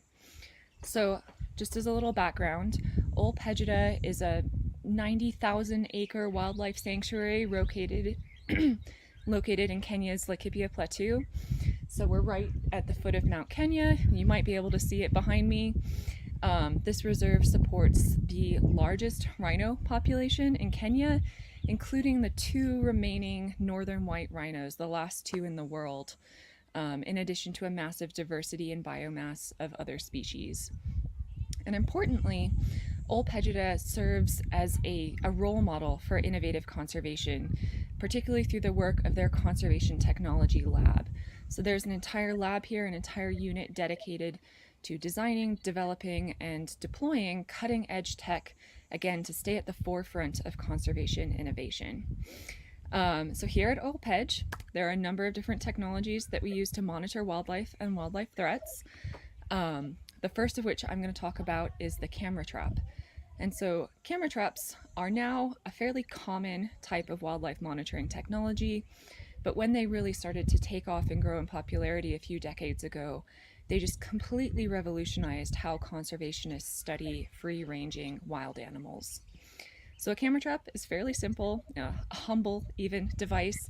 It's a rugged camera which you can deploy in the field. So you'll go out, you'll strap it to a tree, and it takes a picture or a video whenever a passing animal triggers its infrared sensor. And then the image that you get back, that is your data. That is a permanent record of species presence in a particular area at a particular time. If you look at that photo, you can tell how many of that animal there were, what they were doing. things like whether they had offspring with them. In some cases, you might be able to identify the animal sex or even get an idea of how healthy they are, and record some very interesting behavioral interactions. And because these cameras are non-invasive, by which I mean people aren't required to operate them, there's no one out there pressing the trigger 24 hours a day, the camera traps can be deployed for very long periods of time in remote habitats, capturing animals that are rare and cryptic or don't come out during times when researchers and managers would typically be around. And excitingly, camera traps have led to a huge number of major discoveries. And this is everything from documenting new species, documenting new behaviors.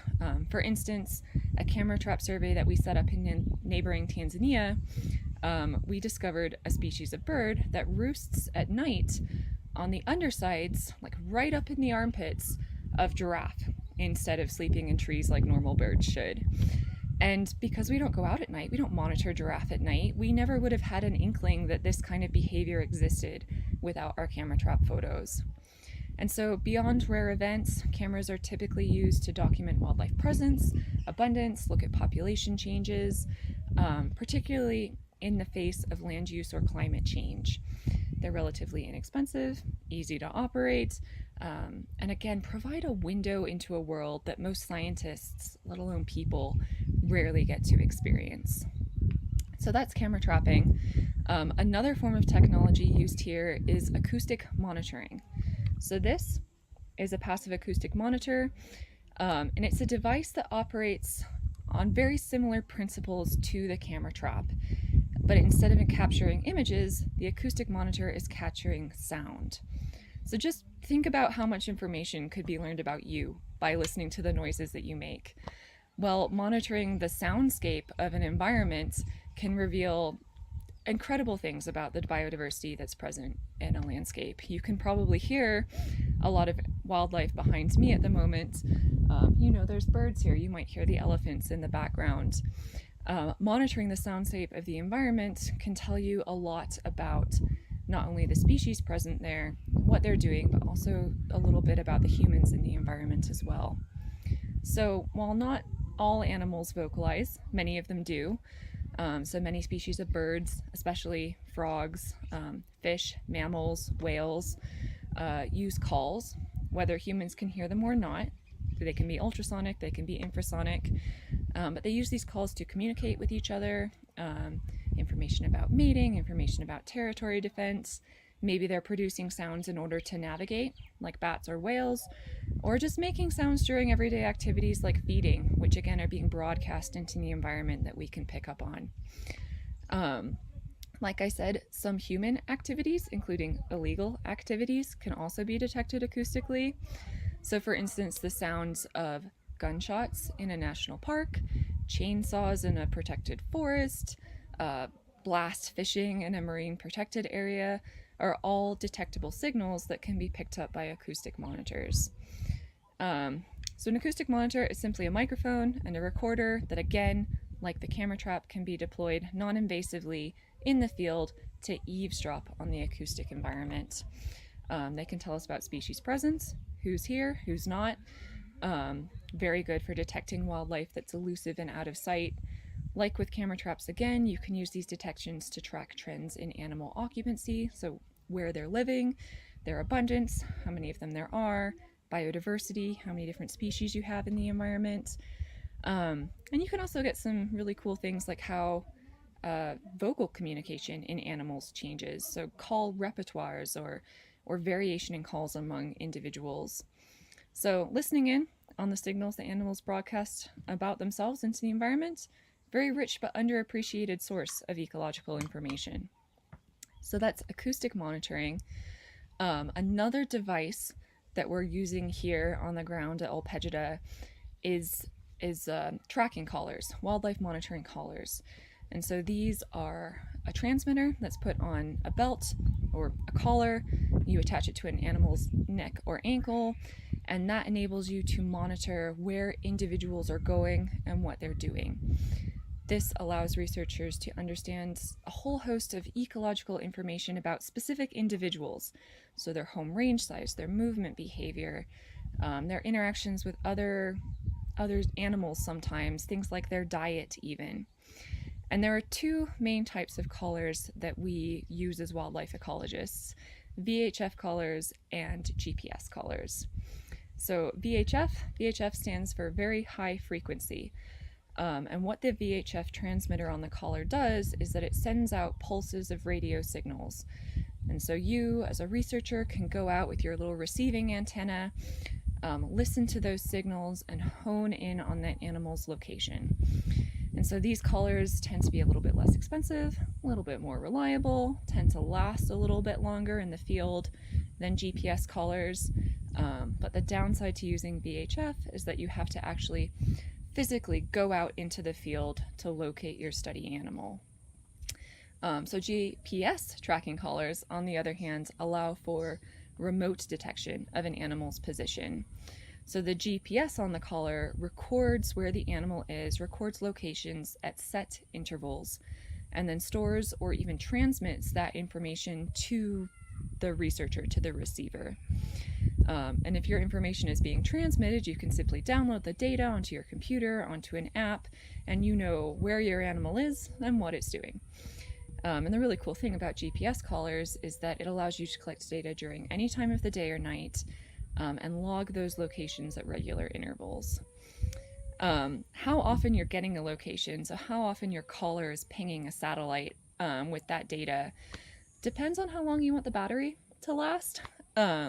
So typically with wildlife, we don't want to put a biologger or a collar or a sensor on an animal that weighs more than like 3 to 5% of the animal's total body weight. We don't want them dragging around this massive piece of equipment that's going to impede their natural behavior.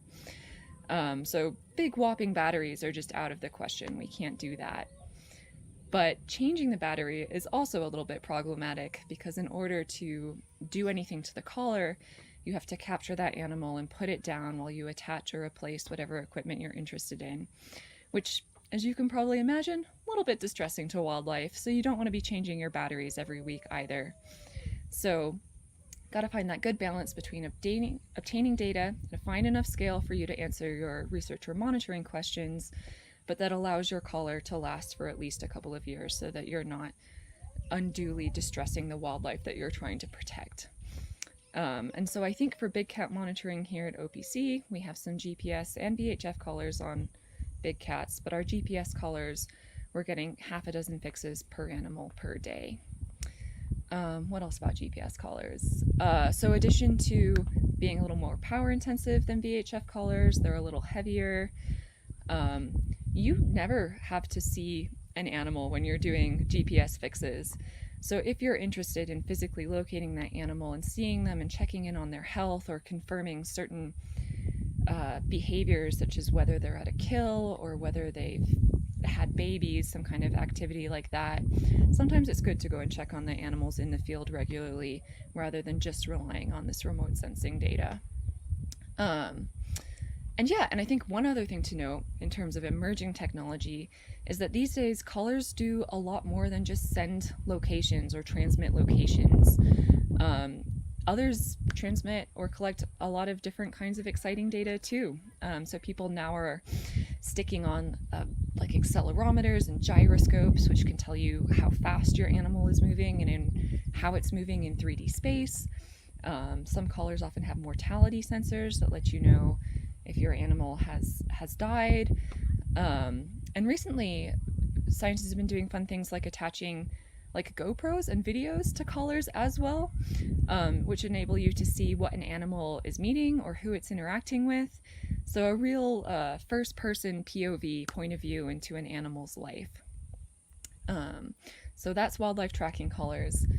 And the last tech that I want to describe to you in some detail that we use here are drones. So drones provide that eye on the sky, bird's eye view of wildlife populations that enable us to detect, count, and study their behavior from an entirely different perspective. So everyone probably has a really good mental image of what a drone is, but in the most basic sense, a drone is an unoccupied aerial vehicle that's flown by an operator on the ground. They typically carry a camera, sometimes a host of other sensors that send real-time information on species presence and abundance. and activity, and not even species. So as with some of these other monitors we've talked about, they can even collect and transmit information on the location of illegal activity, such as poachers or loggers or wildlife traffickers. Drones tend to come in for wildlife monitoring. You're going to get a fixed wing or a quadcopter version. So a fixed wing looks like a tiny airplane. A quadcopter has all of those rotating propellers on it. We use a quadcopter here at Alpegida to track wildlife, for example, when it wanders into thickets that are too dense for researchers to follow them. And this is one of the key advantages of drones, is their ability to go places and cover distances that would be difficult for humans to accomplish. Drone images also provide a permanent record of, for instance, animal counts. So they're very commonly used to census wildlife populations. Traditionally, you might census a wildlife population like the number of elephants or buffalo in your environment by hopping into a plane, looking out the window, and estimating how many animals you see. And when you're doing that as a human, we're very fallible. It's very easy to miscount animals, especially if they're in really large groups. But with drones, you can fly your drone over an entire herd, take a bunch of images, and then double check your counts after the fact. Other things you can put on drones. So other sensors might include things like multispectral or thermal sensors, so thermal imaging sensors, which detect the heat radiating off of animals or other things in the environment. And these are quite cool because they let you see animals at night in the dark or spot them through very thick vegetation like a forest canopy. Other drones might carry things like VHF receivers for those wildlife tracking collars. So you can actually go out, and instead of you physically with your antenna, the drone has the antenna, and you can track your collared individuals in really hard to reach places. Unfortunately, drones tend to be quite noisy, and the ruckus that they make can sometimes scare animals or cause them distress. So it's a tool to be used considerately. All right, so these are some of the exciting, but I would say maybe increasingly mainstream forms of conservation technology. And as I mentioned earlier, this is a rapidly developing field, and new kinds of tech are being designed and tested in this arena all the time. And so if you want a really great overview of some of these cutting edge devices, I really highly recommend checking out the online Wild Labs platform. So Wild Labs is a community of conservationists and ecologists and engineers and computer scientists and hackers and makers who all come together to solve critical conservation challenges using tech. And in a recent Wild Labs report, they identified 3 emerging technologies that conservationists are most excited about and see the most potential in. And these include eDNA, network sensors, and artificial intelligence. And so quickly, eDNA stands for environmental DNA, or the DNA traces the animals sort of shed passively into the environment. So this might be DNA from skin flakes or fur or droppings. And we as researchers can detect this if we then go and analyze the air or soil or water that this DNA has fallen into. And so even very small amounts of shed DNA can reveal if an animal is present in the environment. You don't have to take a picture or record a sound to see whether that animal is there or not. And because it's a little bit easier to sample soil than it is to set up 100 camera traps, this is a very quick and a very easy way to sample an entire ecological community and provide a very detailed snapshot of who's in your ecosystem. Network sensors. So these allow hardware devices, so your camera traps and your acoustic monitors and your animal tracking collars, to talk to one another. So the same kind of concept as the Internet of Things that connects your Fitbit to your smart refrigerator, to your smart toilet, whatever you have that's smart.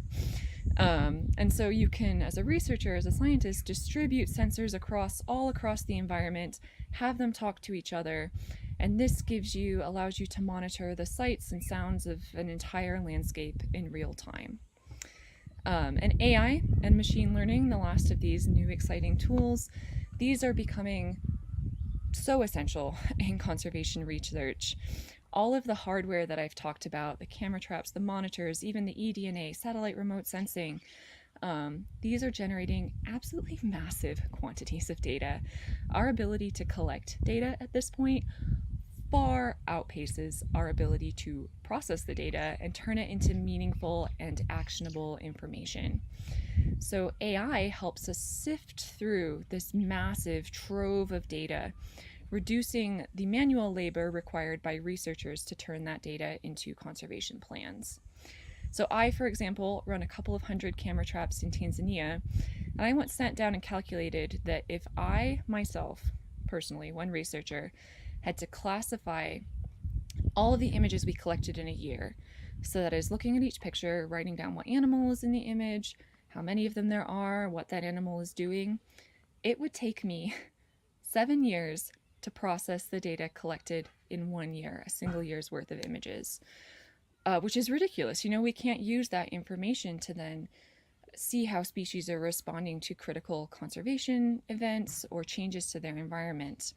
And so with the help of AI that's been trained to classify animals in pictures, that workload, that 7 years, gets cut down to a matter of days or weeks. So AI, not infallible, not about to take over the world anytime soon, still requires a great deal of human labor to, say, set it up and train it in the first place. You have to retrain it all the time. But by integrating AI as a tool into our data processing pipeline, that was very jargony, I'm sorry. But by using AI to help us manage this data and tell us what's in all of the information we're getting from our sensors, that allows us to better react and respond to wildlife crises in real time, allowing us again to make more targeted and bigger conservation impact. And lastly, one thing I do want people to keep in mind when thinking about conservation technology, which is new and flashy and has all this amazing potential, is that we need to ensure that these tools are affordable, accessible, and that their use is equitable. So technology, again, has this potential to help conservationists better understand and mitigate critical environmental threats. But lack of accessibility of training and support and the sometimes high costs of tech mean that these advances can often be out of reach to many conservationists, particularly those who live in closest proximity to nature. And so thanks to cheap prototyping and designing tools, so the Raspberry Pi, if you've heard of that, is a great example of this, as well as cheap hobbyist 3D printers and computer boards, the cost of tech is becoming increasingly affordable, which is excellent. But despite progress being made in this direction, the knowledge to employ such tools is, again, not necessarily equally accessible, and that lack of knowledge is still a key barrier in deploying and using conservation tech, especially in countries with developing economies. And so that brings me to why I'm here in Kenya today. I'm incredibly excited to announce that we are in full swing of our first Kenyan Women in Conservation Technology course. So this is a 6-month program that my NGO, FFI, and Wild Labs and Old Pejida are running for early career female identifying Kenyan conservationists, providing them with foundational knowledge in conservation tech to advance their skills in conservation, to help spread awareness of novel solutions to their home organizations, and to also build a network of, this is the first wave of female conservation technologists. We want to help build and grow that community so that they can continue to support each other and empower each other in the field. This is going to sound a little cheesy, but it's so true. We believe that empowering underrepresented groups, that's what generates innovative ideas and novel solutions, and having those diverse perspectives engenders conservation success and helps innovate new solutions using these technology tools when applied to conservation challenges. So by putting these knowledge and tools in the hands of these women here, we're helping to ensure that conservation tech continues to revolutionize how we act to protect and conserve the natural world, and helps increase the impact that these cool tools can have on critical conservation challenges. So thank you so much for listening. I hope you enjoy the rest of the Biodiversity Festival.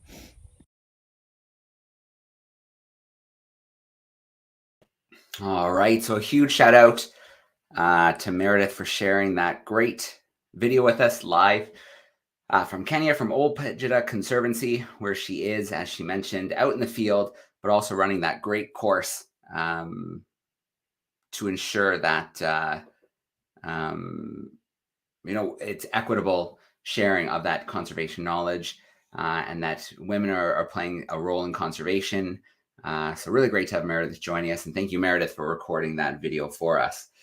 So the next video that I'm going to share is from Iris Berger. So as I mentioned, Iris is currently in India doing her PhD, but her connectivity just will not allow a direct video call. In fact, we were going to play her video last night, and she was going to try and join us via camera for a few questions, but it just didn't work out. So Iris Berger is a conservation scientist and National Geographic explorer who is currently doing her PhD field research in India, where she investigates how to achieve food security with the least cost to biodiversity conservation.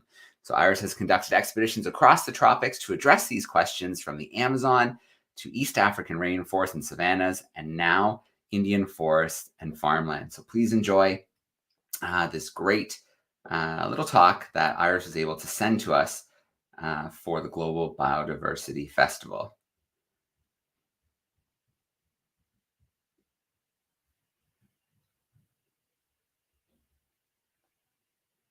Oh, that didn't load. Let me try and click that one more time, see if I can get it to load for us. Sometimes technology can be a little bit on the slow side. Let's see.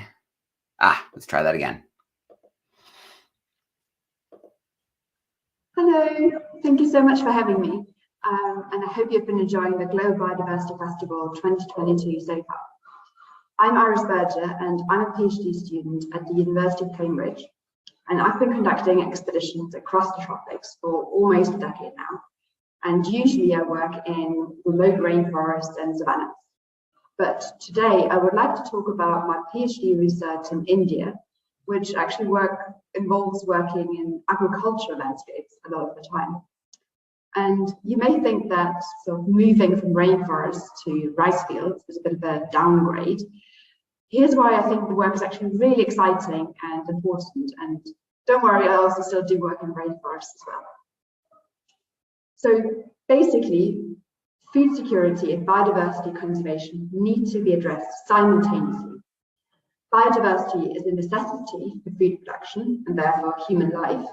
But at the same time, agriculture is the greatest extinction factor of birds, mammals, insects, plants, in comparison to all other human activities. And navigating conflicts between agriculture and biodiversity conservation will be particularly challenging in India.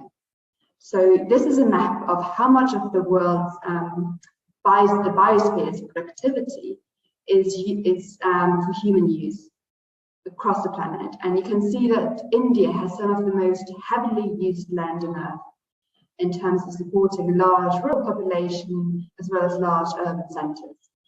And it has a very long history of using the land, particularly for agriculture. So the protection of existing native ecosystems is certainly extremely important, but a significant expansion of the protected area network will be very challenging without compromising food security. So on the extreme end of the spectrum, devoting half of India's land to nature conservation, as it is proposed under the Harbour project, will lead to a significant loss of food calories, which is a big issue because India already has the highest absolute number of undernourished people on the planet. So it is important that sort of on-the-ground traditional conservation actions such as protected areas and community-based conservation efforts are complemented with actions that actually address the root causes of biodiversity loss. And that includes India's unsustainable food system. So basically, we need major food system transformations to achieve food security with the least cost of biodiversity conservation. And this will have to involve both demand and supply side efforts. An increasing demand for food can be met in one or both two ways, by increasing the yields in areas that are already under production, or by increasing the area of the productive land. But that usually happens at the expense of natural habitats. And real-world experience suggests that both have been important in meeting rising demand for food over the last few decades. But they have both very significant but different impacts on biodiversity. So agriculture expansion and intensification don't have monotonic impacts on species abundance. So some species are tolerant of, or some even actually benefit from such changes.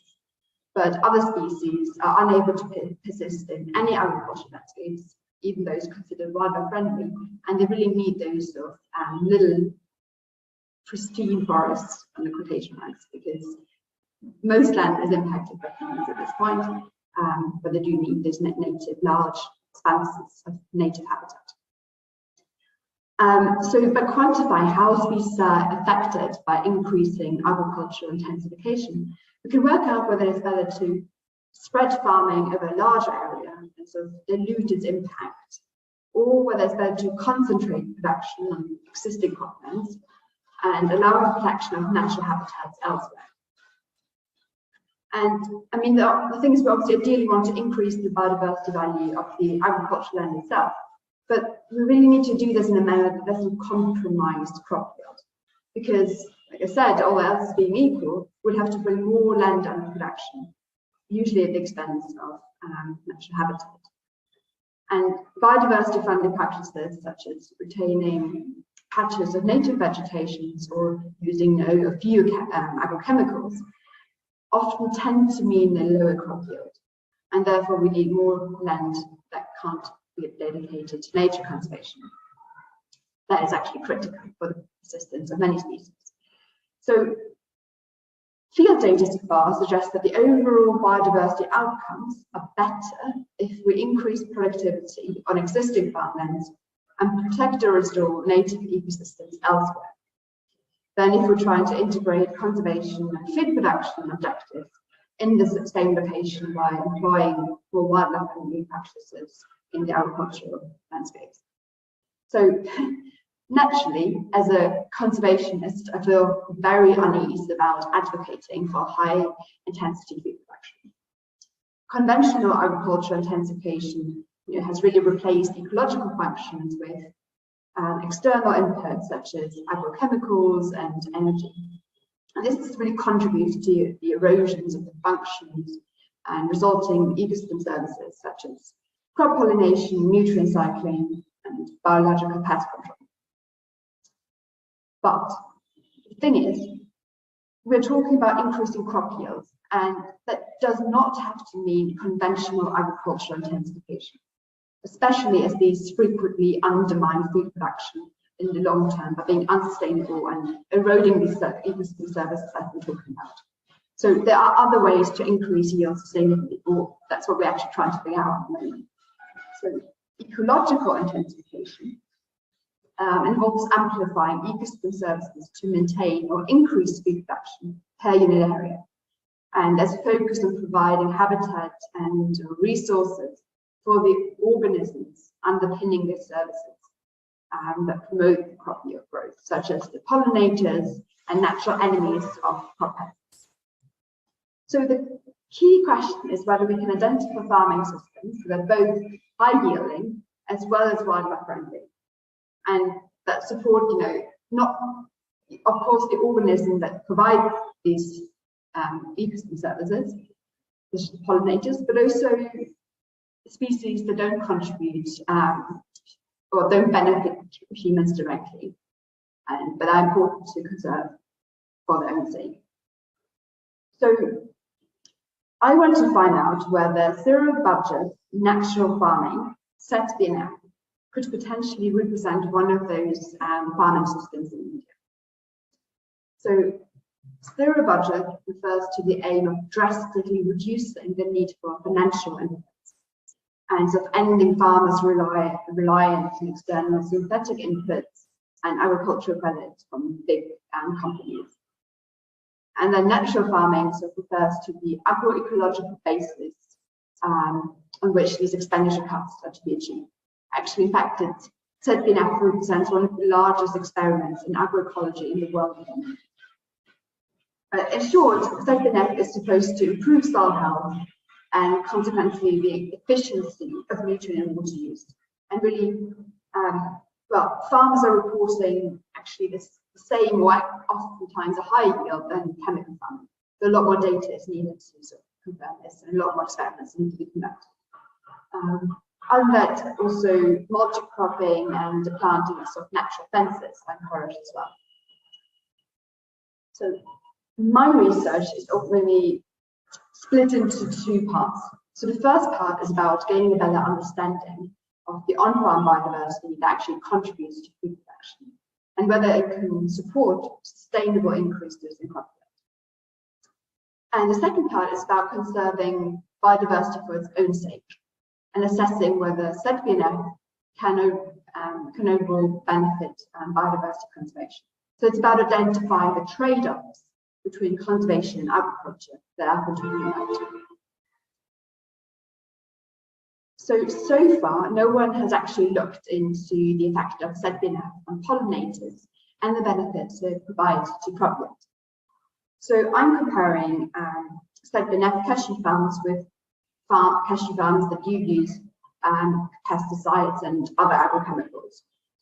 So basically, I've spent a lot of time staring at cashew flowers and looking at which insects, so bees, butterflies, and flies, and other insects, are visiting those. And whenever I can't identify a particular insect in the field, I have to collect it to later identify the lab. So I've been frantically running after butterflies, much to the amusement of the local farmers. And I've only just finished my first season, so I have to work through a lot of data and do some fancy maths first before I can talk about any findings. My preliminary feeling from the data, from my observation, seems that there are more pollinators in the ZBNF cashew farms. But like I said, we'll have to wait, unfortunately, until next year to see whether that's really the case. And apart from these observations of the pollinators visiting, I've also tried to actually directly quantify the contribution of pollinators to cashew yield by putting these sort of mosquito net bags around the cashew branches. You can see the photo at the bottom. And that's artificially excluding the pollinators, and then I can see what happens to crop yield if there are no pollinators. So this, however, is where the agriculture-biodiversity relationship is getting even more complicated, because both are affected by the climate crisis. And unusually late rains at the end of last year have created conditions that were favorable for a black fungus that has really, along with some insect pests as well, really destroyed the crop yield this year. So the farmers have been only reporting about 1/10 of the cashew yield that they normally get. So on the least serious note, this probably meant that my pollinator exclusion experiments were not very informative this year. But I think this is really just the start of the impact of the climate crisis on agriculture. Because India is at the forefront of the climate crisis. And global climate changes associated with extreme weather events, even I think you might have seen in the news, the extreme heat waves that are currently occurring in India will become even more common and impact food production across India. So India's food system needs to really be reshaped about adaptation to sort of instill resilience, and reshaped about mitigation to reduce greenhouse gas emissions as well. And ultimately, the relationship between food, biodiversity, and climate are very complex, with sort of synergies and trade-offs between the three of them. But it is important that the climate crisis and the biodiversity crisis are addressed simultaneously in India, as well as globally. So if climate change adaptation is addressed in synchrony with climate change mitigation and biodiversity conservation, and so trade-offs can be minimized and the sort of best outcomes achieved overall. So more data is needed in this, but to confirm this, but it does seem like ZBNF may be more climate resilient because it improves soil health and reduces water usage. And it is also likely to have lower greenhouse gas emissions as well. So my research doesn't actually explicitly focus on the climate crisis, But climate change is nonetheless very likely to actually impact the outcomes of my study as well, because it's likely to affect the crop yield of the different farm systems and how they fare under changing weather patterns. And it will also likely alter how different species use different habitats and agricultural landscapes as well. So the second part of my PhD is about identifying what kinds of farming provide the food we need, yet give the best outcomes for biodiversity, with birds as my focal point. And I focus on birds because they're relatively easy to study and they can act as an indicator for other texts as well. And the thing is, we know quite a lot how different landscapes are affecting wildlife. But this is misleading without information on crop yields as well, because it doesn't allow us to find how given food demand can be met with the least cost to biodiversity conservation. So to answer the question, we need data on the abundance of individual species in matched landscapes that vary only in the degree of agricultural development. So from your wild nature, the pristine rainforests, all the way through wildlife-friendly farming. So for example, ZBNF with a lot of sort of habitat patches and trees embedded in the landscape, to very intensive farming where you don't find any trees and a lot of chemicals are used. And crucially, we also need the crop yield of these. Because, I'm interested in the effect of the farming practice, so ZBNF versus conventional farming, chemical-based farming, as well as sort of the amount of the natural habitat patches embedded in the landscape, from individual trees to larger patches, native vegetations. And both factors are likely to impact yield, because, for example, if you take some land out of production to dedicate to natural habitat patches, you use some yield, but then maybe you find more birds, for example, in the landscape. So it will, in very complex ways, it affects the crop yield as well as the bird community as well. So for each farming practice, ZBNF versus chemical, I have a gradient of size to differ in the amount of these natural habitat patches. And at each site, identify and count birds visually with my binoculars, often, as well as from the calls. And I do the same in the forest as well. And in the forest, because it's very dense and very hard to actually observe the birds directly, about 70 or 90% of my observations are acoustic only. So I do record the calls as well, so you can go over the recordings at a later time and check with experts if I need to. And like I promised at the start, I do work still in the rainforest and quite inaccessible sites as well. So the thing is, birds are active very early in the morning. So to get to my forest sites in time for the dawn forest, I have to walk for at least an hour in darkness and whacking myself through the forest with machetes because there are usually no paths, and hoping not to disturb any snakes as well. And I'm currently still collecting the data, and in fact I'm actually going back into the field tomorrow again. So again, I can't talk about any exciting research findings just yet. You'll have to wait until next year for that. But ultimately, I will put the data into a mathematical model where I fix the food production target and let the model figure out how the density of different bird species can be maximized while meeting that food demand. So it will ultimately tell me how much land can be dedicated to the different farming systems. So how much can be set enough with a lot of habitat patches, for example, how much do we need to retain the chemical farming because it is actually the highest yielding after all, and that allows us to spare some of the land for the forest. So yeah, I will update you again at the Global Biodiversity Festival next year, and hopefully it will give some insights into how to resolve these conflicts between agriculture and conservation in India. So with that, thank you so much for listening. Please shoot any questions in me. If anything arises later on, please contact me over email or social media. And with that, I will leave you.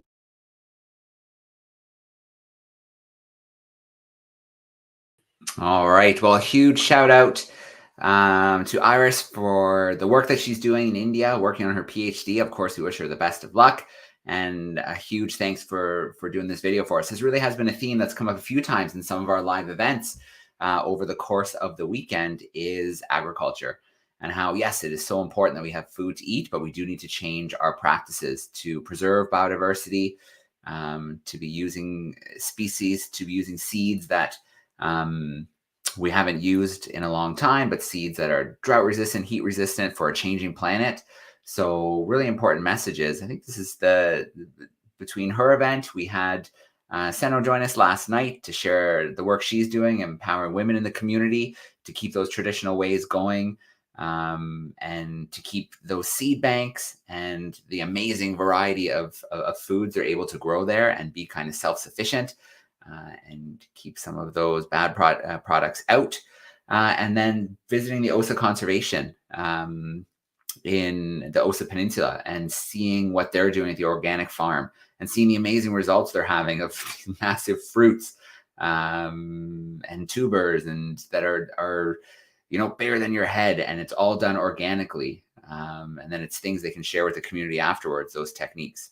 So we have enough time before we head to New Zealand to spend a little time at the National Kiwi Hatchery with Emma Bean, that we're going to share a small little just released story here from the Elephant Protection Initiative. So last year we had Greta Iori join us, and this year she's back in the field, so wasn't able to join us live, but they did send me this powerful new film from the Omo Forest near Lagos.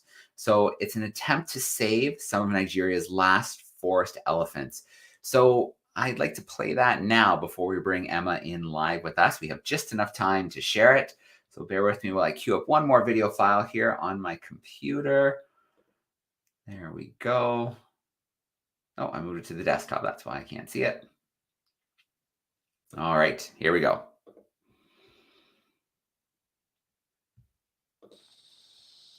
This is one of Nigeria's last rainforests, Omo. Incredibly, just 100 kilometers from downtown Lagos, and a vital source of water for the city. Also home to chimpanzees, rare birds, and forest elephants. But Omo's trees and its wildlife could soon disappear. As we traveled in, we saw the timber coming out.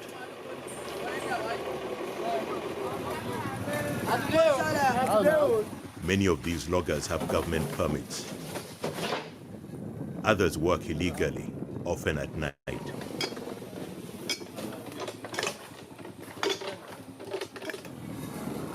Either way, Omo's trees are being cut down quicker than they can grow. Omo is a forest reserve of some 1,300 square kilometers, administered by the local Ogun state. A small part is, in theory, a strict nature reserve in which logging and hunting is banned. Nigerian conservationists want this area to expand. Emmanuel Olabode leads a team of just 12 unarmed rangers protecting Omo and its elusive, perhaps 100 forest elephants. From where we are standing, we can see that there are elephant trails all around us. There's one that goes this way. It's very clear. There's one that goes this way, which is also clear. You can see fresh prints of elephant. They visit this place to come and just have a scrape from this route and get the minerals so to optimize their body metabolism. Let's get 2 or 3 camera traps and come and put it around and see how many elephants will come.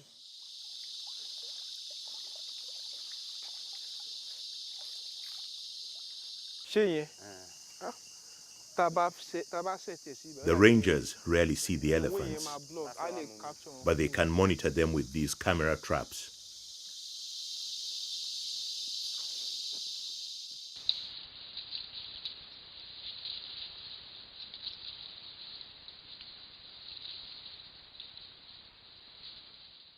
The major problem in Omo includes farming activities, logging, hunting, and human settlements.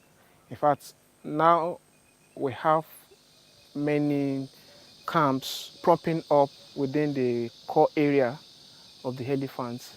So that is really affecting the elephants. The forest is fragmented. In many places, now a patchwork of villages and farms.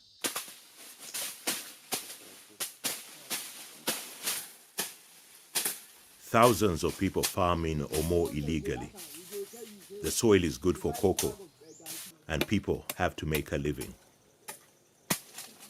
Kò bá dùn mọ́ mi tó bá ṣe wípé ìjọba bá lè allow láti wá iṣẹ́ fún wa wípé torí pé ìjọba ò fi ọwọ́ sí wípé ká máa gbé inú gbé irin ṣùgbọ́n nígbà tí ò sí ọ̀nà míì tí a lè tọ̀ mọ́ òun náà ló jẹ́ ká takú kabẹ̀ so yóò jẹ́ ayọ̀ ọkàn mi tí ìjọba bá lè wá iṣẹ́ èyí tí a máa ṣe tàbọ́nà míì tí ó máa mú owó wọlé fún wa táàbí ló máa fi jẹ oúnjẹ òòjọ́ wa. Local hunters have guns, making it difficult for the rangers to stop those who enter the nature reserve. We are somehow worried about our safety because we are not equipped by any arm.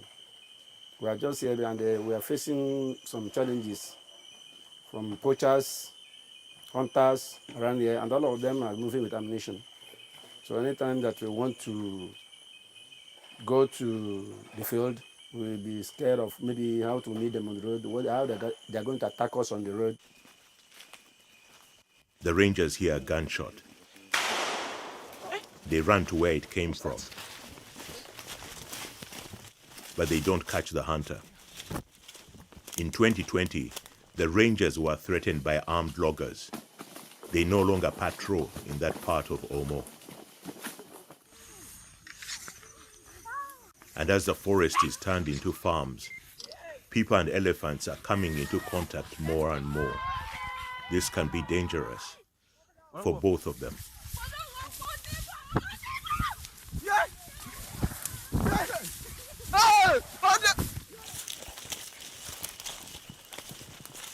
This is a big one. The mighty one. Yeah. The mighty elephant. Yeah. You can tell by the size.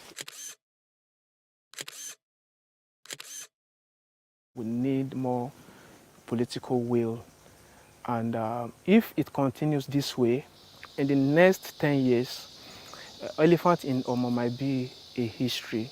And we don't want that to happen. We need intervention at the state level and possibly at the federal level. Omo is being plundered.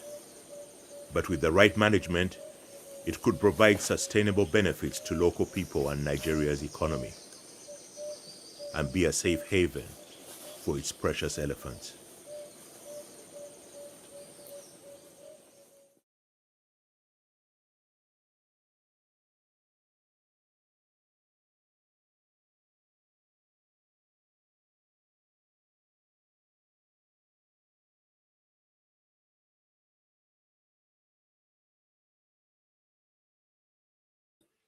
All right. Well, thank you to Greta for sharing that video with us. Thank you to the Elephant Protection Initiative. I'll share a link here if you do want to check out more of the work that they do.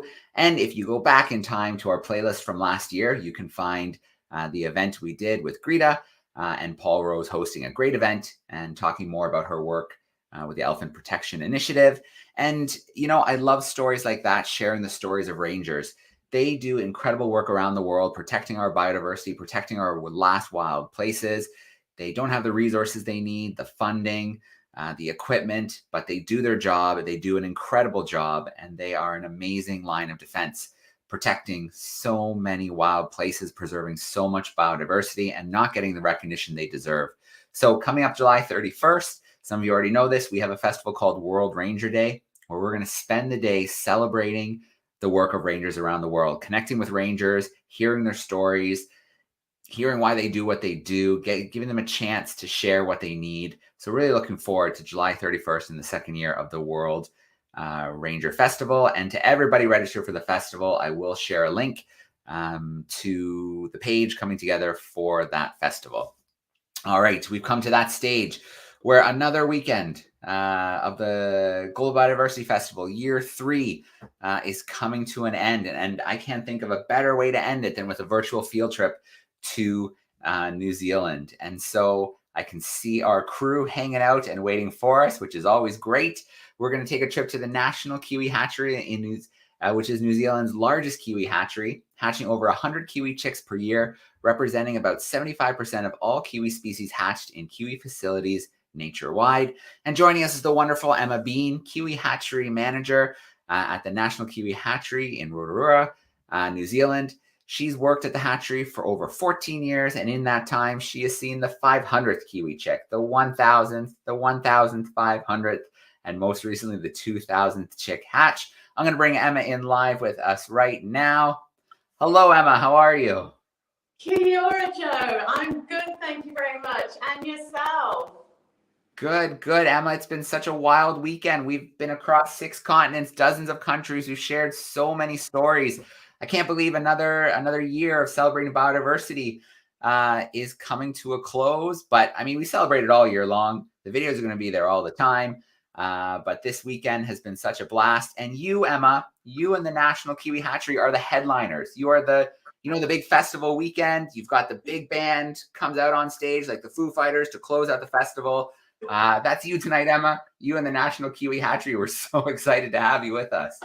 Gosh, we no pressure then, Joe, but we are completely honoured to be returning and to celebrate with you guys. And it's just incredible to see everyone's work over this last weekend. I mean, we're all working so hard in our little corners of the world to make a big difference. And it's fantastic. We're all celebrating together. So thank you for letting us be a part of it.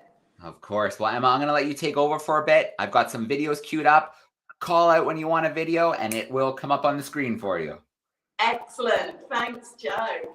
Well, yeah, absolutely. Welcome to the National Kiwi Hatchery here in Rotorua, New Zealand. So for those of you who may not be aware what our national icon is, it is the kiwi bird. So New Zealanders are generally known as Kiwis all over the world, and that is because of a little brown bird with its flightness, very tiny wings, and a long bill. And so this kiwi is nationally threatened. We're celebrating it no longer being endangered, and that's because of the hard yards that are being done out in the field and in facilities like this. So there are some rangers out there in New Zealand that really do need to celebrate World Ranger Day on the 31st of July as well. So they are basically helping us all protect the biodiversity that we've got in New Zealand. And of course, New Zealand has evolved in a very unique way. So over 8 million years ago, when New Zealand branched off from the rest of Gondwanaland, we were essentially birdland. We had only a couple of species of bats, which were the only land mammals. And because of that, we've evolved very, very differently. And so the kiwi is a nocturnal flightless bird that takes on the role of, say, the badger in the UK to take up that sort of insect, fruit, fallen fruit role in the forest. And so New Zealand also has typically very long generation times in its species. So the kiwi lives about 50 to 60 years, but other iconic species like Tuatara, which is actually coined a living dinosaur, but a very aged reptile, they can live 100 to 200 years of age. And so when humans arrived and they brought their best friend, the dog, and some sort of carry-ons with the rats, we unfortunately changed the shape of New Zealand. And we now, so as I said, New Zealanders are known as Kiwis, but we also have something that we're relatively famous for, which is Kiwi ingenuity. And we're at the forefront in conservation techniques for predator control. And nationwide, we are aiming towards predator-free 2050. And that's to eliminate the rat, stoat, and the possum. Because unfortunately, here in New Zealand, because of the introduced mammals, 25 million native birds are killed every year in New Zealand. That's almost one bird killed every second, which is just devastating. This actually equates to, so that's all bird species. Unfortunately, about 27 kiwi are killed each week in New Zealand, and that's totals up to about 1,400 kiwi chicks per year, which means at the moment kiwi populations are declining at 2%. Now, I said earlier that we are really excited to say that we've been pushed off the endangered list and we're now only threatened, but that has got the caveat on it that it's conservation dependent. So we need to continue doing all the predator control in the wild and all the additional help that we do through facilities like this one. Otherwise, the kiwi populations will continue to go backwards. And unfortunately, at the moment, they're just holding their own. And so our goal is to continue to do what we're doing, increase the capacity of what we're doing so that we can actually grow those kiwi populations. It's really important that I mention though as well that we don't want to demonize these introduced predators. They're just doing what nature intended. It's our fault as humans bringing them here, where unfortunately the endemic species have not been able to evolve quick enough to defend themselves against them. So yeah, it's nothing personal, but we do need to ensure that predator control continues. So what we do in addition to that is we keep kiwi safe when they're most vulnerable. So we work with those rangers out in the wild. So here at the National Kiwi Hatchery, we work with over 15 different projects across the North Island, working, as I say, with the brown kiwi, which is the only one present found naturally in the North Island. And they monitor the birds out there, and they bring the eggs to us. We then incubate them and hatch them, and that increases their survival rates from just 5%, unfortunately. So that's due to the introduced predators. If we grow them to a stoke-proof weight of 1 kilo, we can then increase that survival rate from just 5% to 65%. So Joe, if you could please show the search and recovery video, please, that would be fantastic to show everybody how the eggs are brought to us here at the National Kiwi Hatchery. The first step is locating breeding pairs so we can monitor them. Tiny transmitters are attached to at least one of them, sometimes both. The information we receive tells us when they're nesting. When an egg has been laid, we need to decide when to remove it from the nest. If we take it too early, it might fail. Too late, and a predator might get there first. The ideal moment is usually after 25 to 30 days. When it's time to collect the egg, teams head out with their telemetry set. The aerial receives the signal from the kiwi transmitters, and the receiver turns it into beeps. Tracking this signal definitely isn't an exact science. Having a conservation dog can make the job of finding a kiwi a whole lot easier. With a sense of smell up to 100,000 times better than a human, dogs can track a kiwi's scent. New Zealand was the first country to use conservation dogs, and there are currently about 80 that help find native birds and their predators. When the kiwi burrow has been found, the delicate task of removing the egg begins. Cargo doesn't come much more precious than this. The egg is placed in a special foam-lined chili bin, keeping it warm and secure. So as you can see here, the egg is really quite large. So it's one of the largest eggs per body ratios in the bird world. So you can see this X-ray behind, and we've got the backbone, the spine there, and this is a gravid female, so she's got an egg on board here. It's taking up the majority of her abdominal cavity. So kiwi are about 2.2 kilos for the male, and the females are slightly larger at 2.8 kilos. But the average kiwi egg is about 400 to 450 grams. So you can see it's a huge percentage of her body. The equivalent for us is to have a baby that is about 16 kilos or 35-pound baby. So that's certainly something quite eye-watering and something I wouldn't fancy doing. And the incredible thing is, for the North Island brown kiwi, the female, after she's laid one of these, she can actually lay another one 2 weeks later. And so she lays 2 eggs in the first clutch, and 2 eggs in the second clutch. So 4 of these huge eggs each year. The South Island species, on the other hand, they tend to just lay 1 egg, presumably because it's a much colder environment. But yeah, the North Island browns, they're really quite productive. So as you can see here, you've got the blunt end of the egg and the pointy end of the egg. And what we do is we will candle the eggs on arrival. And when we're candling, we're going to see things similar to this. So you can see the air pocket here in the blunt end of the egg, and you'll see lots of veins on the inside, maybe an embryo shadow, and then the whole egg gets a lot darker as it develops. And so what we do here when the egg arrives, it's first brought into the egg arrival room and we candle it. And that is, we're using this torch here, special candler, to pass a light source through the egg to be able to see what's going on. It's really quite a tricky thing to determine. It takes about 2 years for Kiwi keepers to be fully trained in this, and we actually host a candling course where pre-COVID times we'd have participants all over the world attend, so from places like San Diego Zoo and the Smithsonian, because the kiwi egg is such a big egg and it's got a nice white shell that it makes it perfect for training. So once we've candled the eggs, if we determine that they're viable, about 15 to 20% unfortunately are brought to us and they're not viable, but the viable ones are then washed and then taken through into the incubation room. But Joe, if I could please ask you to show the candling video now, that would be great.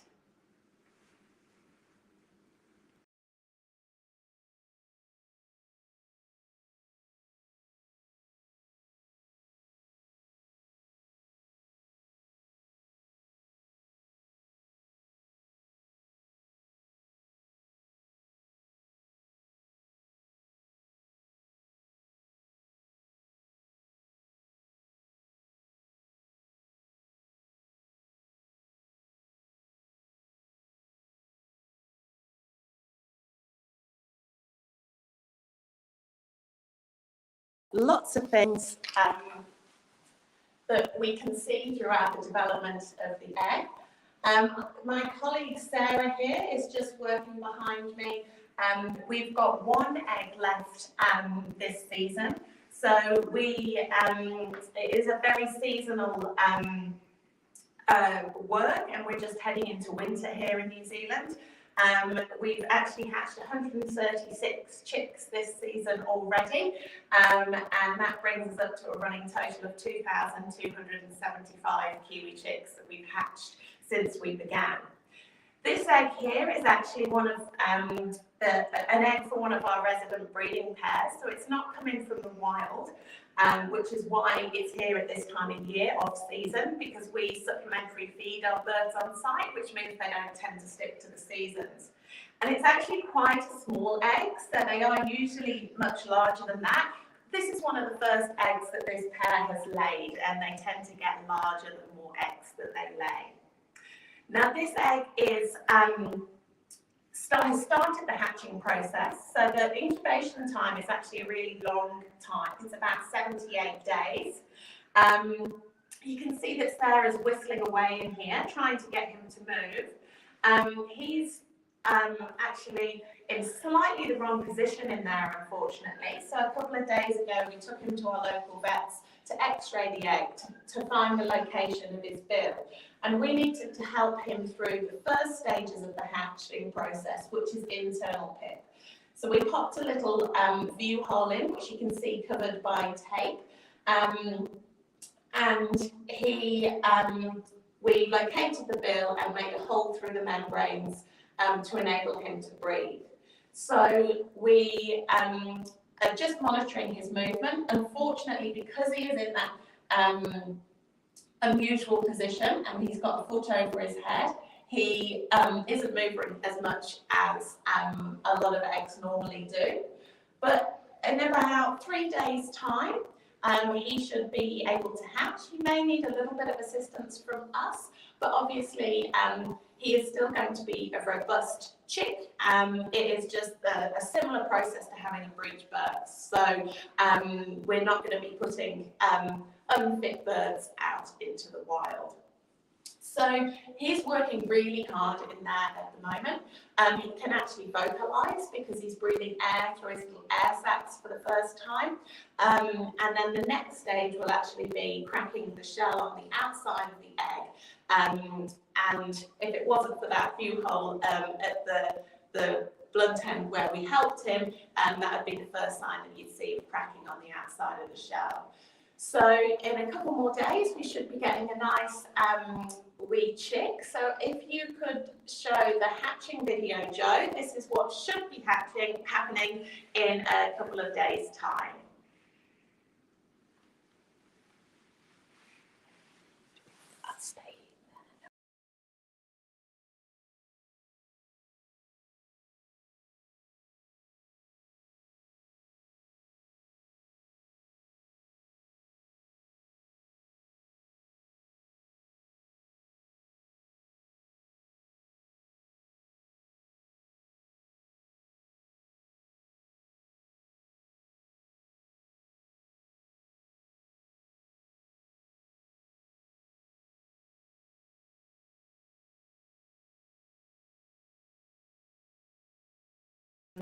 The position of the embryo in the egg is really important. So when he's hatched out, he will then spend a couple of days in an incubator being kept warm. So the incubators are at 33.5 degrees, and we'll slowly turn it down to 28 degrees before we move them through here into the brood room. And as you can see there, fully feathered miniature adults, everything's in the same proportion. And so you may be familiar with backyard incubation or with parrots, and those chicks, they're ultra short, so they often are naked and need to be taught everything by their parents, whereas kiwi are precocious and they everything's instinctive, so they don't need any post-hatch care at all, other than being kept warm for a little bit. And so actually the brown kiwi chicks, they will leave the natal burrow in just a week post-hatch, because to them, everything's instinctive, they know how to feed, and unfortunately, this makes them incredibly vulnerable to predation. It does, on the other hand, mean that this project can be incredibly successful because we don't have to worry about the birds imprinting or not knowing how to behave out in the wild. So once the chicks have been brought through into the brood room, they go into one of these heat plates for the next couple of days. And while they're in here, we do monitor them really closely. So we give them a health check every day. We check their navel to begin with. So during the hatching process, the yolk has had to internalise in through their navel. So they've got a little tummy button just like us, which we'll be spraying betadine on. When we're weighing them here, we will be seeing for the first week or so a drop in weight. So you can see here that this chick was a pretty standard chick, hatching about 350 grams, and he lost weight for the first week or so of life. And then as he established onto the artificial diet, he increased his weight back up to hatch weight, and that's when he moves on into the next phase of the process. So you can see here that we take lots of notes, so there's lots of learning to be had, and it all starts off with a drawing of the egg when it's arrived, and then we go through and take meticulous behavioural notes as well as health notes. I'm saying he at this point, and I don't that's my default. It is really hard to tell whether a kiwi is male or female. So there are no external features on a kiwi to determine whether it's male or female. And so we use DNA feather testing. Historically, they used to look at morphometric biometric data, and the females, they have a longer bill. So if a kiwi had a bill length of over 100 millimetres, they would determine it was female, but of course, anything less than that, it could be a juvenile female or a male. I talked about the artificial diet. Here we have some of the food here. It looks like a little bit of meatloaf, but there's an awful lot of science involved in this. The main component is lean beef steak, but we've also got fruit and vegetables, vitamin mix. The only thing that is not fit for human consumption is the cat biscuits. And this is a perfect blend of all the micro and macronutrients that a kiwi needs. So the nutritionist down at Massey University looked at kiwi poos in the wild and kiwi poos in captivity and made it as close as possible to what the birds eat out in the wild. The only difference is this doesn't move.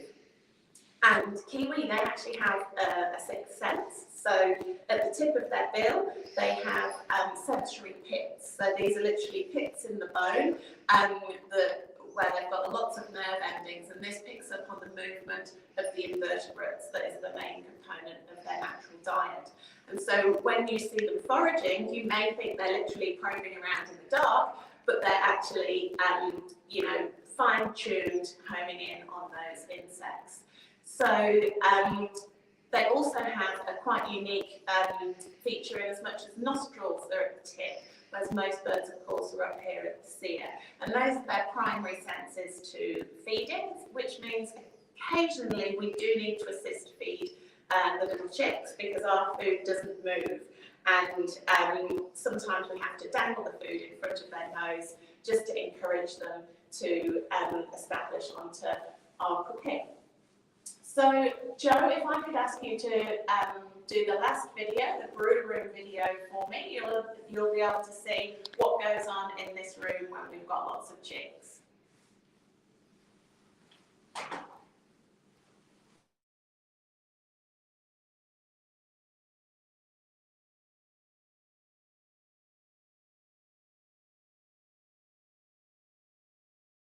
You can see me giving a health check to a chick. Weighing the bird, and of course the National Kiwi Hatchery, we are open to the public. We are ecotourism through and through, and so we're a non-for-profit charity, and everybody coming through our doors helps us to continue to do the work that we do here.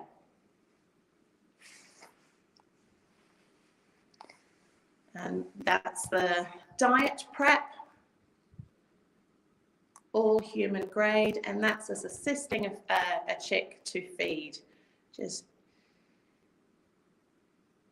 We also microchip all the birds before they leave us, and they may, in addition, then have a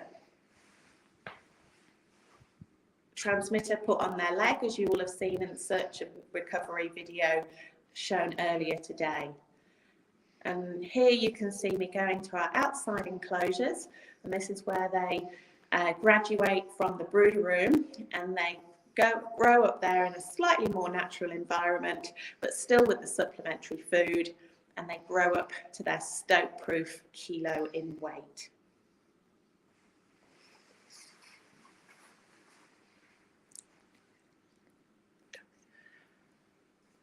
And you can also see us doing a health check and some oral dosing of the kiwi. So we'll take fecal samples while we're up there, and they may be positive for coccidia, gut protozoa, or intestinal worms. So they're very much looked after while we're here. They're here, and we're really proud to have not only on average over 95% hatching success, but also over 95% rearing success. So that's us in a nutshell, Joe. The work that we do, as I say, 136 chicks hatched this season, which was quite a feat since we were in various COVID lockdowns. But we're really excited to have the international borders reopened quite recently here in New Zealand, and to show the work that we do here off to everybody else, and hopefully welcome lots of people back. All right. Emma, thank you so much. What a great tour of the facility. Exciting that there's still kind of one egg, a little off season waiting to hatch. So that'll be a nice little surprise. And congrats on over 130 chicks this season. I know it's been tricky with COVID, but it sounds like things are still going well and you've adapted to the changes.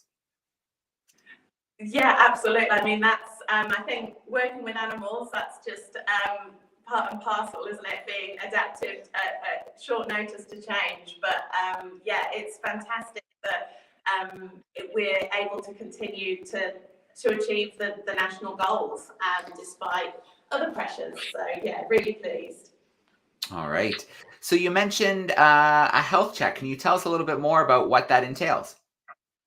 Yeah, so we check the eyes and the ears for any discharge. They're usually not too problematic. Unfortunately, because Kiwi are focused on those other two senses that I was mentioning earlier, the sensory pits at the tip of the bill and their nostrils, occasionally they can have eye injuries where they've been, focused on probing into the ground, and they can hurt their eyes. So we make sure they're looking nice and dark and shiny and no discharge. We then check the backbone for condition. So a lot of the time when you're doing a normal bird health check, should I say, you'd be checking across the sternum. But of course, because Kiwi not flighted, then they don't have those strong pectoral muscles. And so we're always looking about the condition over the back. And then we'll be feeling their tummy. So that's again for condition. But if they've got any of those intestinal parasites, then sometimes we can feel subtleties going on in the abdomen to pick that up as well. We'll also check their feet. So obviously not being flighted, that's their only mode of transport, and it's really important that we check for any injuries, so any swelling, but also they also have something called avian pox, which can occasionally go on the legs, and so we're looking for any lesions on there as well. So most of the time they get a seal of approval and they go up in weight, and they spend about 4 to 5 months with us here at the hatchery, and then they graduate off and get released back to where the eggs were brought from. So it really is just a little short stay here to keep them safe when they're most vulnerable. All right. And so you've got the health checks, the feeding. It's just too darn bad about that non-human grade cat biscuit, because that looked like it could be pretty good. I think so. We'd also feed it raw though, so it might need to be cooked up into some patties. But other than that, I think it's pretty darn good. All right, maybe something for the cafeteria at Rainbow Springs or something like that. Maybe. All right. So we saw a great walkthrough of the process from finding the eggs to hatching the eggs, the brooding, to then growing a little bit larger. Can you touch on the end of the journey when it's time to put our friends back into the wild?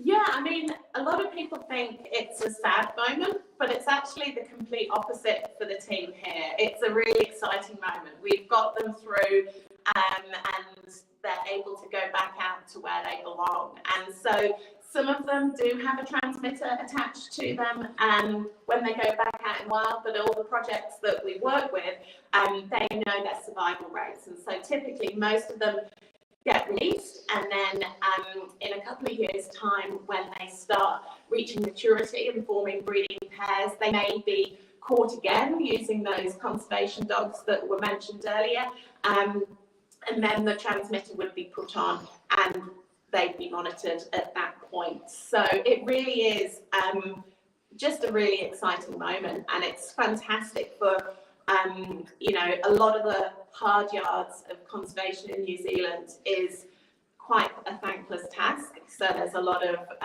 checking bait and trap lines and doing all sorts of non-glamorous work. And so it's really great for the community groups to be able to celebrate the hard yards that they're doing out there with the release of such a special and target species.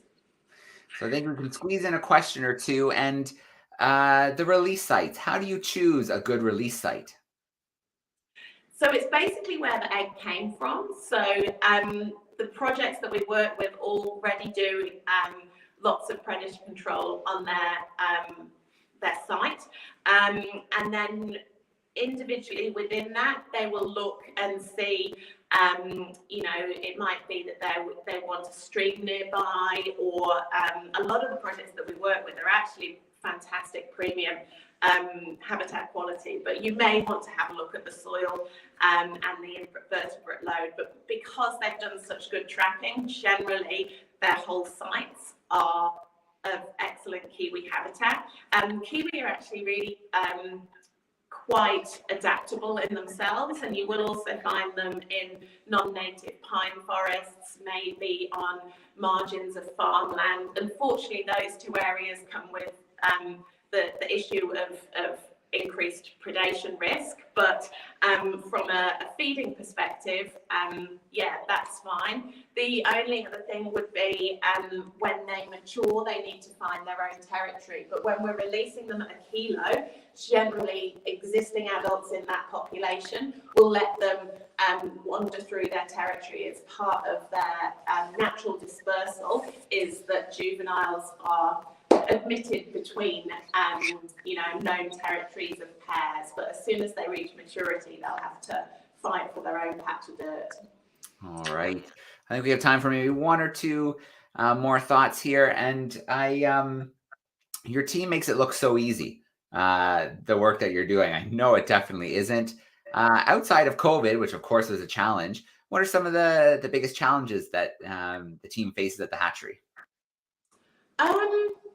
I think the biggest thing, certainly when we're upskilling new team members, is it's all about the quite the unusual observations. So it's observing normal often, and so you saw the notes that I flipped through.